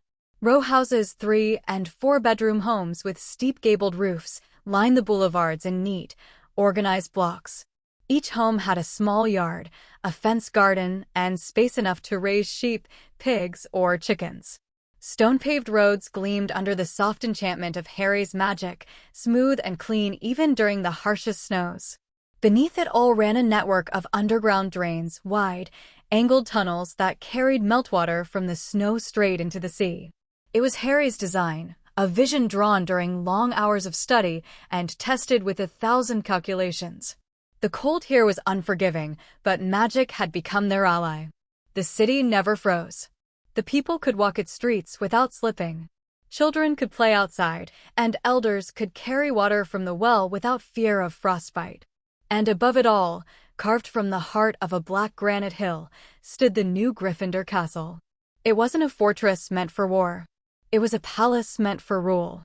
Its towers rose like frozen spires into the sky, enchanted to shimmer in the moonlight with subtle threads of silver and blue. Wide stone balconies overlooked the harbor. Great fire pits burned with ever-warm flame. And in the center, atop a grand staircase of white marble, sat the throne of Narnia's guardian. Harry Gryffindor. They didn't know what to make of him at first. Some called him sorcerer, others king beyond the wall. Some whispered that he must be a god. After all, he had magic that can do anything and everything. He taught them letters, numbers, order, cleanliness, law. He gave them coin, trade, markets. But none of them were prepared for winter. It was the dragon's roar that announced his arrival. From the gray clouds above, a thunderous screech split the sky, sending flocks scattering. At first, the people panicked. Mothers clutched their children. Men reached for bows and spears. Even the bravest among the Narnians, former wildling chiefs, Associ sellswords, freed slaves, fell to their knees in terror. And then he landed. Winter, the dragon of ice and fire. White as snow, wings vast as castle walls, eyes molten gold, with steam rising from his nostrils and smoke curling from his fangs. Harry stood atop Winter's back, cloak whipping in the wind, his weirwood staff in one hand. He raised it, and Winter bowed. The crowd watched, frozen in silence, as the dragon's head lowered like a docile steed. "This is Winter," Harry spoke aloud, voice carrying across the plaza. "He is mine, and he is yours. He will protect the skies of this land, guard its people, and rain fire only when needed." The first test of that fire came 2 days later. The masons had completed the central plaza, but the stone blocks were loose and uneven, mortar not setting properly due to the freezing temperatures. "Let me show you a different method," Harry had said. The next morning, Winter arrived again. Under Harry's command, the dragon stood at the heart of the city and breathed carefully measured jets of flame. He didn't incinerate or destroy. He melted the stone just enough. Like a master smith working metal, he fused the blocks into one solid surface. Every street, every wall, every archway, melted together with fire so hot, the cracks sealed and smooth like glass. By the end of that month, the entire plaza looked as though it had been carved from a single slab of stone. The people were speechless. Old Hroden, a wildling who once lived in a tent of deer hide, stared at the polished ground and muttered, "Even the gods didn't walk on roads like this." One by one, the families came on sleds, on foot, in wagons pulled by shaggy oxen. From the original settlement in the valley where Potter Castle first stood, they came to the harbor. Skilled artisans moved first, masons, carpenters, smiths. Then the former Associ freedmen. Then the educated Narnians, midwives, scribes. But not all left the old village. Many elders remained, content to live out their years near the ancient weirwood grove. Some hunters and furriers preferred the quiet life among the hills. The first school Harry built there still operated, and some stayed behind to care for it. Still, the harbor grew. Inside the newly completed Gryffindor castle, Harry stood at the high window with Lyanna at his side. Sirius sat on the floor, playing with enchanted blocks that floated in the air and reshaped themselves at his laughter. Lyanna leaned on the windowsill, watching the city. "It's beautiful," she whispered. "I never imagined a place like this." Harry didn't smile, but his voice was soft. "You are yet to see many things." Snowflakes drifted down from the sky, but none touched the stone roads below. As they fell, they vanished, melted by the warmth that radiated from the enchantments laced into every brick and pillar. The harbor glowed like fire under moonlight. Harry watched the ships anchored off the docks, Braavosi merchant vessels, northern fishing boats, even a whaling ship built by the wildlings themselves. A city had risen, not from conquest, but from stone and vision. The name came quietly, passed between council tongues and murmured on the lips of scribes and builders. But once Harry himself spoke it, it became truth. Telmar, he had said, eyes on the harbor's edge. The capital of Narnia. And so it was. Telmar, once a stretch of snowy coastline where the Antler River met the icy shivering sea, had become more than stone and fire. It was the beating heart of a rising nation. And at the center of that heart was its lifeline, the harbor. Wide, deep, and sculpted with intention, the harbor could hold 30 ships at once, each with space to unload cargo, resupply provisions, or welcome passengers from distant lands. It was the largest construction effort ever undertaken beyond the wall, and though only 5 ships currently floated at the dock, they were not idle vessels. Each one had been crafted with care by a coalition of Associ shipwrights and wildling laborers. Sleek sailing ships with reinforced hulls, painted with the sigils of Narnia, the white dragon in black background. At their helms stood newly recruited Associ captains, veterans of merchant fleets and coastal warbands, men who had once sailed the Summer Sea or the Basilisk Isles. Now they served the banner of Narnia. And under their command, crews of wildlings manned the ships with pride. One morning, as the sun filtered weakly through the winter mist, 3 of the 5 ships prepared to set sail.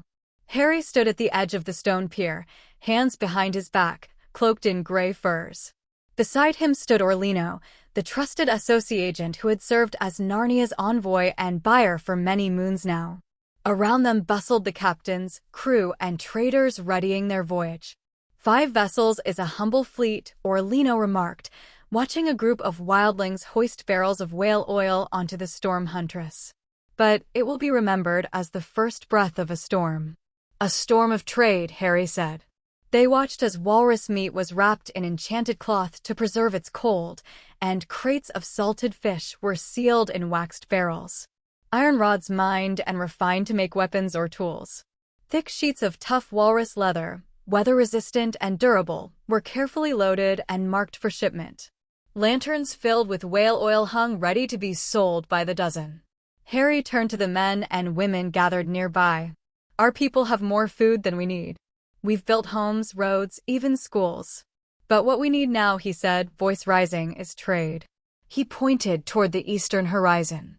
Go to Bravos, to Pentos, even to Mir. Let them see what Narnia can offer. And bring back what we cannot grow: grain, spice, tools, books. Make them know our name. The captains thumped fists to their chests. I, Lord Gryffindor, said Captain Renero, a broad-shouldered Myrish man with a silver ring in his nose. We'll sell every drop of oil, every hide, every salted bone we can. And bring back cinnamon, damn you, chuckled old Hroden, who had decided to travel with the Sea-Tooth to see the cities of the world before he died. Cinnamon and stories, Harry said, smiling faintly. As the ships left, their sails swelling with the sea breeze, Lyanna arrived with Sirius walking beside her. Sirius was pointing and shouting safe travels at the fluttering sails. Are they going to the ends of the world? Sirius asked. Only to Essos, my love, Lyanna replied, brushing snow from his black hair. But that's the end of the world, Sirius insisted, eyes wide. Harry placed a hand on his son's shoulder. No, he said softly. This is the end of the world. By sunset, the ships had become dots on the sea. And yet, within a moon's turn, they would return, not just with foreign goods, but with stories, maps, and letters from the cities across the narrow sea. And if all went well, with gold. The Narnians, now well-fed and clothed, gathered to watch the harbor return to calm. Children ran along the polished stone docks. Fishermen cast lines into the river mouth. Whale hunters mended nets. Even the former wildlings, once feral and scattered, now spoke of sail lengths, trade routes, and tide calendars. It was the farthest any Narnian had ever gone from the safety of the Shivering Sea. For the sailors of Telmar, the wild waters beyond Skagos were once the edge of the known world. Skagos had been their frequent haunt, its jagged cliffs and icy coves familiar. The walrus hunts at Skane were brutal and cold, and the mountain goat captures in the snow-slicked peaks were equally daring. The beasts, horned and silver-coated, were so fierce and rare that even now, many in free folks whispered that they were unicorns, sacred animals touched by old magic. Hundreds had been captured over the years. Now they are living inside the city walls, bred by Narnian families who had grown to love their milk and meat. They were more than livestock, they were a symbol of how far Narnia had come. But this journey, this voyage eastward, was different. For most of the crew aboard the Snowdancer, Sea-Tooth, and Storm Huntress, this was their first time sailing beyond Skagos. And though they had spent weeks preparing under the guidance of their Associ captains, learning how to read stars, calculate currents, and ration salt pork, they were still not ready for what awaited them on the open sea. It was not the sea that tested them, but time. 7 days out, the wildlings turned sailors grew restless. The waters were endless, the sky unchanging. Some whispered of sea monsters, others of being cursed by gods they did not know. "Never thought I'd miss the god-forsaken winter snows," muttered Boren One Eye as he struggled with a rope in the freezing wind. "And here I thought you were not scared of sea anymore," growled his friend Eric with a laugh, before the two nearly came to blows over the insult. Captain Rhaenyra kept order with a firm hand. "You're Narnians now," he reminded them, standing tall beneath the sails. "You are not in this journey not for yourself, but for whole Narnia." And then, after nearly 2 weeks at sea, just as the last of their patience wore thin, the mists broke. And there it was. Braavos. The Titan rose first, a giant of bronze, his face carved with eternal scorn, sword raised in defiance of all invaders. The sea foamed at his feet, and the waves slapped the hull as if in welcome or warning. Beneath his legs, the ships passed, as countless had before them. The Narnians stared in awe. "Is it a god?" whispered Yoren, a boy of 16 who had never seen anything taller than a pine tree. "No," said Captain Rhaenyra, his eyes unreadable. "But it watches like one." Past the Titan lay the city itself, bravos of the 100 Isles, palaces of stone and marble rising above blue canals. Towers crowned with domes. Bright flags fluttering in the breeze. The sweet scent of spice and fish mixed with the stench of docks and oil. Nothing in Telmar had prepared them for this. The ships docked at the Moonpool harbor, and the Bravosi portmasters, clad in velvet and armed with ink-stained ledgers, were already waiting. A man in a feathered cap stepped forward. "Name your port and cargo." Captain Rhaenyra offered the papers Harry had given them. "Telmar. Whale oil, walrus leather, meat, salted fish, and iron." "Telmar," the Bravosi repeated slowly, rolling the word over his tongue like a coin. "I have never heard of that place." "Where we are from is no concern of yours," Rhaenyra said. That caused a stir. The scribes paused. One of the portmasters narrowed his eyes. "Telmar cargo?" "No," Rhaenyra said. "Narnian cargo." Later that evening, the crew stayed aboard while Rhaenyra and 2 of the associate traders ventured into the city to arrange sale and barter. The Narnians huddled at the edge of the harbor, marveling at the brazen bridges and mirrored towers, listening to the calls of vendors in strange tongues and the music from distant plazas. "It's like a dream," said Mara, her breath catching. "It's not as clean as Telmar," grumbled Boren. "Something unnatural about it." "No. It's what a city looks like," said Eric. "Harry's trying to make Telmar look like this." "Then gods help us," muttered Boren, but even he could not look away. When Rhaenyra returned by midnight, his coat dusted with snow and his eyes gleaming, he brought news. "The whale oil sold fast. They want more. Iron too. We got salt, grain, citrus, pepper, even a steel mold press from here." He tossed a small bag of silver coins on the table. "And that's just the start." The crew burst into cheers. "Bravos knows us now," Rhaenyra said, voice rising. "Next time, we sail with twice the cargo. They'll know the name Narnia. And one day, when they look west, they won't think of wildlings and lawlessness. They'll think of Narnians. Of Stone City, honest trade, and fire-forged strength." And aboard their ships, beneath the stars of Bravos, the crew of Telmar, once wildlings, now civilized, felt, for the first time, like citizens of something greater.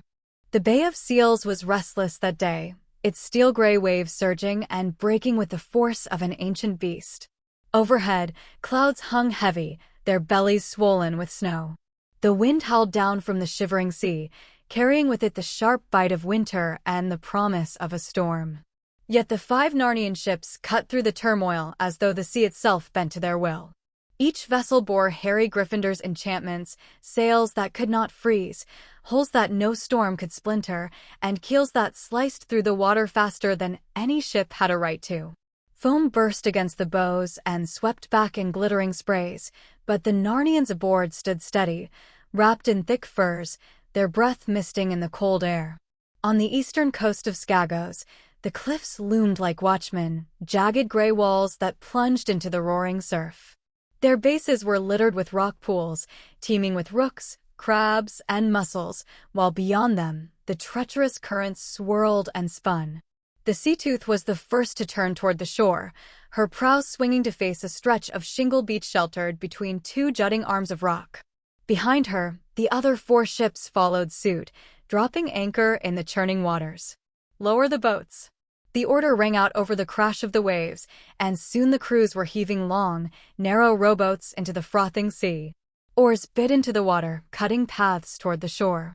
400 men in all, warriors, craftsmen, and sailors, landed in groups, boots crunching on the icy stones. The wind tore at their cloaks, but their armor gleamed dark and polished, their iron swords and axes at their sides. They had not come to conquer Skagos.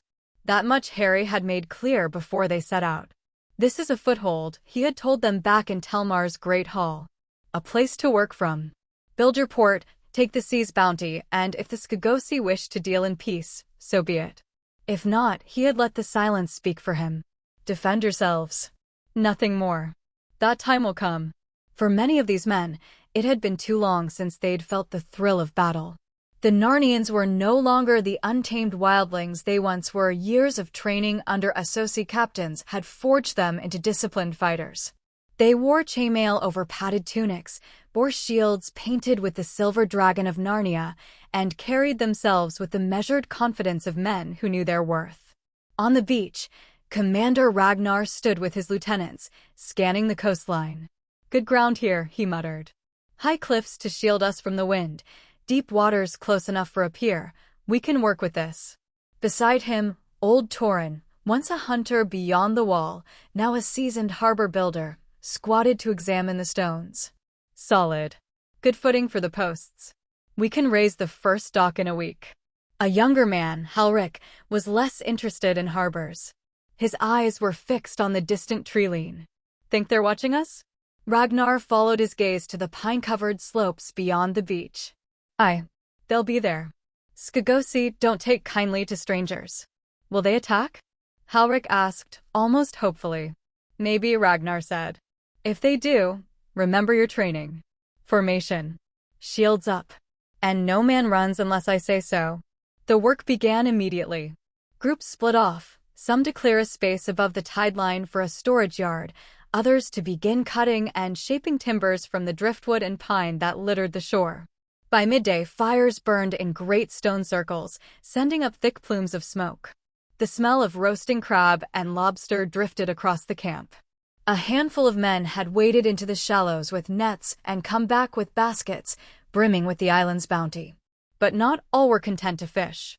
A scouting party of 10 men, armed and alert, headed inland. Their orders were clear: look for signs of ore, especially iron, silver, and gold. It was said that Skagos people had no use for such things, relying instead on bone, stone, and the horns of beasts for their tools and weapons. But to a growing civilization like Narnia, those metals were a foundation for power. As evening approached, the air grew sharper, the wind slicing through even the thickest firs. The Narnians huddled around the fires, speaking in low voices. "I've heard they eat their enemies," said Rel, gnawing on a lobster claw. "That's an old tale," said Maver, the armorer. "They eat goats. Plenty of 'em here. Big ones, too." "Goats or not," Halric said, eyes gleaming in the firelight, "if they come for us, we'll give them a fight worth remembering." Ragnar shook his head. "Don't wish for trouble, lad. But if it finds us..." He tapped the rim of his shield. "We'll be ready." High above, on the cliffs, shadows moved. Skagosi hunters watched the strangers on their shore, their pale eyes narrowing against the wind. They saw the armor, the ships, the iron weapons, things their own people did not use. They spoke in harsh whispers, their words lost to the sea. And then they slipped back into the trees, vanishing into the deepening night. By dawn, the first posts for the dock would be in the water. The foothold was secure. But everyone on that beach knew the real test had not yet come. Somewhere in the hills of Skagos, the island's true sons were deciding how to greet these newcomers. With trade. Or with blood. The markets of Bravos had always been a place of wonder, a maze of narrow streets lined with stalls, their awnings flapping in the sea breeze, the air thick with the scents of spiced wine, fried fish, and exotic perfumes from far-off lands. Merchants shouted in a dozen tongues, their calls mixing with the clatter of wagon wheels on cobblestones and the creak of mooring ropes at the docks. But in recent months, the talk had shifted. "Have you seen them?" "The Narnians," whispered a fishmonger to his neighbor as they gutted eels side by side. "Aye," came the reply. "Tall folk. Some pale as snow, others darker, all dressed in fine clothes. They speak the tongue of Westeros and Valyrian both, and they carry themselves like warriors." The first time they had arrived, they brought with them whale oil, coarse leather, iron ingots, and salted fish packed tightly in barrels. The oil burned cleaner than any other, the leather was supple yet strong, and the fish, taken from the frigid northern waters, had a taste unlike anything found in the temperate seas. Now, their offerings had grown. In great carved crates lined with ice, they delivered fresh whale meat and thick cuts of walrus, still red and glistening. Lobsters the size of a man's forearm, crabs with claws like shears, and fish that still glimmered with the silver sheen of the sea. Their salted fish had become a staple in taverns from the Ragman's harbor to the Moon Pool, and the weapons they carried, forged from their iron, were so perfectly balanced that Braavosi swordsmiths examined them in awe. Lorith welcomed them eagerly, Pentos with polite caution. But never Westeros. No one knew where they came from. Their ships would appear suddenly on the horizon, riding low in the water from the weight of their cargo, their sails marked only with the silver dragon of Narnia. They would anchor, trade, and vanish again into the mist. More than one captain had tried to follow them, hoping to chart their course and uncover their home. They never succeeded. The Narnian ships were faster than any vessel afloat, magic, some whispered, and would vanish over the horizon as if the sea itself had swallowed them whole. The pirates fared worse. A fleet from the Stepstones, bold enough to ambush the Narnians in open water, returned neither ship nor man. Word spread of the battle, how the Narnian vessels had turned upon their attackers, their hulls cutting through the waves with impossible speed, and how fire rained down from their decks until the pirate ships were nothing but smoldering wreckage on the tide. Since then, few dared test them. In Braavos, their coins became a quiet obsession among moneylenders and collectors. Gold sunmarks, heavy, warm to the touch, and stamped with the profile of a dragon on one side and of the weirwood tree on the other. Silver moondrops, perfectly smooth, marked with a griffin on one side and a ship under full sail on the other side. Both were prized for their flawless weight and artistry, so much so that some Braavosi merchants preferred them over their own coinage. It was said you could always spot a Narnian coin, they gleamed even in shadow, as if holding a light of their own. In the taverns along the docks, sailors swapped tales over cups of hot rum. "They say they come from an island past Iby," one insisted, slamming his cup on the table. "Cold enough to freeze your beard to your face. But richer than any land you've seen." "Bah," scoffed another. "An island that far north would be nothing but ice." "No, they've a hidden city somewhere in the shivering sea." A third leaned in close, his voice dropping. "I heard a rumor that they have a dragon. Big as a galleon, white as winter. That's why no pirate dares touch them." The others laughed, but not too loudly. In Braavos, strange stories had a way of proving true. For now, the Narnians remained a mystery. A people of fine goods and finer secrets. And as their ships slipped away once more into the fog beyond the Titan's shadow, the harbor folk watched them go with the same mix of envy, curiosity, and unease that had followed them since the day they first arrived. The wind beyond the wall was sharp enough to bite the skin from a man's face, but Harry had grown used to it over the years. Wrapped in his thick white furred cloak, he stood on the crest of a snow-covered ridge, gazing out across the frozen valley below. From this height, the world seemed still, save for the slow, deliberate movement of massive figures on the horizon. Giants. It had taken him 3 years to reach this day. 3 years of careful gifts, sacks of barley, crates of root vegetables, and barrels of dried beans. 3 years of hauling great iron cauldrons to their camps so they could boil rice and stew vegetables in quantities fit for their size. He had been patient. Giants, unlike men, were slow to change their ways. The last giant he had seen before coming beyond the wall was Grop, Hagrid's half-brother, more childlike than wise. But these giants were nothing like him. They were intelligent, cautious, and, to Harry's surprise, entirely vegetarian. And now, at last, their chieftain had agreed. They would move to Narnia. The sound reached him before the sight fully formed, the deep, rhythmic thump of colossal feet pressing into the snow, the creak and groan of mammoth tusks shifting under the weight of their shaggy owners. Harry descended the ridge, his boots crunching on the packed ice. The valley opened before him, and there they were 43 giants, their thick furs the color of snowmelt stone, and 31 mammoths with coats so dense they seemed sculpted from winter itself. Each mammoth's breath hung in the air like a drifting cloud. Beside Harry trotted a smaller figure, his cheeks pink with excitement. "Are they really coming to live with us now?" asked little Sirius, his voice muffled by a scarf. "Aye," Harry replied with a faint smile. "And the mammoths, too." Sirius's eyes widened. "Do you think they'll let me ride one?" Harry chuckled. "Perhaps, if you ask nicely. But remember, they're not horses. They'll only carry those they trust." The approach to the old Narnian settlement was unlike anything the people had ever seen. Word had spread quickly, and families abandoned their morning work to gather along the snow-lined road, their breath steaming as they craned their necks for a glimpse. Children clutched at their mother's skirts, and even the most seasoned wildling elders whispered in awe. From between the crude stone houses, a murmur swelled into gasps as the first mammoths appeared. Their great tusks curved like pale moons, their eyes deep and calm. The giants walked among them, taller than any wall in the settlement, each step shaking the earth beneath their boots. Sirius dashed forward, heedless of the cold, waving at them with both arms. One of the giants, a broad-shouldered elder with braided hair the color of frost, caught sight of the boy and rumbled a greeting in his deep, slow voice. Harry had brought Sirius to visit the giants twice before, and the memory had not been forgotten. The giant lowered a hand the size of a cartwheel, palm up in friendly acknowledgement. "They like him," Harry murmured to Lyanna, who had joined him at the front of the crowd. "I think they always have." The chieftain stepped forward, a towering figure draped in a cloak made from the hides of long-dead mammoths, his eyes as pale as winter skies. Harry met him halfway, their gazes level despite the difference in height. "Your cave is ready," Harry said, his voice carrying over the hush of the crowd. "Near Winter's lair, as promised. Large enough for all your people and your herds. Warm, sheltered, and defended."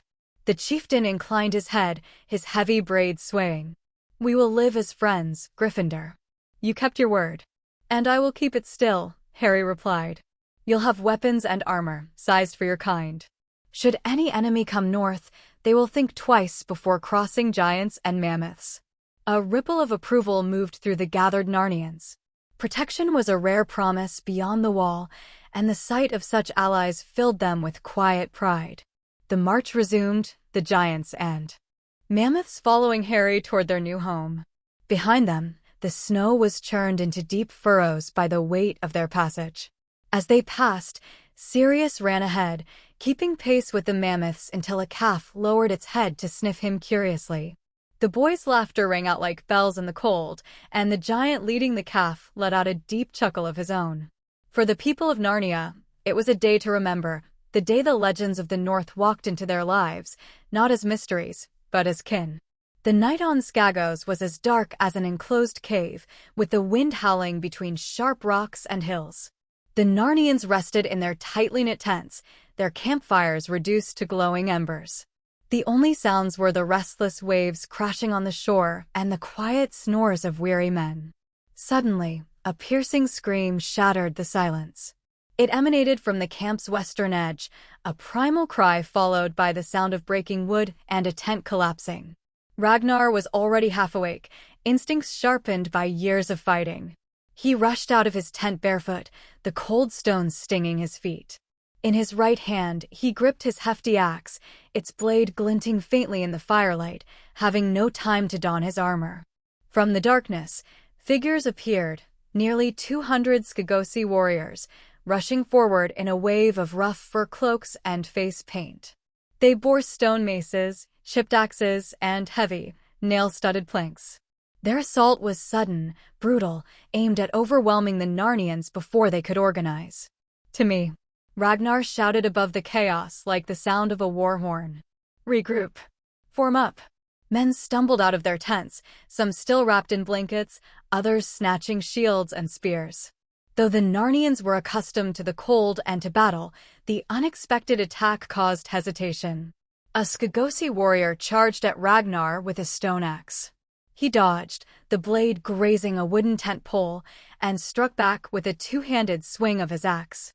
The Skagosi's head jerked back, and he fell silently. By that point, the Narnian warhorn sounded. Archers raced up to the rocky elevation in the camp's center, firing arrows into the darkness. The dull thuds of arrows hitting flesh and the groans of the injured filled the air.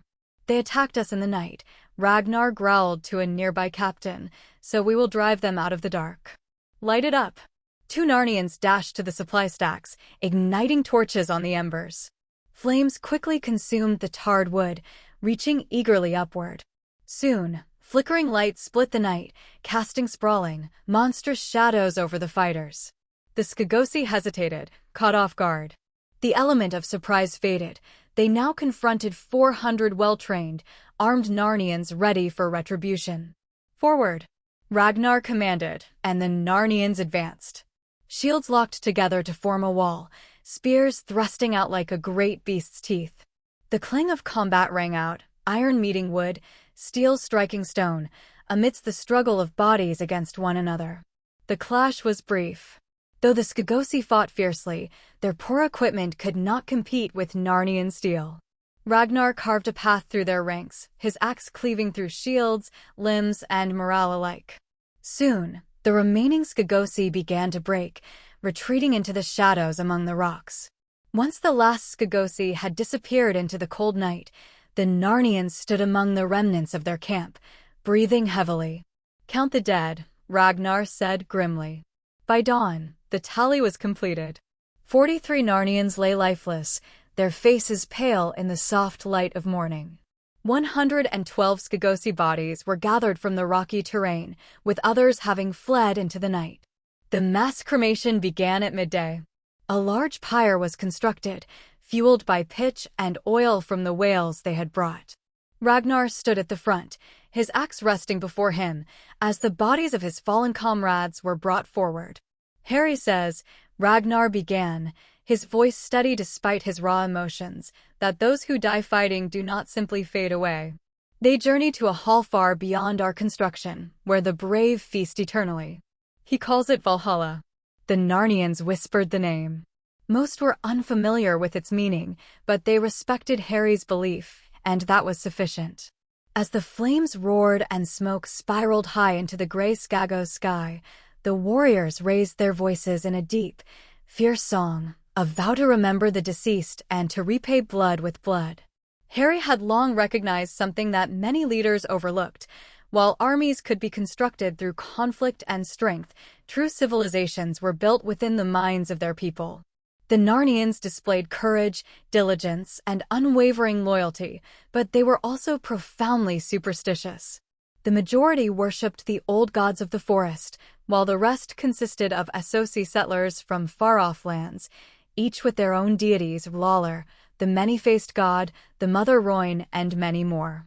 Over time, these newcomers began to subconsciously adopt the beliefs of the old gods without any formal orders or coercion.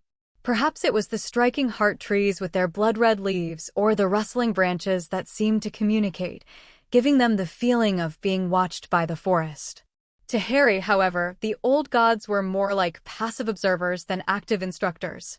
Their few laws, guest rights, the sacredness of home, and a handful of ancient traditions passed from parents to children were honorable, but they lacked a comprehensive structure to guide a developing society towards strength, unity, and resilience. Thus, Harry resolved to provide that framework. He began with education. Children were taught to read and perform arithmetic, to craft metalwork and hunt whales. Interwoven in these practical lessons were the stories Harry shared from another realm. He recounted tales of Odin Allfather, who sacrificed his eye for knowledge, of Thor, who battled giants with his hammer, and of Loki, the clever trickster whose antics were both dangerous and cunning. These stories were not delivered as sermons, but as engaging fireside tales filled with epic battles, joyous mead halls, and valiant warriors rewarded in the afterlife. He described Valhalla not as a place of worship, but as a grand hall where the brave would feast for eternity. Importantly, he eliminated the darker aspects of these traditions.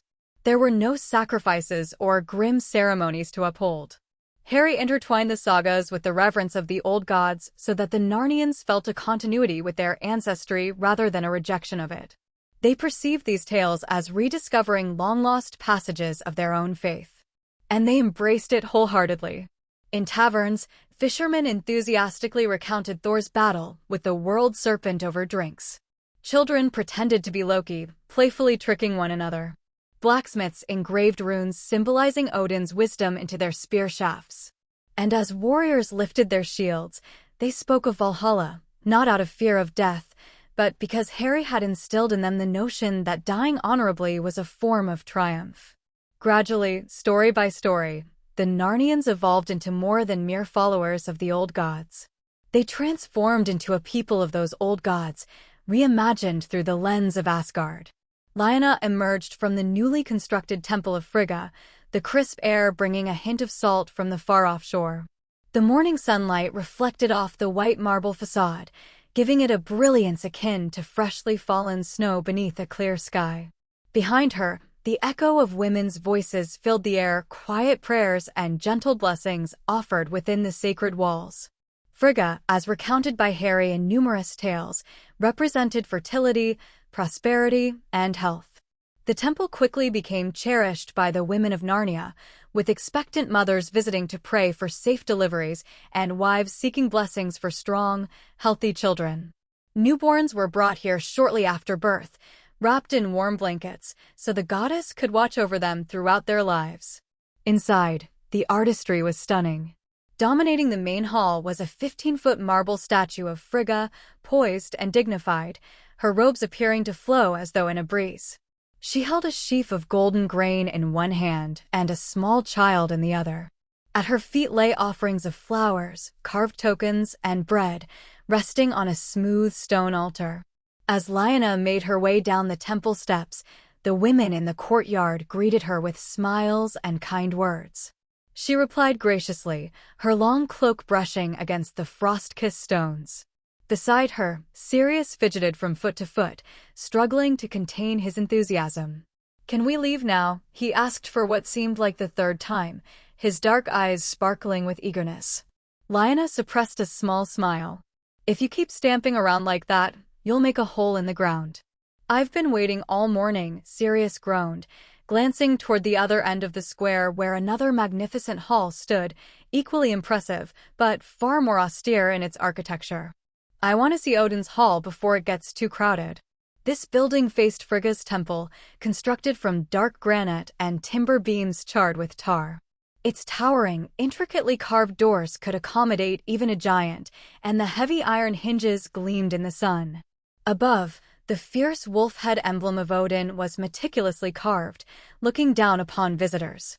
Odin, the god of war, wisdom, and Valhalla, the protector of warriors, as Harry had always explained. Men came here before embarking on journeys or going into battle to ask for the Allfather's blessing. Parents brought their children to request strength and martial skill for the future. As Lyanna and Sirius crossed the square, the sound of hammering resonated from the nearby shrine dedicated to Thor, while the sweet scent of incense wafted from smaller shrines to Loki, Heimdall, and Hela. Each shrine was carefully maintained, with statues standing like silent guardians in the open-air courtyard connecting the various holy sites. "Do you think Odin will grant me battle powers today?" Sirius inquired as they approached the doors. Lyanna glanced at him, amused. "If he does, I expect you'll use them for climbing trees and chasing goats." He flashed a cheeky grin. "And maybe fighting pirates." They entered Odin's hall, where the air was cool and still, lit only by the shafts of sunlight streaming through high, narrow windows. Before them loomed Odin's statue, 15 feet tall like Frigga's, carved from black stone veined with silver. His one remaining eye appeared to watch them, wise and resolute, while he rested a spear in his right hand. Sirius tilted his head back, filled with awe. Father said Odin only grants power to those who fight honorably. Lyanna's voice softened as she gazed up at the stone figure. Then always ensure you do. Harry's interest in the ancient Norse deities didn't emerge randomly. Years prior, while exploring the books he got Black Family Vault, he discovered a worn leather journal that belonged to his godfather, Sirius Black. The pages were filled with stories from Sirius's time at Hogwarts, including tales of pranks, duels, and notably, rituals. The Marauders had created a secret shrine to Loki hidden within the castle's concealed passages.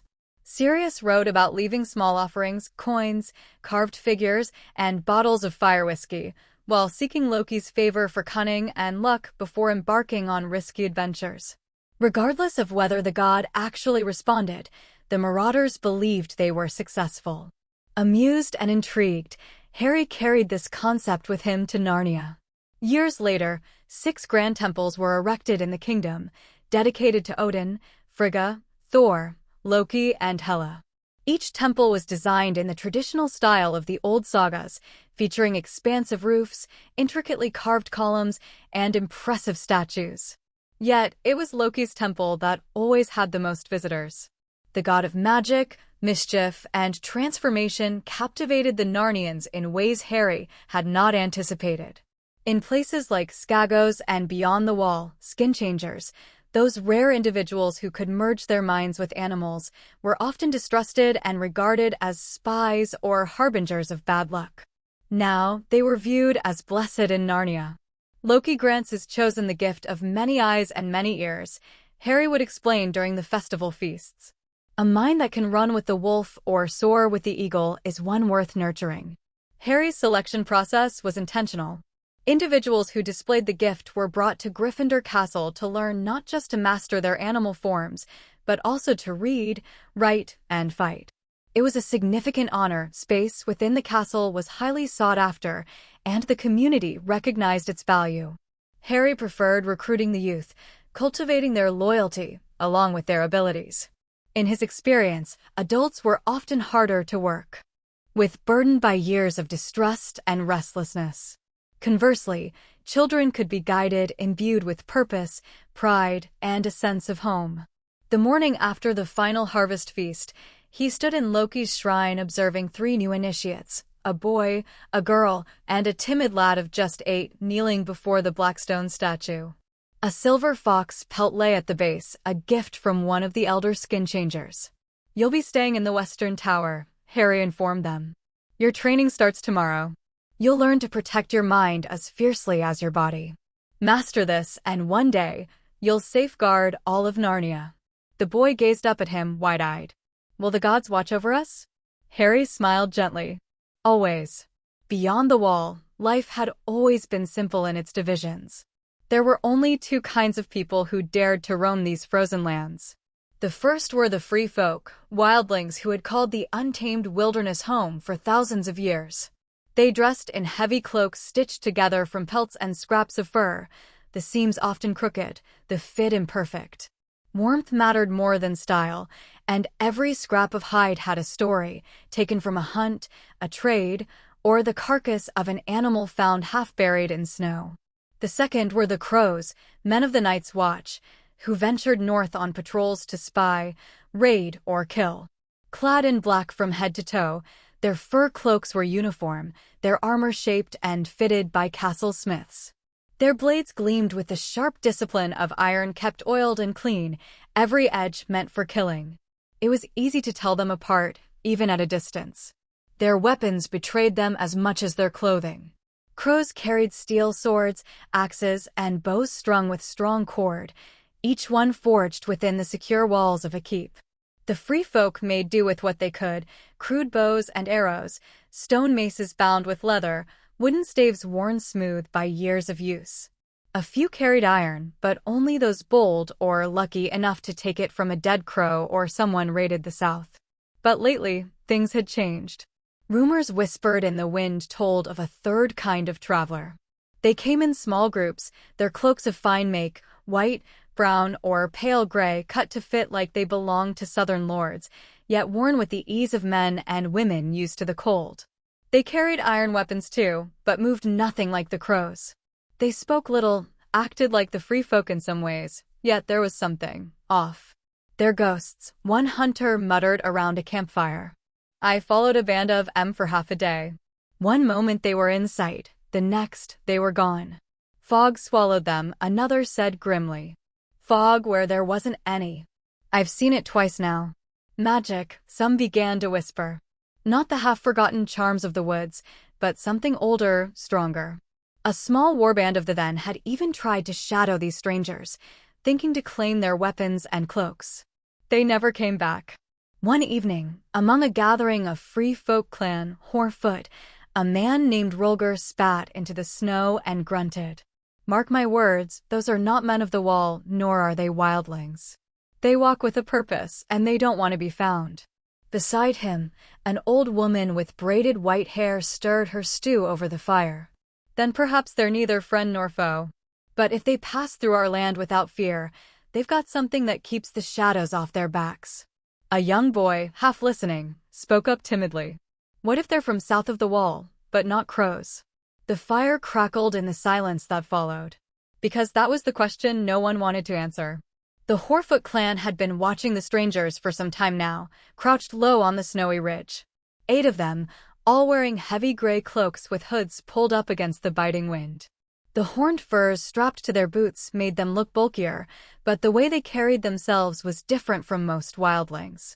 Their movements were measured, their loads carefully packed. Each man had iron at his belt, axes, short swords, even a few finely made knives. Goran, the Horefoot leader, spat into the snow. No point in shadowing em. We'll take em now, get answers after. Then, no more questions. A murmur of agreement passed through his men. These weren't crows. They weren't exactly free folk either. And whatever they were, they carried enough iron and leather to make killing them worth the risk. The quarry workers had no idea they were being stalked. They were recent recruits from the Frostfangs, hardened by the cold, but softened a little by the last year under Narnian employ.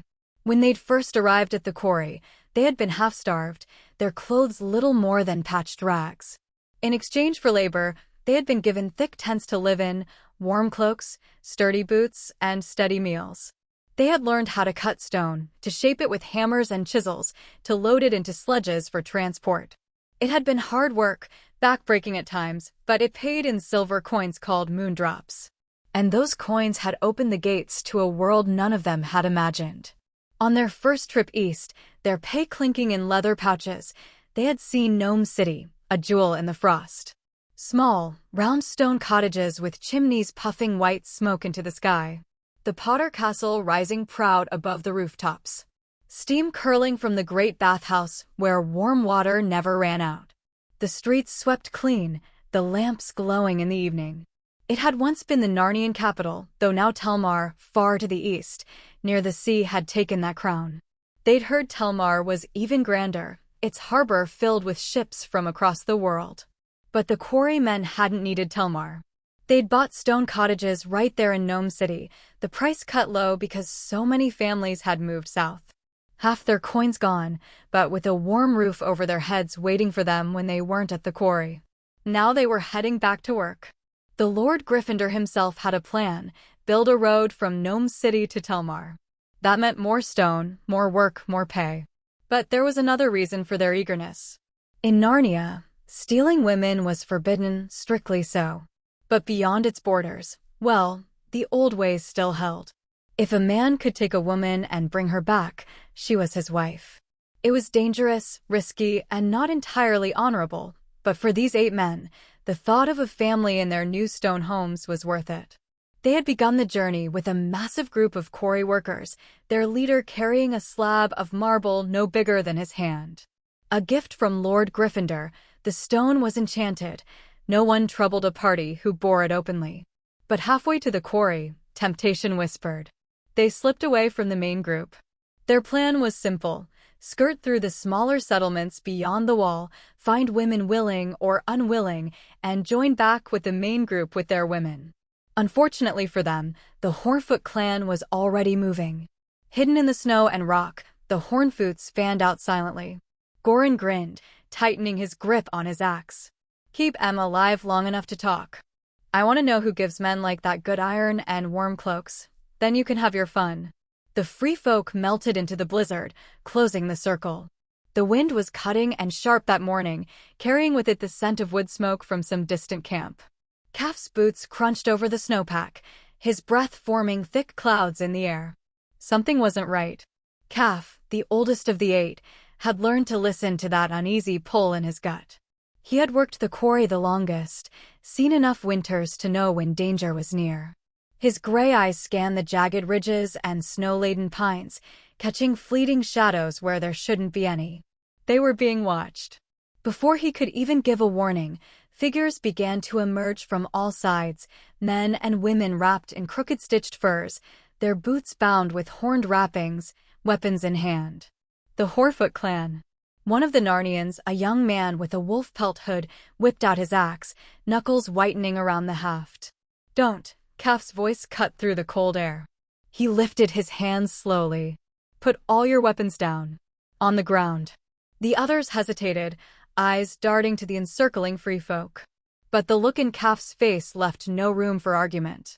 One by one, iron and steel clinked into the snow, swords, axes, knives, even chisels from the quarry. The Hornfoots looked disappointed. They had come for a fight.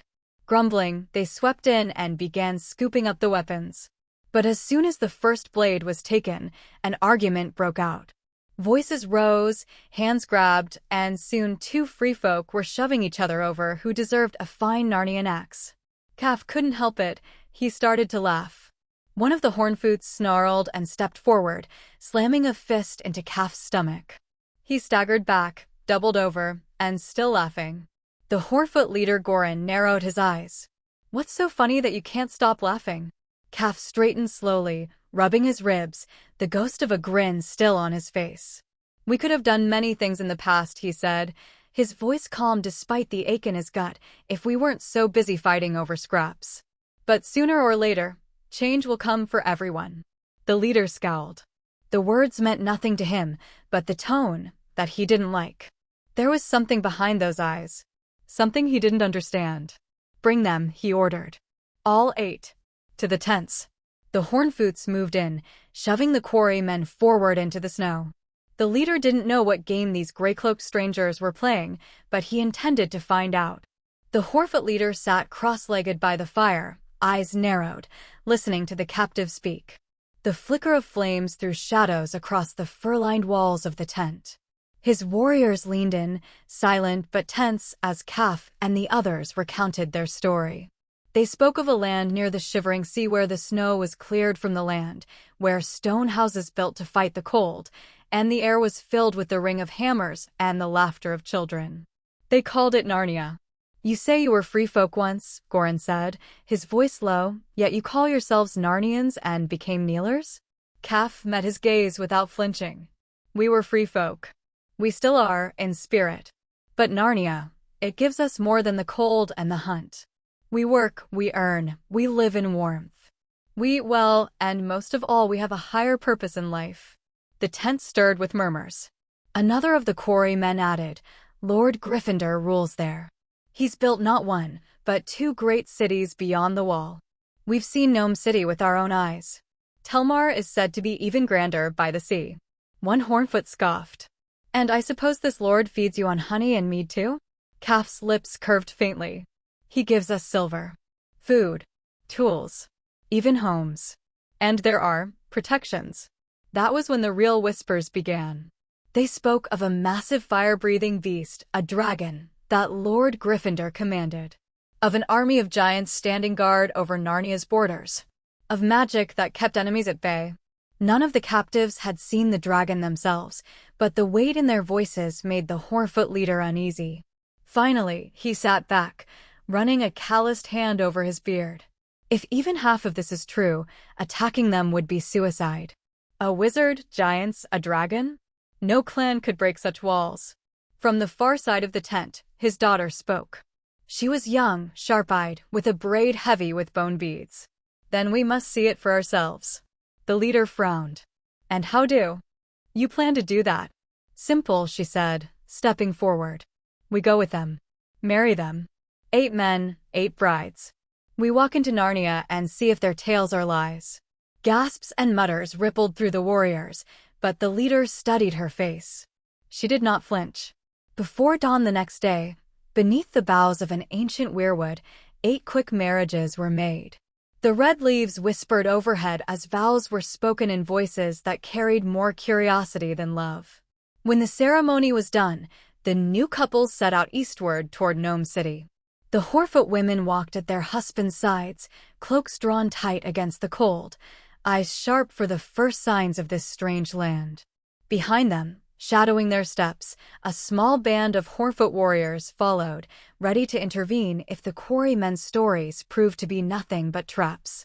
For 7 days, a small group traveled east under a cloudy sky, consisting of 8 men in gray cloaks and their 8 new brides wrapped in horn-bound furs. The wind blew fiercely from the hills, but their packs were well stocked with dried meat, hardtack, and water skins, provisions from the Horfoot clan to ensure their journey would not be hindered by the need for hunting. The snow crunched underfoot, ravens perched on black branches, and the air was filled with the scent of pine, cold iron, and distant smoke. Calf walked beside his wife, Carsey, who maintained a proud posture and a steady pace, her beaded braids peeking from her hood. She had pledged her vows with clear eyes and a steady voice beneath the weirwood, and although the marriage began as a trial, she treated it as genuine. She didn't flinch when their hands brushed together. You keep glancing back, she remarked gently. Calf smiled and sighed. I'm looking both forward and back, forward to Gnome City, with its stone houses, warm beds, and a bathhouse with steaming water in winter. He paused. And back to the quarry foreman, wondering why I disappeared without permission. You're worried about your job, Carsey inferred. I'm worried about what that job provides, Calf confessed. Food for us, coins in the pouch, a home I can point to and say, that's ours. Carsey's lips curled into a small smile. Say it again. What? Ours, she replied, experimenting with the word as if it were something precious. He said it again, more softly. Ours. That night, they camped in a small bowl of wind-blasted rock. The men built a low wall of snow to shield against the gusts, while the brides helped set up tents and coax a fire from birch bark and flint. Carsey nestled close to the flames, her hands outstretched, watching sparks spiraling into the dark like swallowed stars. Tell us again, one of the other brides called from her hood. What does Gnome City look like? Calf glanced around the circle, noting the smiles on the other men's faces. This tale had been told every night since they began, yet the brides still expressed their curiosity. He obliged. The cottages are circular, carved like large stones and stacked tightly. Each has a fireplace fueled by peat and driftwood. The streets are kept clean even after a storm. There's a hall where warm water flows all day, and when you wash, the heat seeps into your bones, making you feel like you could live forever. Magic, one bride mused, half challenging him. Work, Calf replied, adding with a grin and a touch of magic. Carsey nudged him playfully. And what about this Potter Castle you speak of? Potter Castle looms over the cottages like a vigilant bear, Calf said softly. It's made of stone and timber, with lamps hanging in the great hall and a table large enough for all the stewards to dine together. The smell of baking bread fills the air 3 times a day, and if you're lucky, you might catch the scent of spiced fish from the shivering sea, signaling a ship has arrived. Carsey listened intently, measuring his words. Finally, she said, if even half of this is true, I'll believe the rest once I experience it. They slept, bundled together, their breaths fogging the tent walls. Calf lay on his back, Carsey's warm palm on his chest, the fire dwindling to glowing coals. The wind glided over the snow like a hand smoothing a blanket. On the 3rd day, they noticed tracks shadowing their own light, swift, and cunning. Horfoot warriors were keeping their distance. By the 4th day, the watchers drew nearer as the trail squeezed between a frozen stream and a cluster of spruce. Calf felt a familiar instinct tingling at the back of his neck, warning him of any potential dangers. Maintain your pace, he murmured to the men. Don't look back and don't stare for too long. Karsi regarded him. Our escort. Our watchers, Kaf corrected.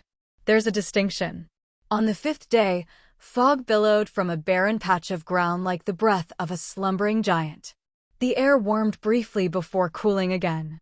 The warriors' tracks meandered before retreating, hesitating. On the 6th day, a sudden whiteout enveloped them. When it cleared, only the 8 couples remained on the pristine, unmarked snowfield. Karsi halted, scanning the barren ridge. The world was enveloped in a hushed blue and white. Where are my men? She finally questioned. My father sent them to scout for traps. They wouldn't just disappear. Kaf studied her, weighing his words carefully. In Narnia, discussions of wards and protections were subtle. They were felt rather than explicitly stated. Yet Karsi had pledged herself to him beneath the heart tree. She deserved more than mere half-truths. They didn't simply vanish, he said. They were diverted. Diverted by what? He took a breath, watching the mist dissipate. By protections. Our Lord has placed them over Narnia. If you arrive with malice, the land confuses your path. If you come with peace and goodwill, the land reveals the way. Karsi frowned. And why are we granted this path? Because you're no longer outsiders, Kaf replied. You spoke your vows. The land recognizes its own. It knows husbands, wives, and children yet to be born. It allows you through. Karsi studied him for a long moment, as if assessing the truth by the way it sounded. Then she gave a single nod. And if I had not joined with you? You'd be 3 valleys away, swearing at the snow, Kaf retorted, unable to hide a smile. She matched his smile despite herself. And you, my husband? Would the land deny you if you came driven by rage? It would turn me away, he replied, and compel me to walk until my anger faded with my breath. They continued on. On the 7th day, the hills mellowed into gentle slopes, the pines thickened, and the wind lost its chill. The sky cleared, revealing a pale expanse. As they reached the final rise at dusk, the world below transformed. Light. Numerous golden points shone in the snow-covered valley like embers in careful palms. Smoke rose in straight columns, not tattered wisps. The air wafted towards them, warm with the scent of bread, peat, and something sharper, salt. The smell of roasted meat? Karsi stood motionless, gripping Kaf's hand tighter. That is home, he said, pride coursing through his voice. He led her down the well-trodden path marked by stone markers half buried in snow. As they approached, the details became vivid: round houses with soot-darkened eaves, shutters painted in simple hues, a lane flattened by sleds and footsteps. Laughter floated through the air, clear and vibrant, a sound both ordinary and remarkable. Beyond the cottages, high on its ascent, Potter Castle loomed against the dusk, its windows glowing like watchful eyes. At the gate, a steward clad in a heavy gray cloak raised a hand. He quickly surveyed the 8 couples, boots, cloaks, and their postures, then nodded once, as though some invisible approval had been accorded to them. Late travelers, he stated. You'll want to visit the hall first. Then, a place by the stove. Karsi could only gaze in astonishment. The steward's cloak mirrored Kaf's, his boots brand new, and his knife was crafted from clean iron. Kaf nodded in gratitude. Bread and salt. Waiting for you, the steward replied, stepping aside. Together they crossed the threshold. Karsi squeezed his hand again, this time not hiding the astonishment in her voice. It's just as you described, and even more. Kaf laughed, the sound airy with relief. Then let's take you to our house, wife. Behind them, high on the ridge where the last of the Horfoot shadows had tried but failed to follow, the wind erased all traces, leaving only the warm lights of the valley to attest to the reality of their journey. Karsi had never seen so many people gathered in one place. The streets of Gnome City bustled with men, women, and children, faces both weathered like the free folk and smooth like the Associ settlers, all calling themselves Narnians. Smoke curled from chimneys, the smell of baked bread carried on the air, and the stone-paved roads clattered beneath hooves and boots alike. Kaf led her by the hand to a row of cottages, each set with wooden windows and neat stone walls. When he opened the door to theirs, Karsi stopped short. Inside was warmth, not from the heat from a fireplace, because fireplace was empty, soft sheets on a broad wooden bed, shelves stacked with pots, jugs, and polished utensils she had no name for. A barrel of water stood ready beside the hearth, and a heavy fur rug softened the stone floor. She turned in circles, her breath catching in her throat. "What is this place?" she whispered. "Our home," Carl said, smiling. "I purchased it from the council with my money. It used to belong to someone who moved to Telmar. Everything here belongs to us." Word of their arrival spread quickly. Before Karsi had even learned how to work the iron latch on the oven, neighbors came with baskets. Loaves of brown bread, dried fish, butter wrapped in cloth, and even small toys for the children they did not yet have. One woman pressed a bundle of herbs into her hands. "For tea," she explained gently, showing her how to steep the leaves in hot water. Another gave a cloak lined with rabbit fur. The people of Narnia seemed eager to welcome them, and Karsi found herself speechless at their kindness. Her 7 friends, the other new brides, were housed in cottages nearby, close enough that they could visit without fear. Each found themselves surrounded by gifts, food, and friendly faces. The Narnians wanted them to stay, to belong. Karsi turned to Carl one evening as they sat by the fire. "I never knew people could live like this, clean, warm, without hunger gnawing their bellies. If this is what you called home all along, I understand why you laughed at our quarrels." Kaf squeezed her hand. "Then you see now what we were fighting for." Not long after, Kaf brought Karsi to the heart of Gnome City. The Potter Castle rose above the cottages, not a fortress of war but a hall of governance. Its walls were stout stone, its windows lit with steady fire, and banners of the white dragon sigil flapped in the wind. Inside, the Council of Narnia convened around a long oak table. They listened as Kafs explained how he and his companions had been separated from their work group at the quarry, how they had been captured, and how he had returned not alone but with a wife. "I want to go back to the quarry," Kaf said firmly. "That was the task I was assigned. But now I have duties as a husband as well. I don't know what to do." The council members exchanged looks, then one older man nodded. "A good man does not forsake his wife. You will stay here in Gnome City for now. There is work aplenty, roads to be built, storehouses to raise, buildings to repair. You and your friends will find tasks that keep you close to your families." Relief spread across Kaf's face. He bowed low. "Thank you. You have my word we will work harder." Afterward, as they walked out of the hall, Kaf leaned closer to Karsi and spoke quietly. "There is something else you must know. In the basement of this castle lies a portal, an arch of stone created by powerful magic. It links this hall to Gryffindor Castle in Telmar, the capital by the sea. Lord Gryffindor and his lady wife use it to travel between cities in the blink of an eye. The 2 great seats of Narnia are tied together as if by a thread of magic." Karsi's eyes widened. "So the stories are true? About the wizard?" Kaf smiled faintly. "Truer than you know. And now, wife, we live within the shadow of his works." She glanced back at the Potter Castle, her heart trembling with awe. This was not the life she had imagined when she wed beneath the weirwood. It was something greater, stranger, and far more wonderful. The roar of wings split the winter air as winter descended over the eastern coast of Skagos. The dragon's scales shimmered like polished obsidian, his vast wings throwing shadows across the half-built harbor below. The settlers cried out in alarm. Men dropped tools and women clutched children, scattering from the docks as the enormous beast landed with a bone-shaking thud. Snow flew in all directions, the very timbers of the newly built port groaning under the tremor. From Winter's back, Harry Gryffindor dismounted, his emerald eyes taking in the sight before him. What had once been an untouched coastline now bustled with life.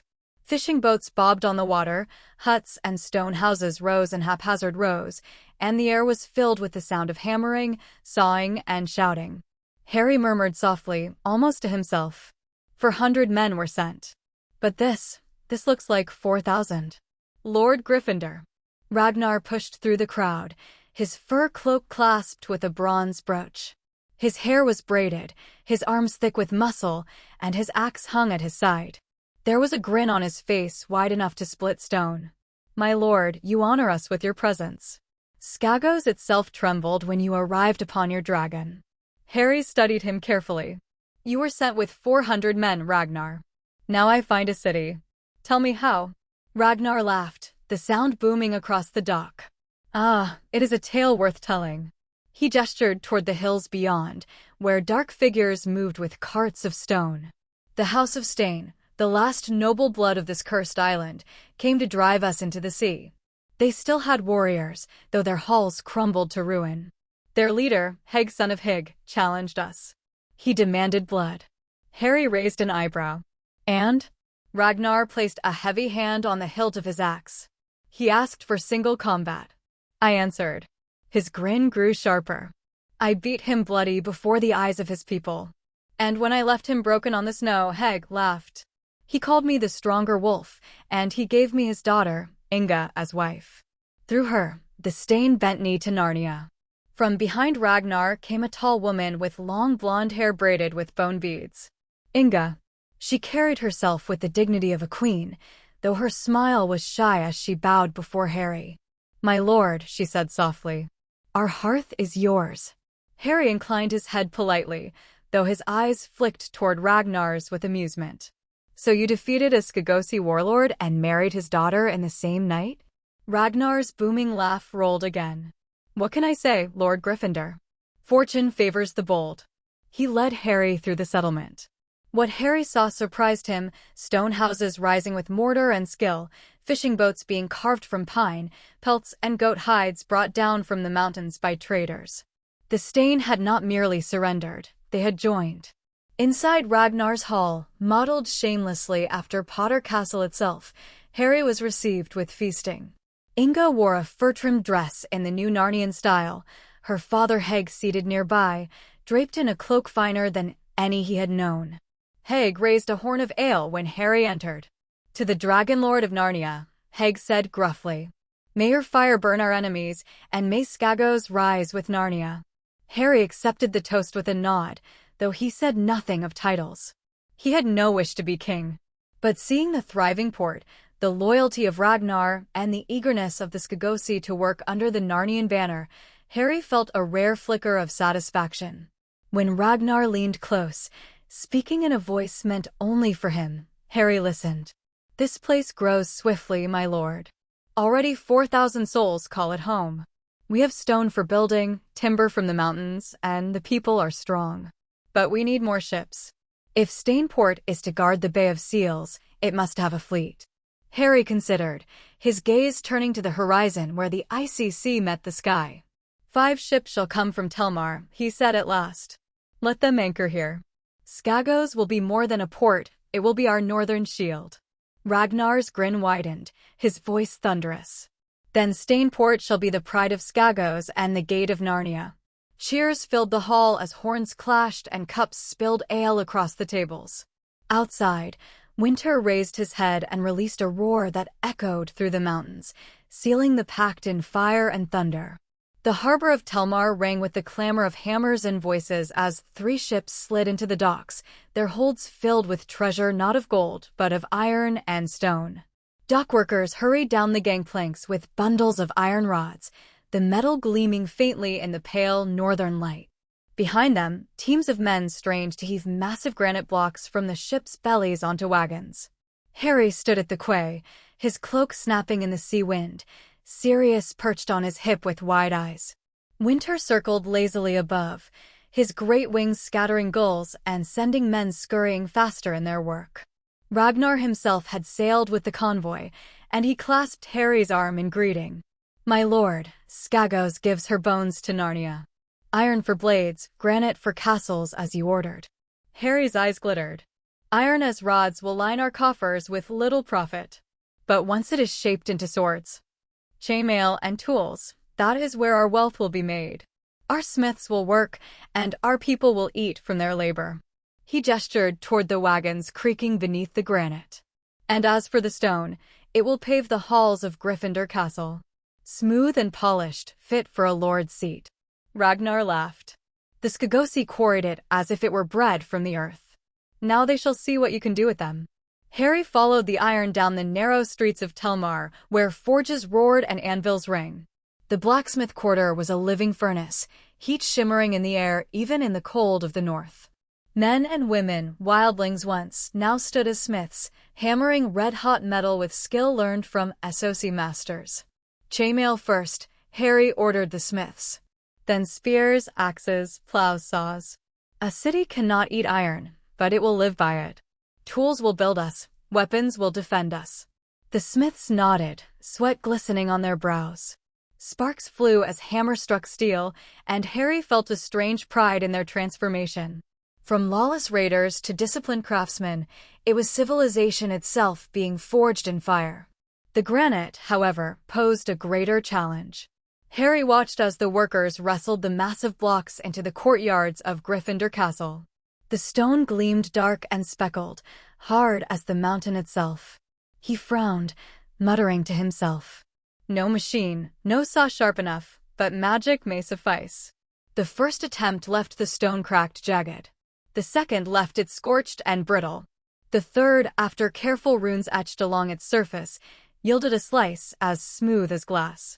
Lyanna came upon him late one evening, Sirius toddling at her side, and found Harry bent over a block of stone, wand in hand, lips tight in concentration.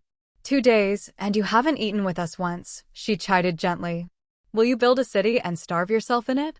Harry looked up, eyes bright with triumph. A polished slab of granite gleamed behind him, flawless. It works. Lyanna, it works. These floors will last longer than men's memory. When Sirius's grandchildren walk these halls, they will walk upon this very stone. She touched the cool surface, her reflection wavering across it. I hope that nothing bad happens before that. 2 weeks later, the great hall of Gryffindor Castle shone with polished granite floors, smooth and gleaming like black ice. The people who entered stopped to gape, their boots echoing as though in a temple. And Harry, watching quietly from the dais, thought of what Ragnar had said, Skagos gives her bones to Narnia. Now those bones had become part of his dream. The taverns of Telmar were full of noise and song that night. The sailors had returned from Bravos, Pentos, and even distant Ashai, their holds brimming with exotic silks, carved ivory, painted masks, and crates of strange wines. For the Narnians, this was the taste of their new freedom, a life beyond hunger, beyond the cold of the wilderness. The great hall of Gryffindor Castle smelled of spiced wine and honeyed mead as Harry sat at the high table, watching the men drink. Tankards clattered and songs rose, but his lips curled with faint distaste after sampling a golden wine from Volantis. It tastes like sweetened vinegar, Harry muttered, pushing the cup away. Lyanna raised a brow. You don't like it? They brought it halfway across the world. It's not drink, Harry said flatly. It's colored water. In my world, we had drinks that burned through your chest like fire, that warmed you on the coldest nights and made kings laugh and cry in the same breath. Sirius, sitting on his mother's lap, giggled. Fire. Harry ruffled his son's hair. Yes, fire, little wolf. Fire in the cup. Later, when the hall quieted and the last of the sailors stumbled out, Lazar, the commander of the navy, joined Harry by the embers of the hearth. My lord, Lazar said, our men love these foreign drinks, even if you do not. They boast of them, they trade them in the streets. It makes them feel rich. Harry shook his head. We should not settle for poor taste simply because the world says it is good. Narnia deserves better. Lazar frowned. And where will we find better? Harry's smile was sharp. We will make it. The next few weeks, the lower chambers of Gryffindor Castle were filled with the smell of brewing grain. The SOC brewers stared in awe as Harry instructed them, showing them the proportions, the way to let the barley rest, the oak barrels charred with fire, the delicate timing of distillation. This is not wine, Harry told them, his wand sparking flames under the still. This is fire whiskey. Each drop carries warmth enough to banish the winter from your bones. One of the brewers, a stout man from Lorith, tasted a finger's worth and coughed until his eyes watered. Then he laughed, slapping the table. By the gods, it's like swallowing your dragon's breath. The sailors will drink nothing else once they taste this. Harry smiled grimly. Good. Let them drink the fire of Narnia, not the swill of Essos. From tonight on, fire whiskey will be our mark upon the world." That night, Harry unveiled the first casks in the hall. He poured the amber liquid into iron-bound cups, and the men raised them uncertainly. "To Narnia," Harry declared. "To Narnia," they roared back. The drink hit their tongues like flame, smooth and fierce, and soon the hall was alive with laughter, roaring songs, and pounding fists on the tables. Lyanna leaned close, her cheeks flushed with the fire. "They love it," she whispered. Harry watched the Narnians cheer, the fire whiskey blazing in their blood. "Good," he said softly, "because soon the free cities will love it too. And they will pay dearly for the fire only we can brew." The very first barrels of Narnian fire whiskey rolled out of the grand factory Harry had commissioned upon the banks of the Antler River. The factory itself was a wonder, massive bronze vats, enchanted cooling chambers, and copper stills that glowed under runes inscribed by Harry himself. The air inside always carried a heat, as though fire itself was being brewed, and each worker wore enchanted gloves to prevent burns. The ingredients, all bought from Essos, the rich barley from the Rhoyne Valley, the volcanic water drawn from the Vale of Andalos, the exotic spices of Qohor, and dragon's breath peppers from far Sarnath, came together into a brew unlike anything the world had tasted. Harry made certain the Narnians were the ones to refine it, distill it, and bottle it. The first casks sent to Pentos nearly caused a riot. The moment the fiery liquor touched tongues, tongues were scorched and souls lit aflame. Merchants fought to get their hands on more, tavern owners begged for shipments, and even magisters with cellars of fine arbor gold discarded their wine in favor of the golden red fire. At the harbor docks of Bravos, a merchant shouted in astonishment as the price was read aloud. 50 times the coin for 1 barrel of fire whiskey than arbor gold, he gasped. "You mean to rob us blind?" The Narnian trader, a sharp-eyed woman named Alara, simply smirked and lifted a glass. She let the fire catch her throat, her eyes watering slightly before she swallowed. "Worth every coin," she said. "Sell 1 glass of this to a Selward and he'll give you 2 days' wages. Sell it to a magister and he'll offer his daughter's dowry for a single cask. You're not buying whiskey, friend, you're buying fire bottled by the Narnians." And so it spread. By the end of the month, Narnians were seen everywhere across Essos, their white dragon banners fluttering from merchant ships, their coinage accepted even in distant Karth. It became common to hear, "Pay me in gold or silver if you wish, but Narnian sun marks spend in any city." Their weapons, steel-tempered in Narnian forges, were sought after by mercenary companies. Their leatherwork, supple yet strong, wrapped warriors from Tyrosh to Volantis. Fish from rivers beyond the wall, smoked and salted, became a delicacy on Bravosi tables. And now, with fire whiskey flowing like molten gold into every port, no one could deny the truth. The free cities whispered it first. The Narnians are no mere wanderers. They are merchants of kings. At a private gathering in Pentos, magisters toasted with fire whiskey.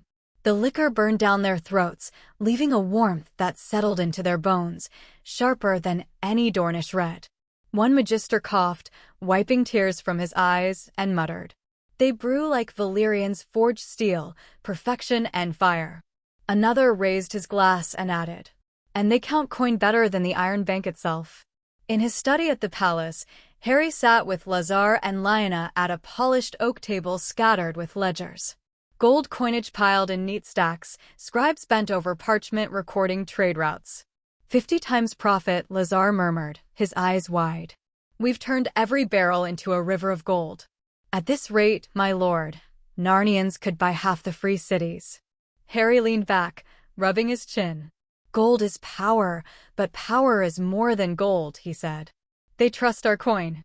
They crave our steel. Now they burn for our fire whiskey. Soon, no lord or magister will dare cross us, for their people will demand what only we provide." Lyanna giggled softly, sipping from a small cup filled with watered-down whiskey. "And yet, I think you enjoy the game as much as the profit," she teased. "You're smiling, Harry." He gave her a sly grin. "Because the board is set, Lyanna.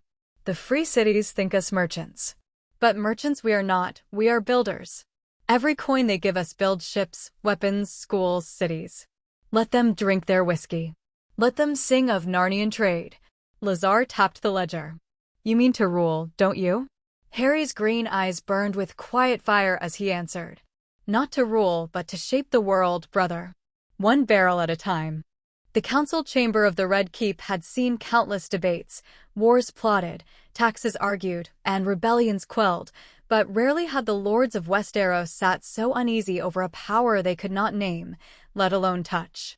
Heavy dragon banners draped the stone walls, their red and black seeming dim against the torches.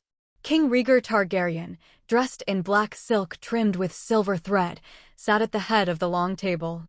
His violet eyes, sharp as dragon flame, moved from one counselor to another, demanding answers that no one yet possessed. The matter before them was no rebellion of lords, nor a border skirmish with Dorne.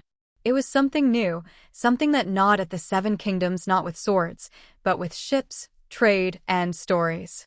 Rhaegar opens the council. Tell me, Rhaegar began, his voice smooth, but edged with irritation. What kingdom rises beyond our sight? Ships of foreign make, coins of unfamiliar weight, and tales of gods unknown to us are spoken in every port. And yet my master of whispers cannot tell me where they come from. Who are these? Narnians? The name itself sounded alien on his lips. Varys, the spider, bowed his head. His robes of pale lavender whispered as he shifted, his soft hands folding together. Your Grace, Narnia is not a guild, nor a band of traders. It is a kingdom organized, disciplined, and wealthy beyond measure. Their ships arrive in Bravos, Pentos, and Lorith with holds full of goods unlike any other, whale oil of unmatched purity, salted fish kept fresh in clever boxes of ice, walrus leather tougher than boiled hide, and weapons sharper than those forged even in Qohor. Most troubling of all, their fire whiskey has become the toast of both Essos and Westeros. He let the words hang. Even the Arbor cannot compete. Arbor gold rots unsold in the casks, while Narnian fire whiskey spreads like wildfire. Rhaegar's joy tightened. And their sigil? A white dragon, upon a black field. Yes, Your Grace. Varys inclined his head. It spreads unease, for all know the Targaryens are the last dragon lords. Yet here is a new banner unfurled boldly across Essos. No merchant hides such a symbol unless he means to be remembered. Robert Baratheon, master of war, slammed his goblet down on the table, sloshing wine across the polished wood. His beard was thick, his eyes heavy-lidded from last night's drink, but his voice boomed with his usual blunt certainty. Bah! What does it matter where they come from? Their whiskey is better than the Arbor's swill. I had it in lists, burns like dragon fire, but gods, it makes a man feel alive. If they mean no war, let them sell. Why should we care if merchants grow fat? He grinned wolfishly. I'd be glad if half the realm was drunk on their stuff. Fewer swords raised, more skirts lifted. Murmurs of disapproval rippled across the table. Robert, as always, cared for pleasures more than politics. Tywin Lannister leaned forward, his golden head gleaming in the torchlight, his green eyes hard as the rock itself. You're a fool if you think this is but ale and steel, Robert. The flow of gold determines power. And gold flows now to Narnia. Ships no longer beg for passage on Valyrian fleets, nor do they clamor for Arbor vintages. Instead, they pay Narnians in sunmarks and moondrops, coins crafted so finely that even Bravosi bankers trust them. His gaze moved coldly to the king. Your Grace, we must treat with them. Better to bind such power in alliance than to watch them grow unchecked. An embassy should be sent. Perhaps trade agreements, even a marriage if they have a royal house. Robert snorted. A marriage? To some shadow king no one's ever seen. Tywin's voice was as sharp as a dagger's point. To power, Lord Robert. Nothing else matters. Lucerys Valerion, master of ships, stood abruptly, slamming his hand upon the table. His sea-stained cloak swirled around him as he glared at the gathered lords. My fleets rot in the harbor, he thundered. The Narnians carry goods cheaper, faster, safer. Pirates who once feared Valerian steel now whisper of Narnian fire. They say one ship of theirs can outrun 10 of ours, victorious against storm and ice. If this continues, Valerians will be no more than dockside beggars. He looked at Rieger, face flushed. Your Grace, command me to find their harbors, their shipyards, their source of wealth, and I will. But know this, until we choke their trade, our own fleets will starve. Grand Maester Myros, white beard tumbling over his chain of office, cleared his throat, eager to add his voice. Your Grace, I have seen their works. Tools of ingenious design, books printed with startling clarity, coins of perfect balance. Their craft rivals Valyria in its prime. If the Citadel could but study their methods, all Westeros would advance 100 years in learning. He shuffled parchments with trembling fingers. It is not conquest I urge, but knowledge. Imagine iron tools that never dull, or books made swiftly in hundreds rather than painstakingly by hand.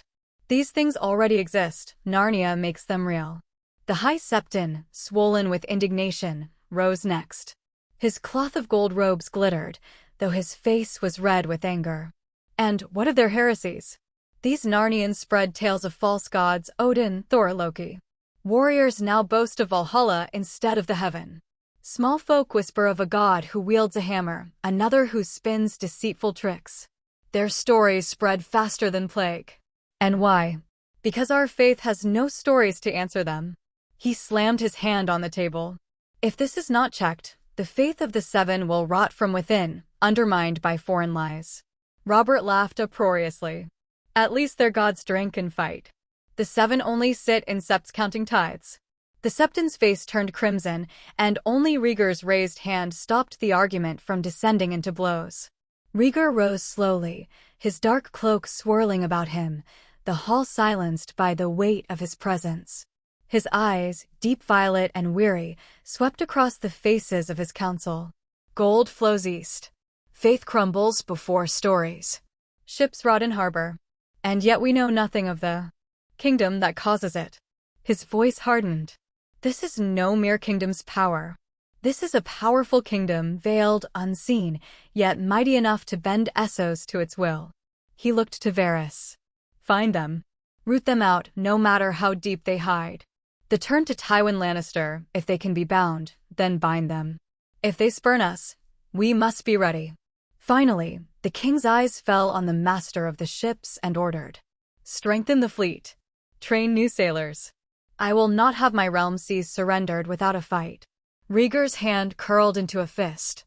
And mark me well, if Narnia proves false to us, then dragons shall scour them from the earth. No shadow will rival House Targaryen. The council bowed their heads. The decision was made. The hunt for Narnia had begun. The heavy doors of the council chamber shut with a thud.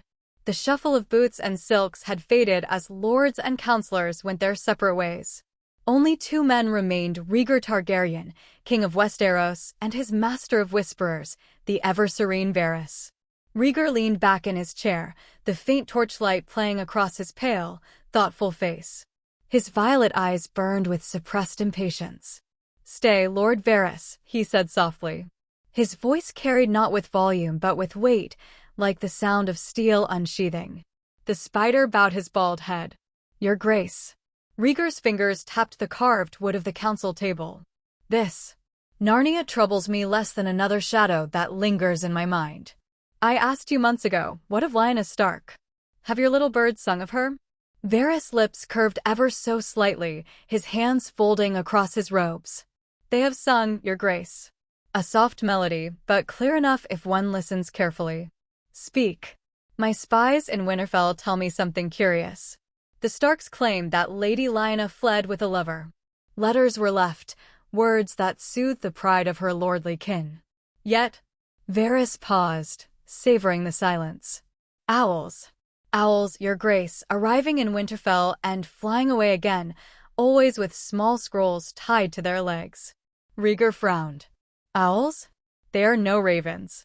"Just so. Owls trained, not for the rookery, but for something else. My little birds assure me that these letters come and go with startling frequency. A sister writes to her brothers, a daughter to her father, and the replies fly back swift as well." Rieger's hands curled into fists upon the table. "Then she has not left Westeros." Varys inclined his head. "That is my belief. No owl can fly from Bravos to Winterfell. Their range is limited. which means she must be hidden somewhere in the north, sheltered by her kin, while the realm whispers of an elopement.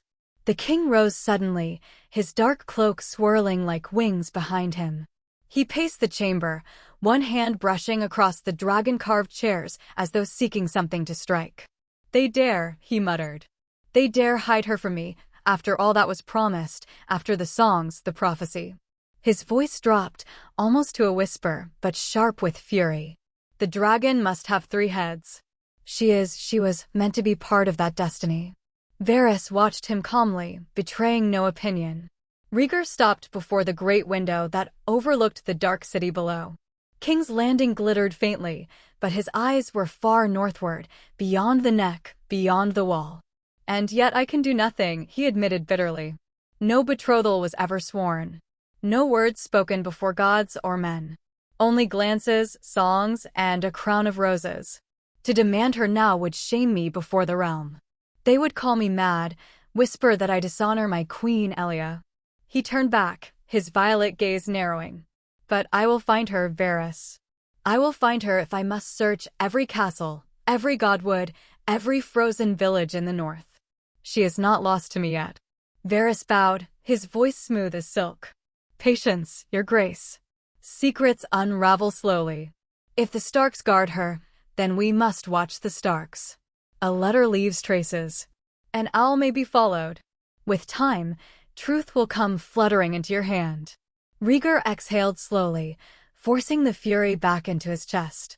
He seated himself once more, though his knuckles remained white against the table. "See to it," he said at last. "If Lyanna Stark lives still, I will know where." Varys spread his hands, serene and spider-like. "As you command, your grace. My little bird shall listen more closely than ever."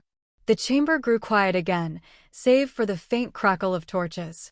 Rhaegar Targaryen, king of Westeros, sat alone with his thoughts, his dreams of prophecy, and the name of the woman who haunted them all. "Lyanna."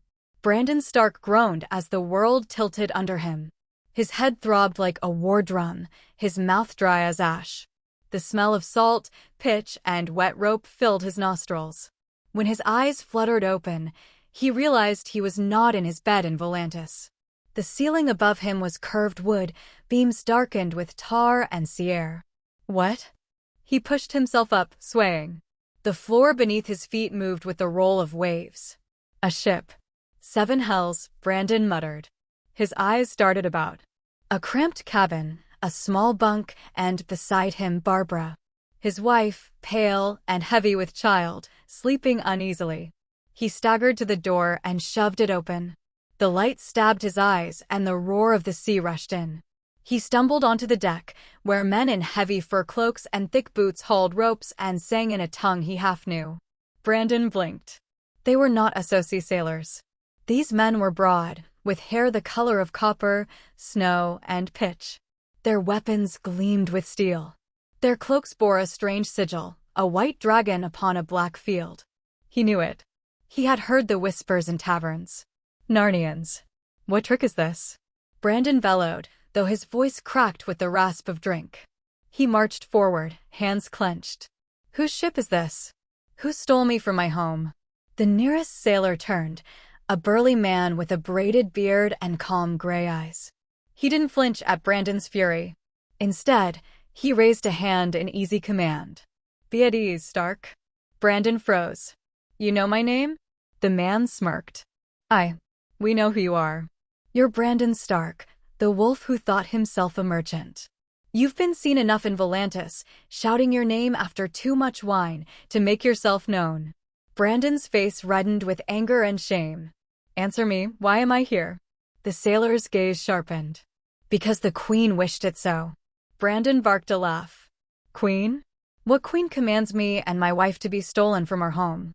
Some Associ harlot who calls herself royalty." The man stepped closer, his presence like a wall of stone. "Our queen. And you will speak of her with respect, wolf. She asked for you, and so you are here. Alive, with your wife and your unborn child. That is more courtesy than most receive when they offend Narnian crews." Brandon faltered, his bravado cracking. I didn't offend you. I only..." You stood on our docks, the man interrupted, drunk as a fish and cursing our ships.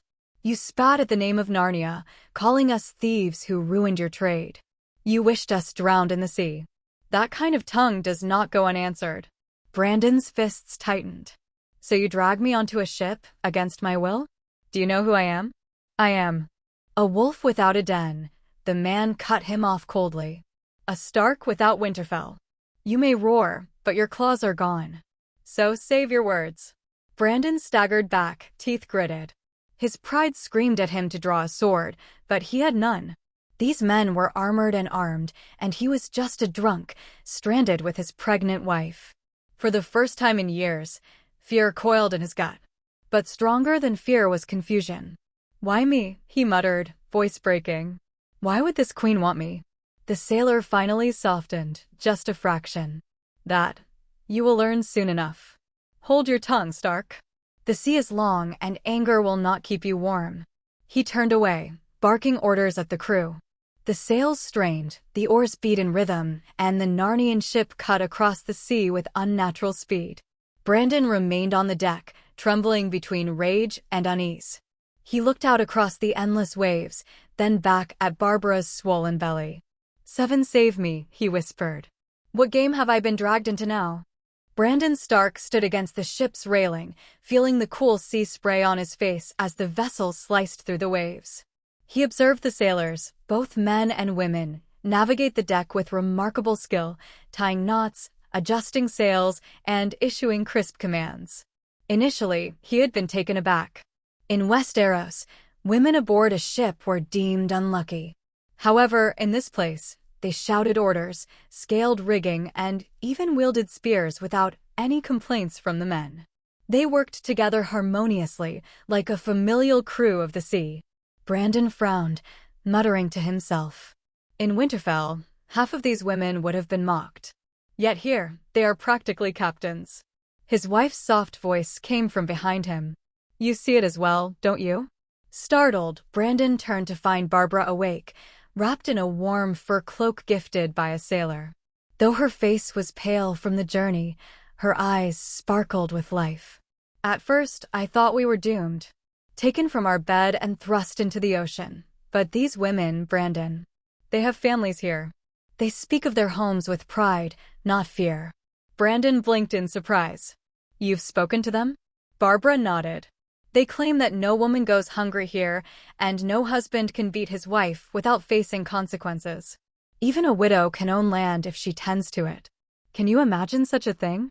In Westeros, we are merely daughters, wives, or widows for sale to the highest bidder.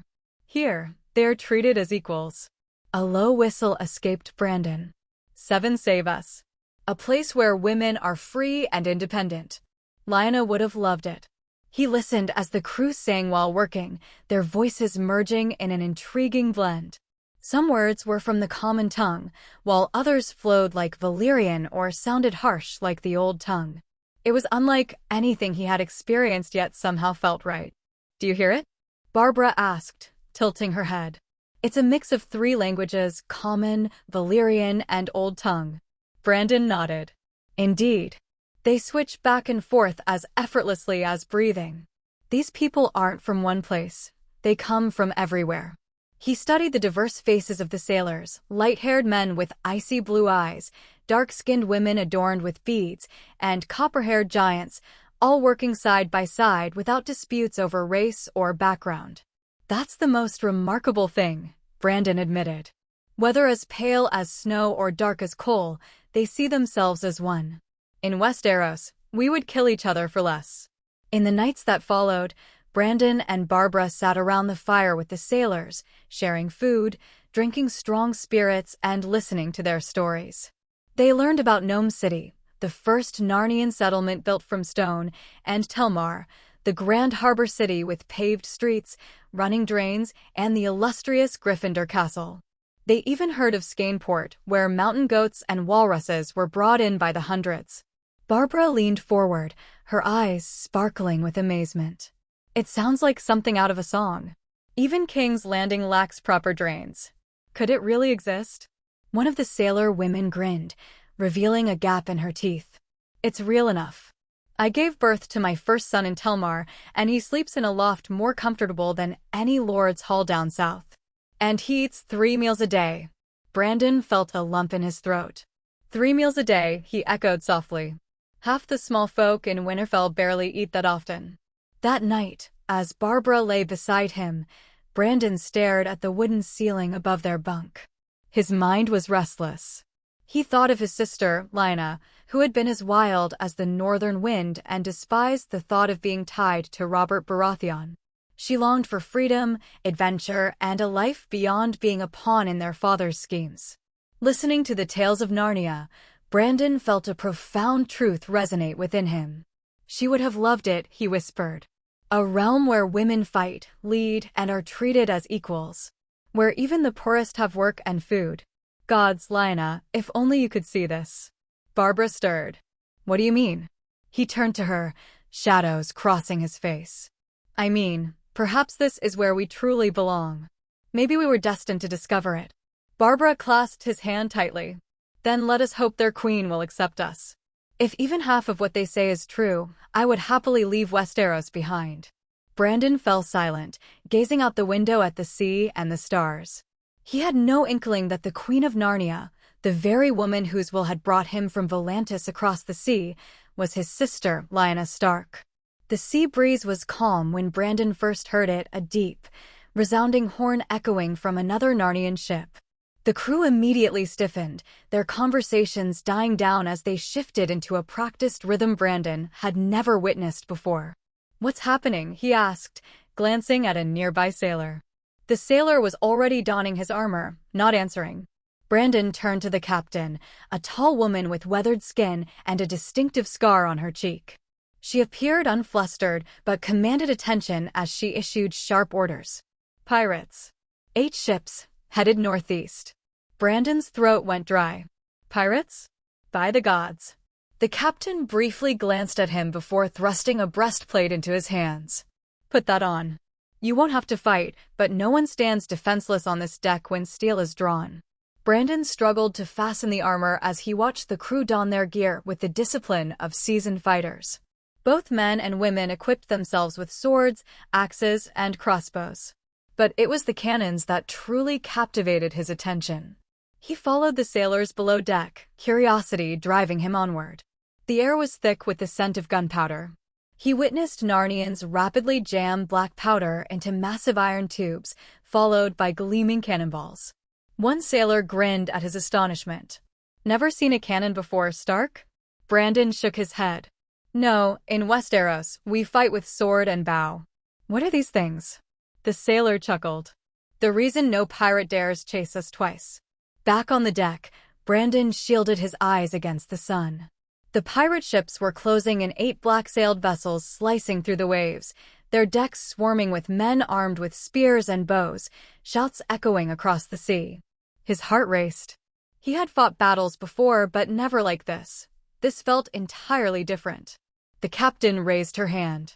Hold. As the pirates drew nearer, their hostile expressions became visible, crude weapons glinting in the light. Raise the cannons, the captain commanded. The sailors below deck complied, maneuvering the giant machines into position. Fire! The noise was deafening, a bone-shattering roar as the first cannon blasted off. Then another. And another. Smoke and the acrid smell of gunpowder engulfed the air. The nearest pirate ship was struck mid-hull, splintering like a child's toy and sending debris flying into the air, swallowed by the ocean. Another ship ignited, flames consuming it before its mast collapsed, men screaming as they fell into the water. Brandon clung to the railing, incredulous. One by one, the pirate fleet was annihilated. Cannonballs tore through sails, smashed into ship planks, and cleaved vessels in two. In mere minutes, all 8 were reduced to wreckage bobbing in the waves. Silence returned to the sea, leaving only the calm voices of the Narnians. Brandon turned to the captain, his face pale beneath his helm. By the gods, why bother with swords and armor? Those cannons destroyed them before they got close. The captain smirked, adjusting her gauntlets. Because this is training. Today it was pirates, fools, and rotting ships. Tomorrow, it could be worse. We must always be prepared. If the cannons fail, or if the enemy is clever, we must still fight like warriors. Brandon shook his head in disbelief. In the north, we would fight all day for a victory like that. Yet you ended it in moments. The captain's expression hardened, her voice low. That is why Narnians dominate the seas now, Stark. Discipline. Order. We prepare, even when the enemy is powerless. Brandon gazed at her, and then at the serene waters where the pirate fleet had been just moments ago. He found himself at a loss for words. For the first time in his life, he understood what it meant to stand among people capable of transforming the nature of warfare. As the northern winds howled across the deck, Brandon Stark leaned on the railing, gazing into the hazy horizon. With each passing mile north, the icy winds bit more fiercely at his skin. He tightened the fur cloak he had received. Even after years in Essos, the northern blood coursing through him rejoiced at the familiar chill. For the first time in ages, he felt closer to home. The Narnians moved about the deck with practiced confidence. The silken garments of bravos and pentos had long been stowed away, replaced with thick furs and sturdy boots. Even the women wore armor beneath their cloaks, blades shining when the wind pulled the fabric aside. He repeatedly found himself watching a woman hauling a rope thicker than his arm, her strength matching that of any man's. A place where women could do what men do. Lyanna would have loved it, he thought, remembering his sister's fierce independence and the ache it brought to his heart. Below decks, the ship was warm, almost unnaturally so. Barbara, heavy with child, spent much of her time there, laughing easily. He visited her often, but restlessness drove him back to the deck, where the biting wind and crashing waves reminded him of the north. Days passed, and as they journeyed further north, the temperature dropped. Frost formed on the ropes and rails, with the sea turning into a vast expanse of ice stretching toward the horizon. Yet, the Narnian ship surged forward as if enchanted.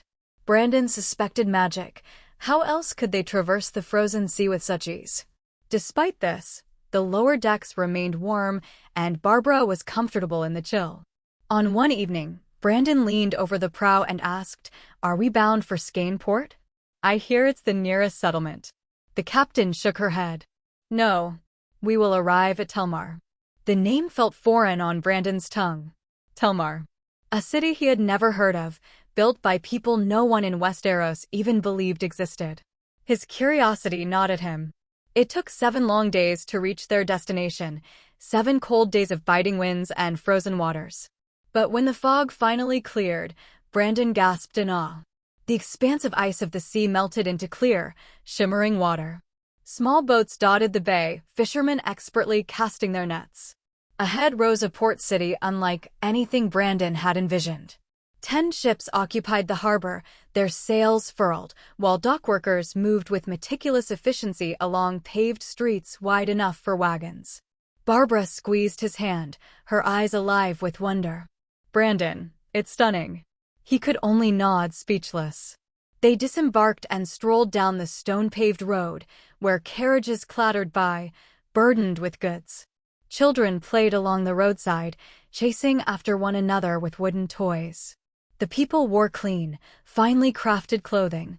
Their faces glowed with contentment, their movements intentional. Row houses 3 stories tall lined the streets, their stone construction so flawless it resembled solid blocks, while some buildings even sparkled with glass windows. "There's no snow here," Barbara whispered. "How?" "Look, the air is warm, Brandon." "Warm?" He nodded grimly. "Magic."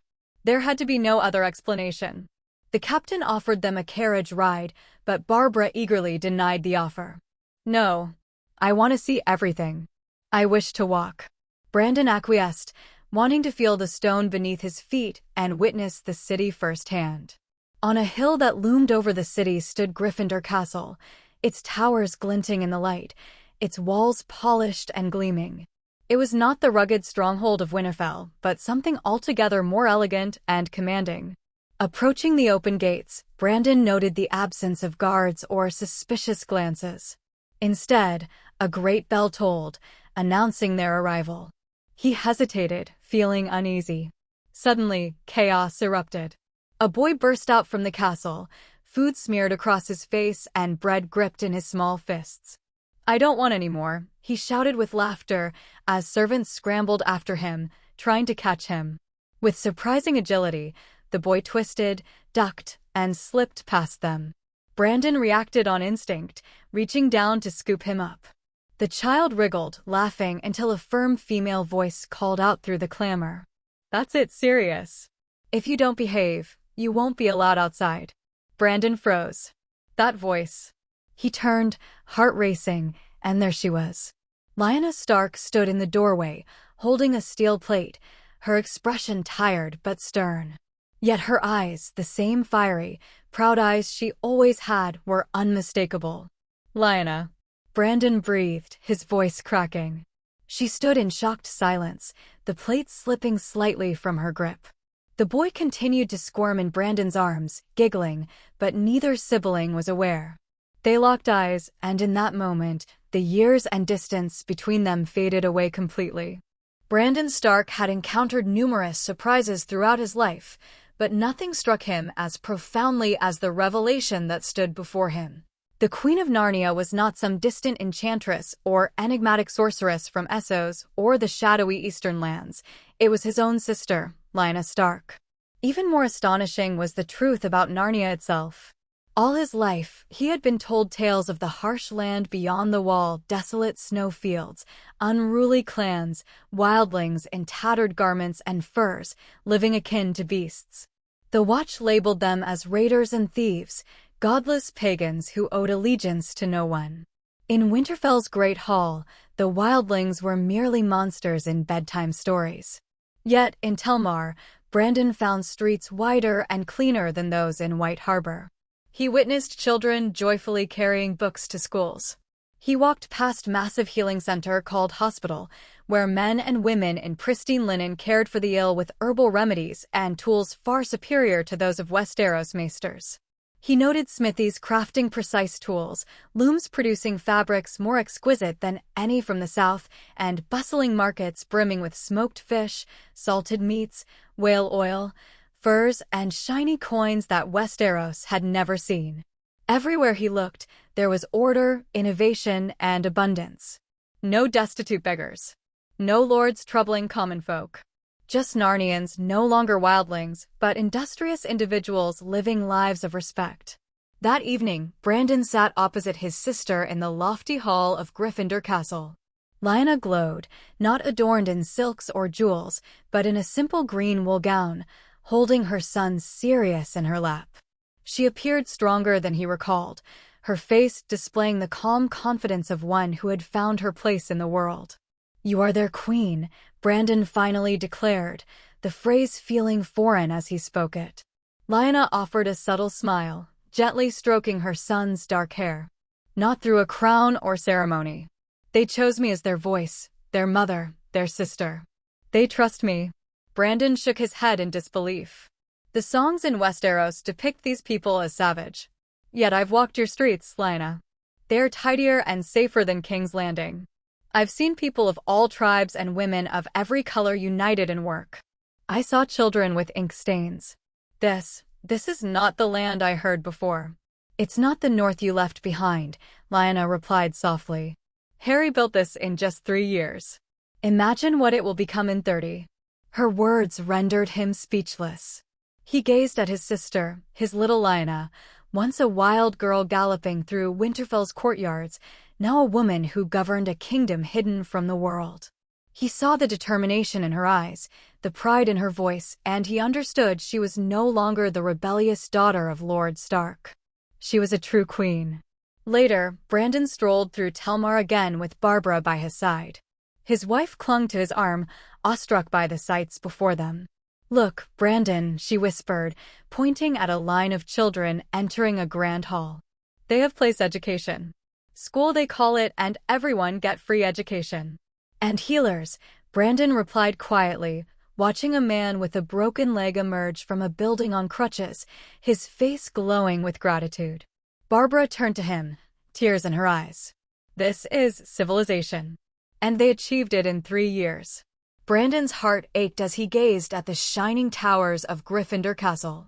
If this was possible in such a short span, then Narnia's future held endless potential. Yet the world, his world, was not ready for it. He clenched his fists, torn between pride and anxiety. Pride for his sister who helped bring forth this miracle. Anxiety that if Westeros discovered it, conflict would ensue. That night, Brandon voiced his inner turmoil to Lyanna as they stood on the balcony of the castle, with Sirius sleeping inside. "You've created something that will endure beyond us," Brandon said. "But does the wider world know what lies beyond the wall?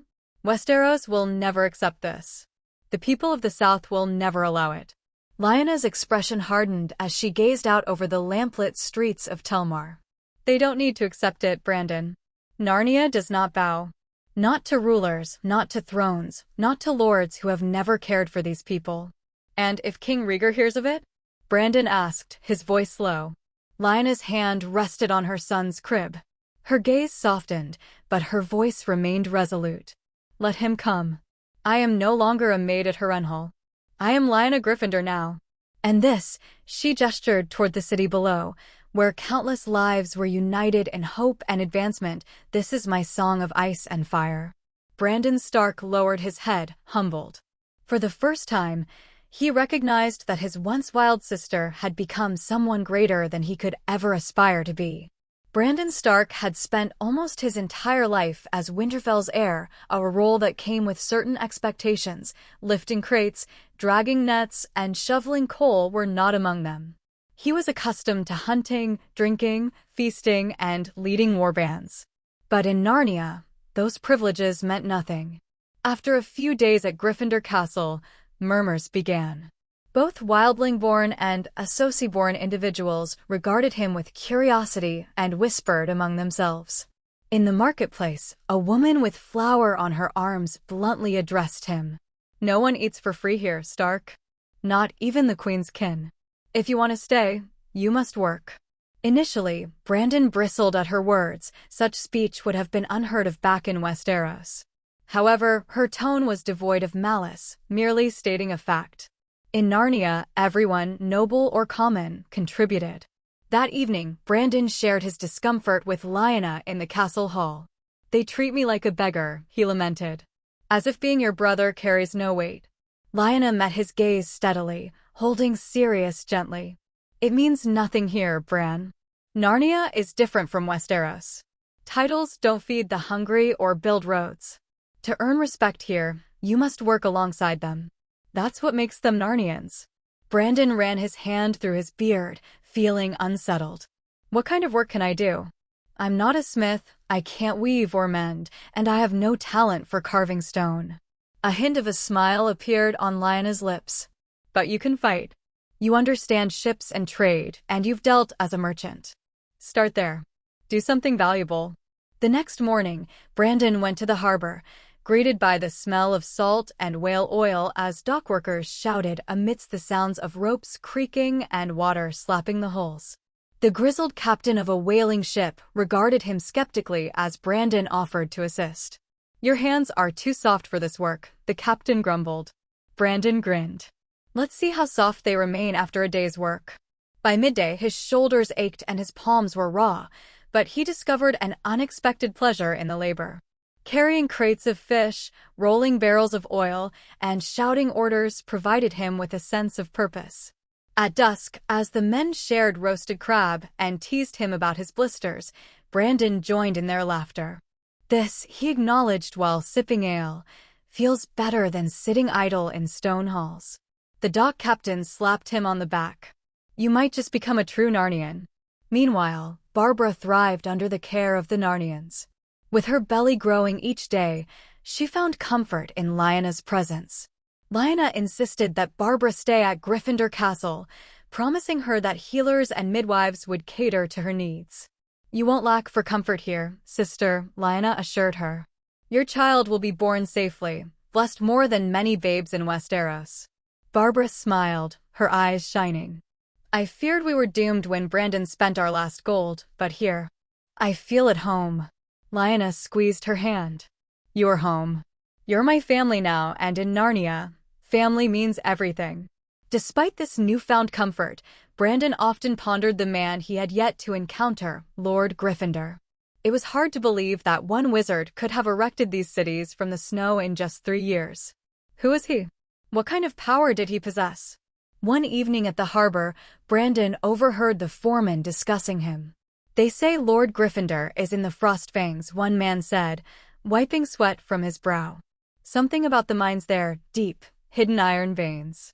"Aye," another chimed in, "and he wards them with magic so that no clan can come near." A restless desire stirred within Brandon.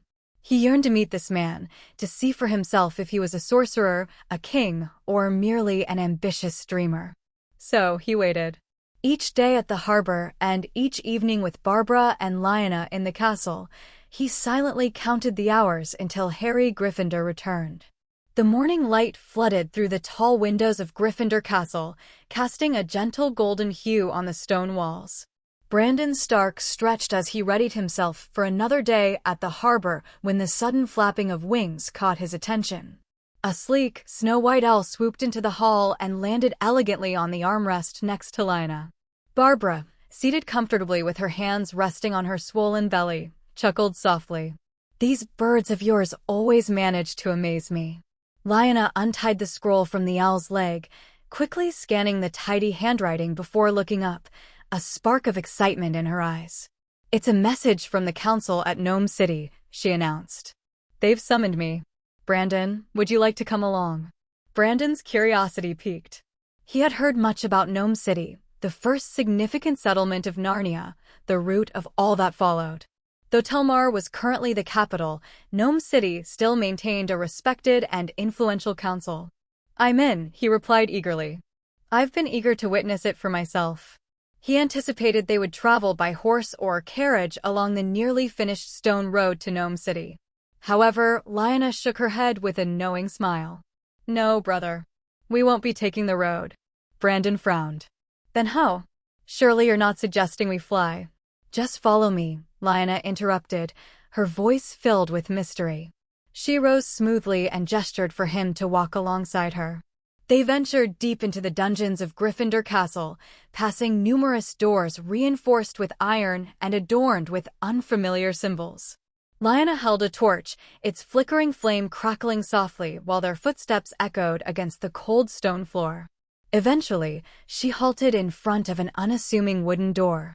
With a firm push, she opened it and gestured for him to enter. "Go ahead," she instructed. Brandon hesitated before stepping inside. The room was small and circular, lined with shelves filled with ancient tomes and jars of peculiar powders. In the center stood a tall archway of black stone, within which shimmered what appeared to be a flowing river of light, constantly shifting yet enclosed by the frame. Brandon gasped. "Gods, what is this magic?" Lyanna placed a reassuring hand on his arm. "Do not be afraid. This is one of the portals Harry created, connecting Telmar to Gnome City. It allows us to travel in the blink of an eye." He moved closer, enchanted by the shimmering surface. It resembled water, but when he brought his hand near, it felt dry and pulsated with a strange energy, as if touching lightning. "Come on, Brandon," Lyanna urged softly, stepping into the arch. For a moment, her form seemed to dissolve into the river of light before she disappeared completely. Brandon's heart raced. He swallowed hard, muttered a curse for bravery, and jumped in after her. The world folded around him. For a moment, he felt weightless, caught between frigid cold and intense heat. Then his feet landed on solid stone, and he stumbled into a new chamber. This room was narrower and cozier, with a warm brazier glowing in the corner and crimson and white. Banners adorning the walls. Lyanna awaited him, her smile faint. "Welcome, Brandon," she said, gesturing around them. "Welcome to Potter Castle of Gnome City." Brandon's jaw dropped. "But we just traveled great distances in an instant." He turned back to the arch, which continued to shimmer softly behind him. This is unlike any magic I've ever heard." Lyanna's smile widened. "This is Narnia, brother. And you've only just begun to uncover its marvels." Brandon Stark had already roamed the stone corridors of Telmar, where the walls seemed imbued with history.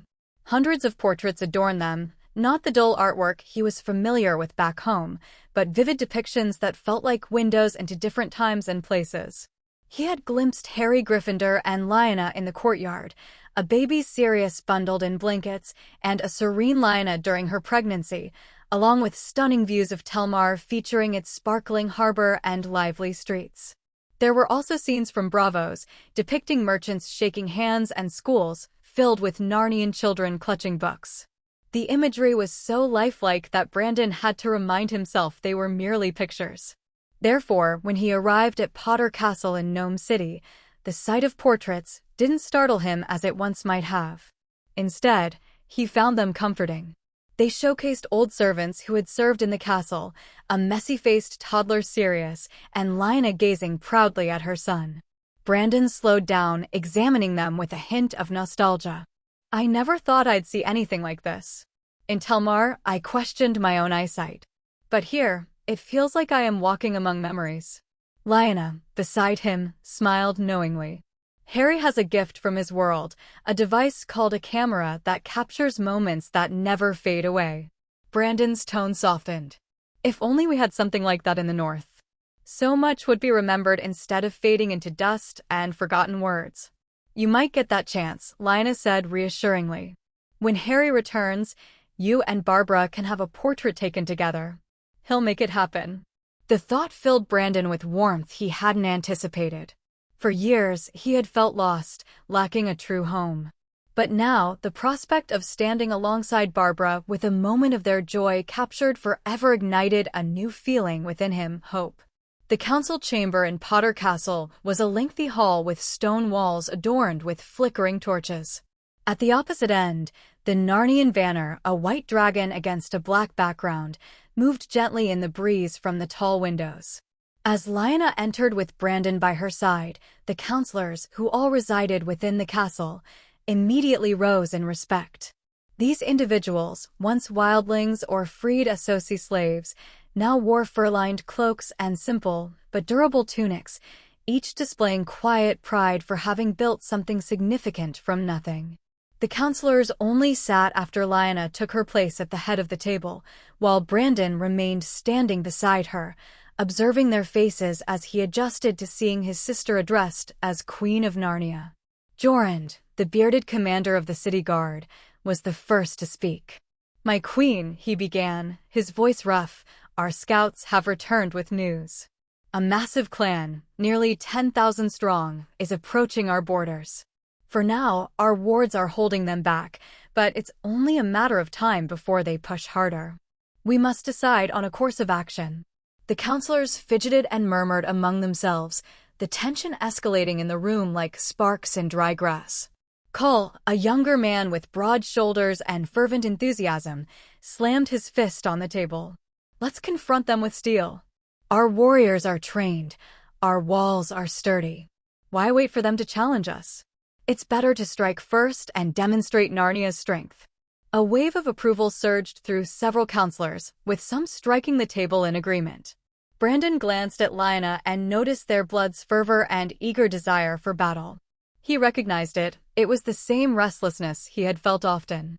However, Lyanna raised a hand, bringing the room to silence. Her calm voice cut through the noise like a sword unsheathing. "But how large is their host, really?" 10,000. Jorund confirmed with a nod. "Our scouts insist it's true. They are numerous tribes joined together, hungry, desperate, and armed. If it weren't for the enchantments, they'd already be at our door." Leaning forward with her fingers intertwined on the table, Lyanna responded, "We cannot take lightly a clan of that magnitude. If we engage them directly, the blood spilled will be just as much ours as theirs. Do we want Narnian children to mourn fathers lost in such a conflict?" Cull bristled but remained silent, glaring down at the table. Finally, Brandon, astonished by his sister's stance, spoke up. "What if we could integrate them into Narnia? I saw how free folks transformed when I walked these streets. They were once no different from the clan you mention. If we can provide them with law, work, food, and purpose, why not extend that to these people?" The council reacted with murmurs, some scoffing while others nodded in agreement. Brynja, an elder woman and keeper of the schools, rapped her cane on the floor. Lord Gryffindor always said we must build, not merely conquer. The strength of Narnia lies not in our blades, but in the unity of our people. Though if this clan poses a threat, that danger can be harnessed into strength. Lyanna surveyed each counselor, allowing silence to envelop the room. I will not rush to a decision. We won't charge into bloodshed blindly, nor will we open our gates without consideration. This council exists for every voice to be heard. So I ask you, what do you envision for Narnia? A kingdom feared for its strength, or one respected for its wisdom? Her words hushed the council, prompting thoughtful reflection rather than heated debate. Even Call's defiance faded, though his jaw remained tense. Brandon, standing behind Lyanna, felt a surge of pride. The sister he once saw as reckless now bore the weight of authority. Though he still grappled with understanding this land and its people who called themselves Narnians, he began to believe that Lyanna might indeed be creating something far greater than the old world had ever known. The cold morning air stung sharply as Lyanna Gryffindor, wrapped in thick furs, emerged from Potter Castle next to her brother Brandon. The castle courtyard buzzed with activity, skin changers honing their skills, blacksmiths pounding metal, and guards shouting to each other, as if the city were ablaze with war rumors. Two counselors, Call and Jorund, accompanied them down the stone steps. Call, shrouded in fine Essosi furs, grumbled about the chill, while Jorund, burly and weathered, appeared invigorated by the conversations of impending conflict. Brandon inhaled deeply, surveying Gnome City, and for the first time since arriving in the north, he laughed heartily. By the gods, Lyanna, I prefer this place to your Telmar. Look at it, homes haphazardly thrown together, streets crooked like an old blade, alleys so twisted you could lose a dog. This city has life, unlike those meticulously planned by a mason. Lyanna gave a faint smile, although a hint of worry lingered in her eyes. It was our first home. Born from chaos, as you noted, but made out of necessity. Telmar reflected Harry's vision, a city for all time. Gnome City, it truly belongs to the people. They passed a group of round stone homes clustered together, smoke wafting from crooked chimneys. Laughter echoed from children running between houses, while women stretched hides over wooden frames. Everywhere Brandon looked, men sharpened axes, hammered spearheads, and young boys tested oversized bows. Jorund spat on the cobblestones. The word is out. The border clans are growing restless. 10,000 blades are gathering beyond our wards, and these fools are sharpening their weapons as if preparing for a feast of war. They're eager, Brandon remarked, half in admiration. The wildlings live for the thrill of battle. You can see it in their eyes. They desire blood, even at the cost of their own lives. Call adjusted his silks with a frown. Excitement may benefit the market, but it's perilous for discipline. If Lord Gryffindor doesn't return soon, we might see rash actions lead to folly, and folly, dear friends, bleeds silver faster than war. Lyanna tightened her cloak and spoke firmly. Harry will return. Until then, it's our duty to maintain Narnia's integrity. If these people crave battle, we must choose whether to give it to them or teach them patience. Brandon scanned the rough houses and eager faces sharpening steel, chuckling quietly. Patience? Sister, patience has never been in a Stark's blood, and it certainly isn't in theirs. Lyanna borrowed 2 horses from the stable and gave one to Brandon as they prepared to ride out. Just before they left, Jorund stepped forward, his heavy boots crunching the snow. Should I prepare the men? He asked, gripping the hilt of his axe. If the clans approach, we should march with strength instead of waiting for them to strike first. Lyanna shook her head resolutely. There will be no talk of battle. Not until we know their intentions. Words must come before bloodshed. Call leaned against the stable post, his fur cloak heavy on his broad shoulders. What about an escort? You know as well as I do we're unfamiliar with these people. If you approach them with just your brother, they may not see a queen, but rather weakness. Lyanna shot him a sharp look, her eyes steady. Who said I'm going without protection? She replied calmly. I've already chosen who will accompany me. Turning in her saddle, she fixed Brandon with a pointed gaze. And you, brother, will ride with me. Brandon tightened his grip on his horse's reins, the animal snorting against the cold. Me, he asked, a half-smile forming. And here I thought you were bringing an army. I suppose one Stark will suffice. Lyanna smirked faintly and nudged her mare forward. Follow me, she commanded, leading the way into the thick snow. Brandon muttered under his breath but followed her, the two of them vanishing into the white expanse. Although it was a short ride, Brandon felt exhausted, as the bitter air sliced through his lungs and the cold seeped deep into his bones. He had never acclimated to Narnia's weather, having only lived in Telmar and Gnome City, both shielded from harsh conditions where snow rarely piled high and the winds were manageable. Here, beyond the safety of wards, it was as if the land itself sought to freeze him alive. His fur cloak felt insufficient, and each breath left a white mist in the air. In contrast, Lyanna rode with ease, as if born to the snow. Her black hair streamed behind her, her cheeks flushed from the cold, yet she didn't falter. Even in heavy snow, her riding skills were unparalleled, and Brandon had to grit his teeth and spur his horse to keep pace. Slow down, Lyanna, he shouted through chattering teeth. You're going to kill me before I meet these clans of yours. She merely smirked over her shoulder. You're a Stark, Brandon. The cold should not deter you. It doesn't scare me, he grumbled, pulling his cloak tighter. It just absolutely freezes me. As they ventured further north, the white wilderness enveloped them, and Brandon sensed they could ride forever into the void. But then he spotted it, a massive cave opening before them, dark against the snow. His horse snorted nervously, stamping its hooves, but Lyanna urged hers forward without hesitation. Brandon followed, despite a knot of unease in his stomach. Inside, the air was warmer, filled with the earthy scent of dampness and beasts. Brandon's eyes widened as shapes emerged from the darkness, towering giants. Nearly 50 hulking figures roamed within the cave, their eyes glowing like lanterns. Some sat around enormous fires capable of roasting an ox, while others honed swords longer than Brandon's body. And further in, he beheld them mammoths. Massive, shaggy creatures with tusks resembling carved ivory, swaying their trunks as they shifted within their stone and snow pens. The ground trembled beneath their weight. Brandon froze, jaw dropped. He had heard tales all his life, sung by minstrels and whispered by old Nan back at Winterfell. But stories were one thing, witnessing living giants and mammoths firsthand shook him to his core. 7 hells, Brandon whispered, unable to tear his gaze away. They're real. Gods be good, they're actually real. Lyanna dismounted smoothly, boots crunching on the packed earth. She glanced at him, calm and slightly amused. Did you think I was lying? She asked. Brandon awkwardly slid off his horse, still mesmerized by the giants conversing in their deep, booming voices. I thought you were mad. But this, he pointed at the mammoths, hand trembling slightly.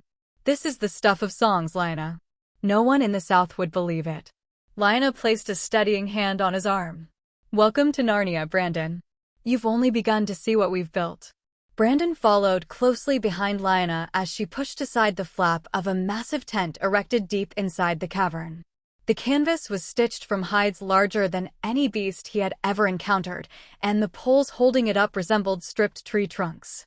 He quickly stepped inside, not wanting to linger outside among the giants, whose immense presence stirred his stomach uneasily. Inside, warmth enveloped him, thick with the scent of smoke and unfamiliar herbs. A single fire crackled in a pit at the center, and beside it stood a giant unlike the others. His hair was braided, his face weathered as stone, and his eyes sharp like flint.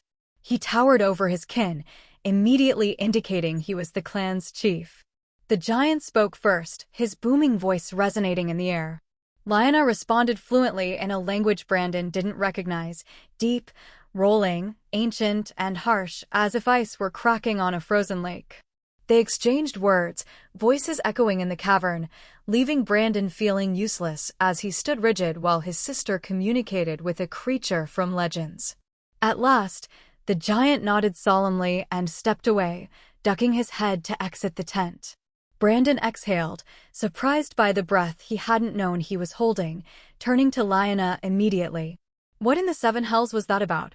And how in the name of the old gods can you speak to them? That wasn't any language I know. Lyanna regarded him calmly, dark hair cascading over her shoulders as she tightened her cloak. It's the old speech of the free folk, she explained. The ancient tongue. I learned it from a wildling woman years ago when Harry first brought me here. The giants trust no one who can't speak their language. They remember being hunted and betrayed. Brandon stared at her, astonished. You mean to say you learned their bloody language? Lyanna, these are giants. And you talk to them as if it's nothing. She smiled gently, though her expression was serious. If Narnia is to endure, we need more than walls and soldiers. We need allies. The giants have agreed to accompany us when we meet the clan camped outside our borders. Their presence will remind the newcomers we are not to be trifled with. Brandon shook his head slowly, struggling to comprehend. So, you plan to march out there with a horde of giants? Gods be good, Lyanna. No wonder the stories of this place sound so mad. They're not stories, Lyanna asserted, striding past him toward the cave entrance. They're Narnia. You've only just begun to see what we're building here. Before long, Brandon could only stare in disbelief. The giants, once bare-armed, were now clad in massive armor. Iron plates covered their towering frames, fastened with thick leather straps, each piece crafted by Harry himself. In the torchlight, the metal gleamed, blackened and polished to endure the harshest blows. Their weapons were even more imposing, swords longer than the giants themselves, yet still manageable in their enormous hands. Some wielded iron-tipped spears with blades that shimmered like ice, while others brandished broad axes wider than a man's chest. The sound of shifting steel filled the air as the armored giants moved. The chieftain spoke a few authoritative words in the ancient tongue, his voice booming like thunder. Lyanna nodded solemnly, as if this were completely ordinary. Brandon, still shivering in his fur cloak, leaned closer. What did he say? He asked hoarsely. Lyanna cast him a calm glance. He said horses won't do. The enemies would perceive it as weakness. Besides, it's safer this way. We ride with them. Before Brandon could object, a giant stooped down, seized him with one enormous hand, and lifted him as if he were a mere doll. 7 hells, Brandon gasped, flailing his arms, but the giant ignored his protests and gently set him atop a woolly mammoth. The creature's broad back felt like a barn roof, its shaggy fur redolent of musk and earth. The giant climbed up behind him, shaking the ground as he settled into place. Lyanna was lifted with careful consideration. The chieftain cupped her in both hands as if she were fragile and placed her gently in front of him on another mammoth, where she perched tall and composed, as if born for this moment. Brandon clung to the thick fur beneath him, still pale and rattled. Lyanna, you look like a queen from a fairy tale. She offered him a faint smile but remained silent. Thus began their procession, 20 armored giants atop mammoths, their tusks glimmering with fitted iron bands. Snow crunched beneath their massive feet, and the air resonated with the deep rumble of beasts and the clash of steel. At the forefront rode the chieftain, with Lyanna before him, her dark hair contrasting sharply against the snow, while Brandon firmly held on to his mount. Together, they advanced toward the Narnian borderlands, and for the first time in his life, Brandon Stark felt as if he had stepped into a legendary song destined to be sung through the ages. It was a sight neither side would forget in their lifetime. For Lyanna and Brandon, it was like staring at a sea of chaos. Tents stretched as far as the eye could see, patchworks of animal hides stitched with sinew, propped up by rough tree trunks.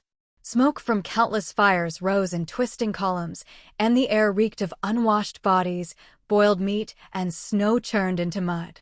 Children ran half-naked through the camp, their hair wild, their laughter harsh. Women carried water in crude buckets. Men sharpened stone blades or argued over scraps. It was the life of the free folk, raw, desperate, and untamed. But for the clans, it was terror. 20 armored giants on the backs of mammoths, tusks gleaming with iron bands, eyes like embers in the frost. Each step of the beasts shook the frozen ground. The giants' iron swords, long as pine trees, caught the pale sunlight. And upon the leading mammoths, 2 humans, small as children in comparison, sitting without fear. A cry went up.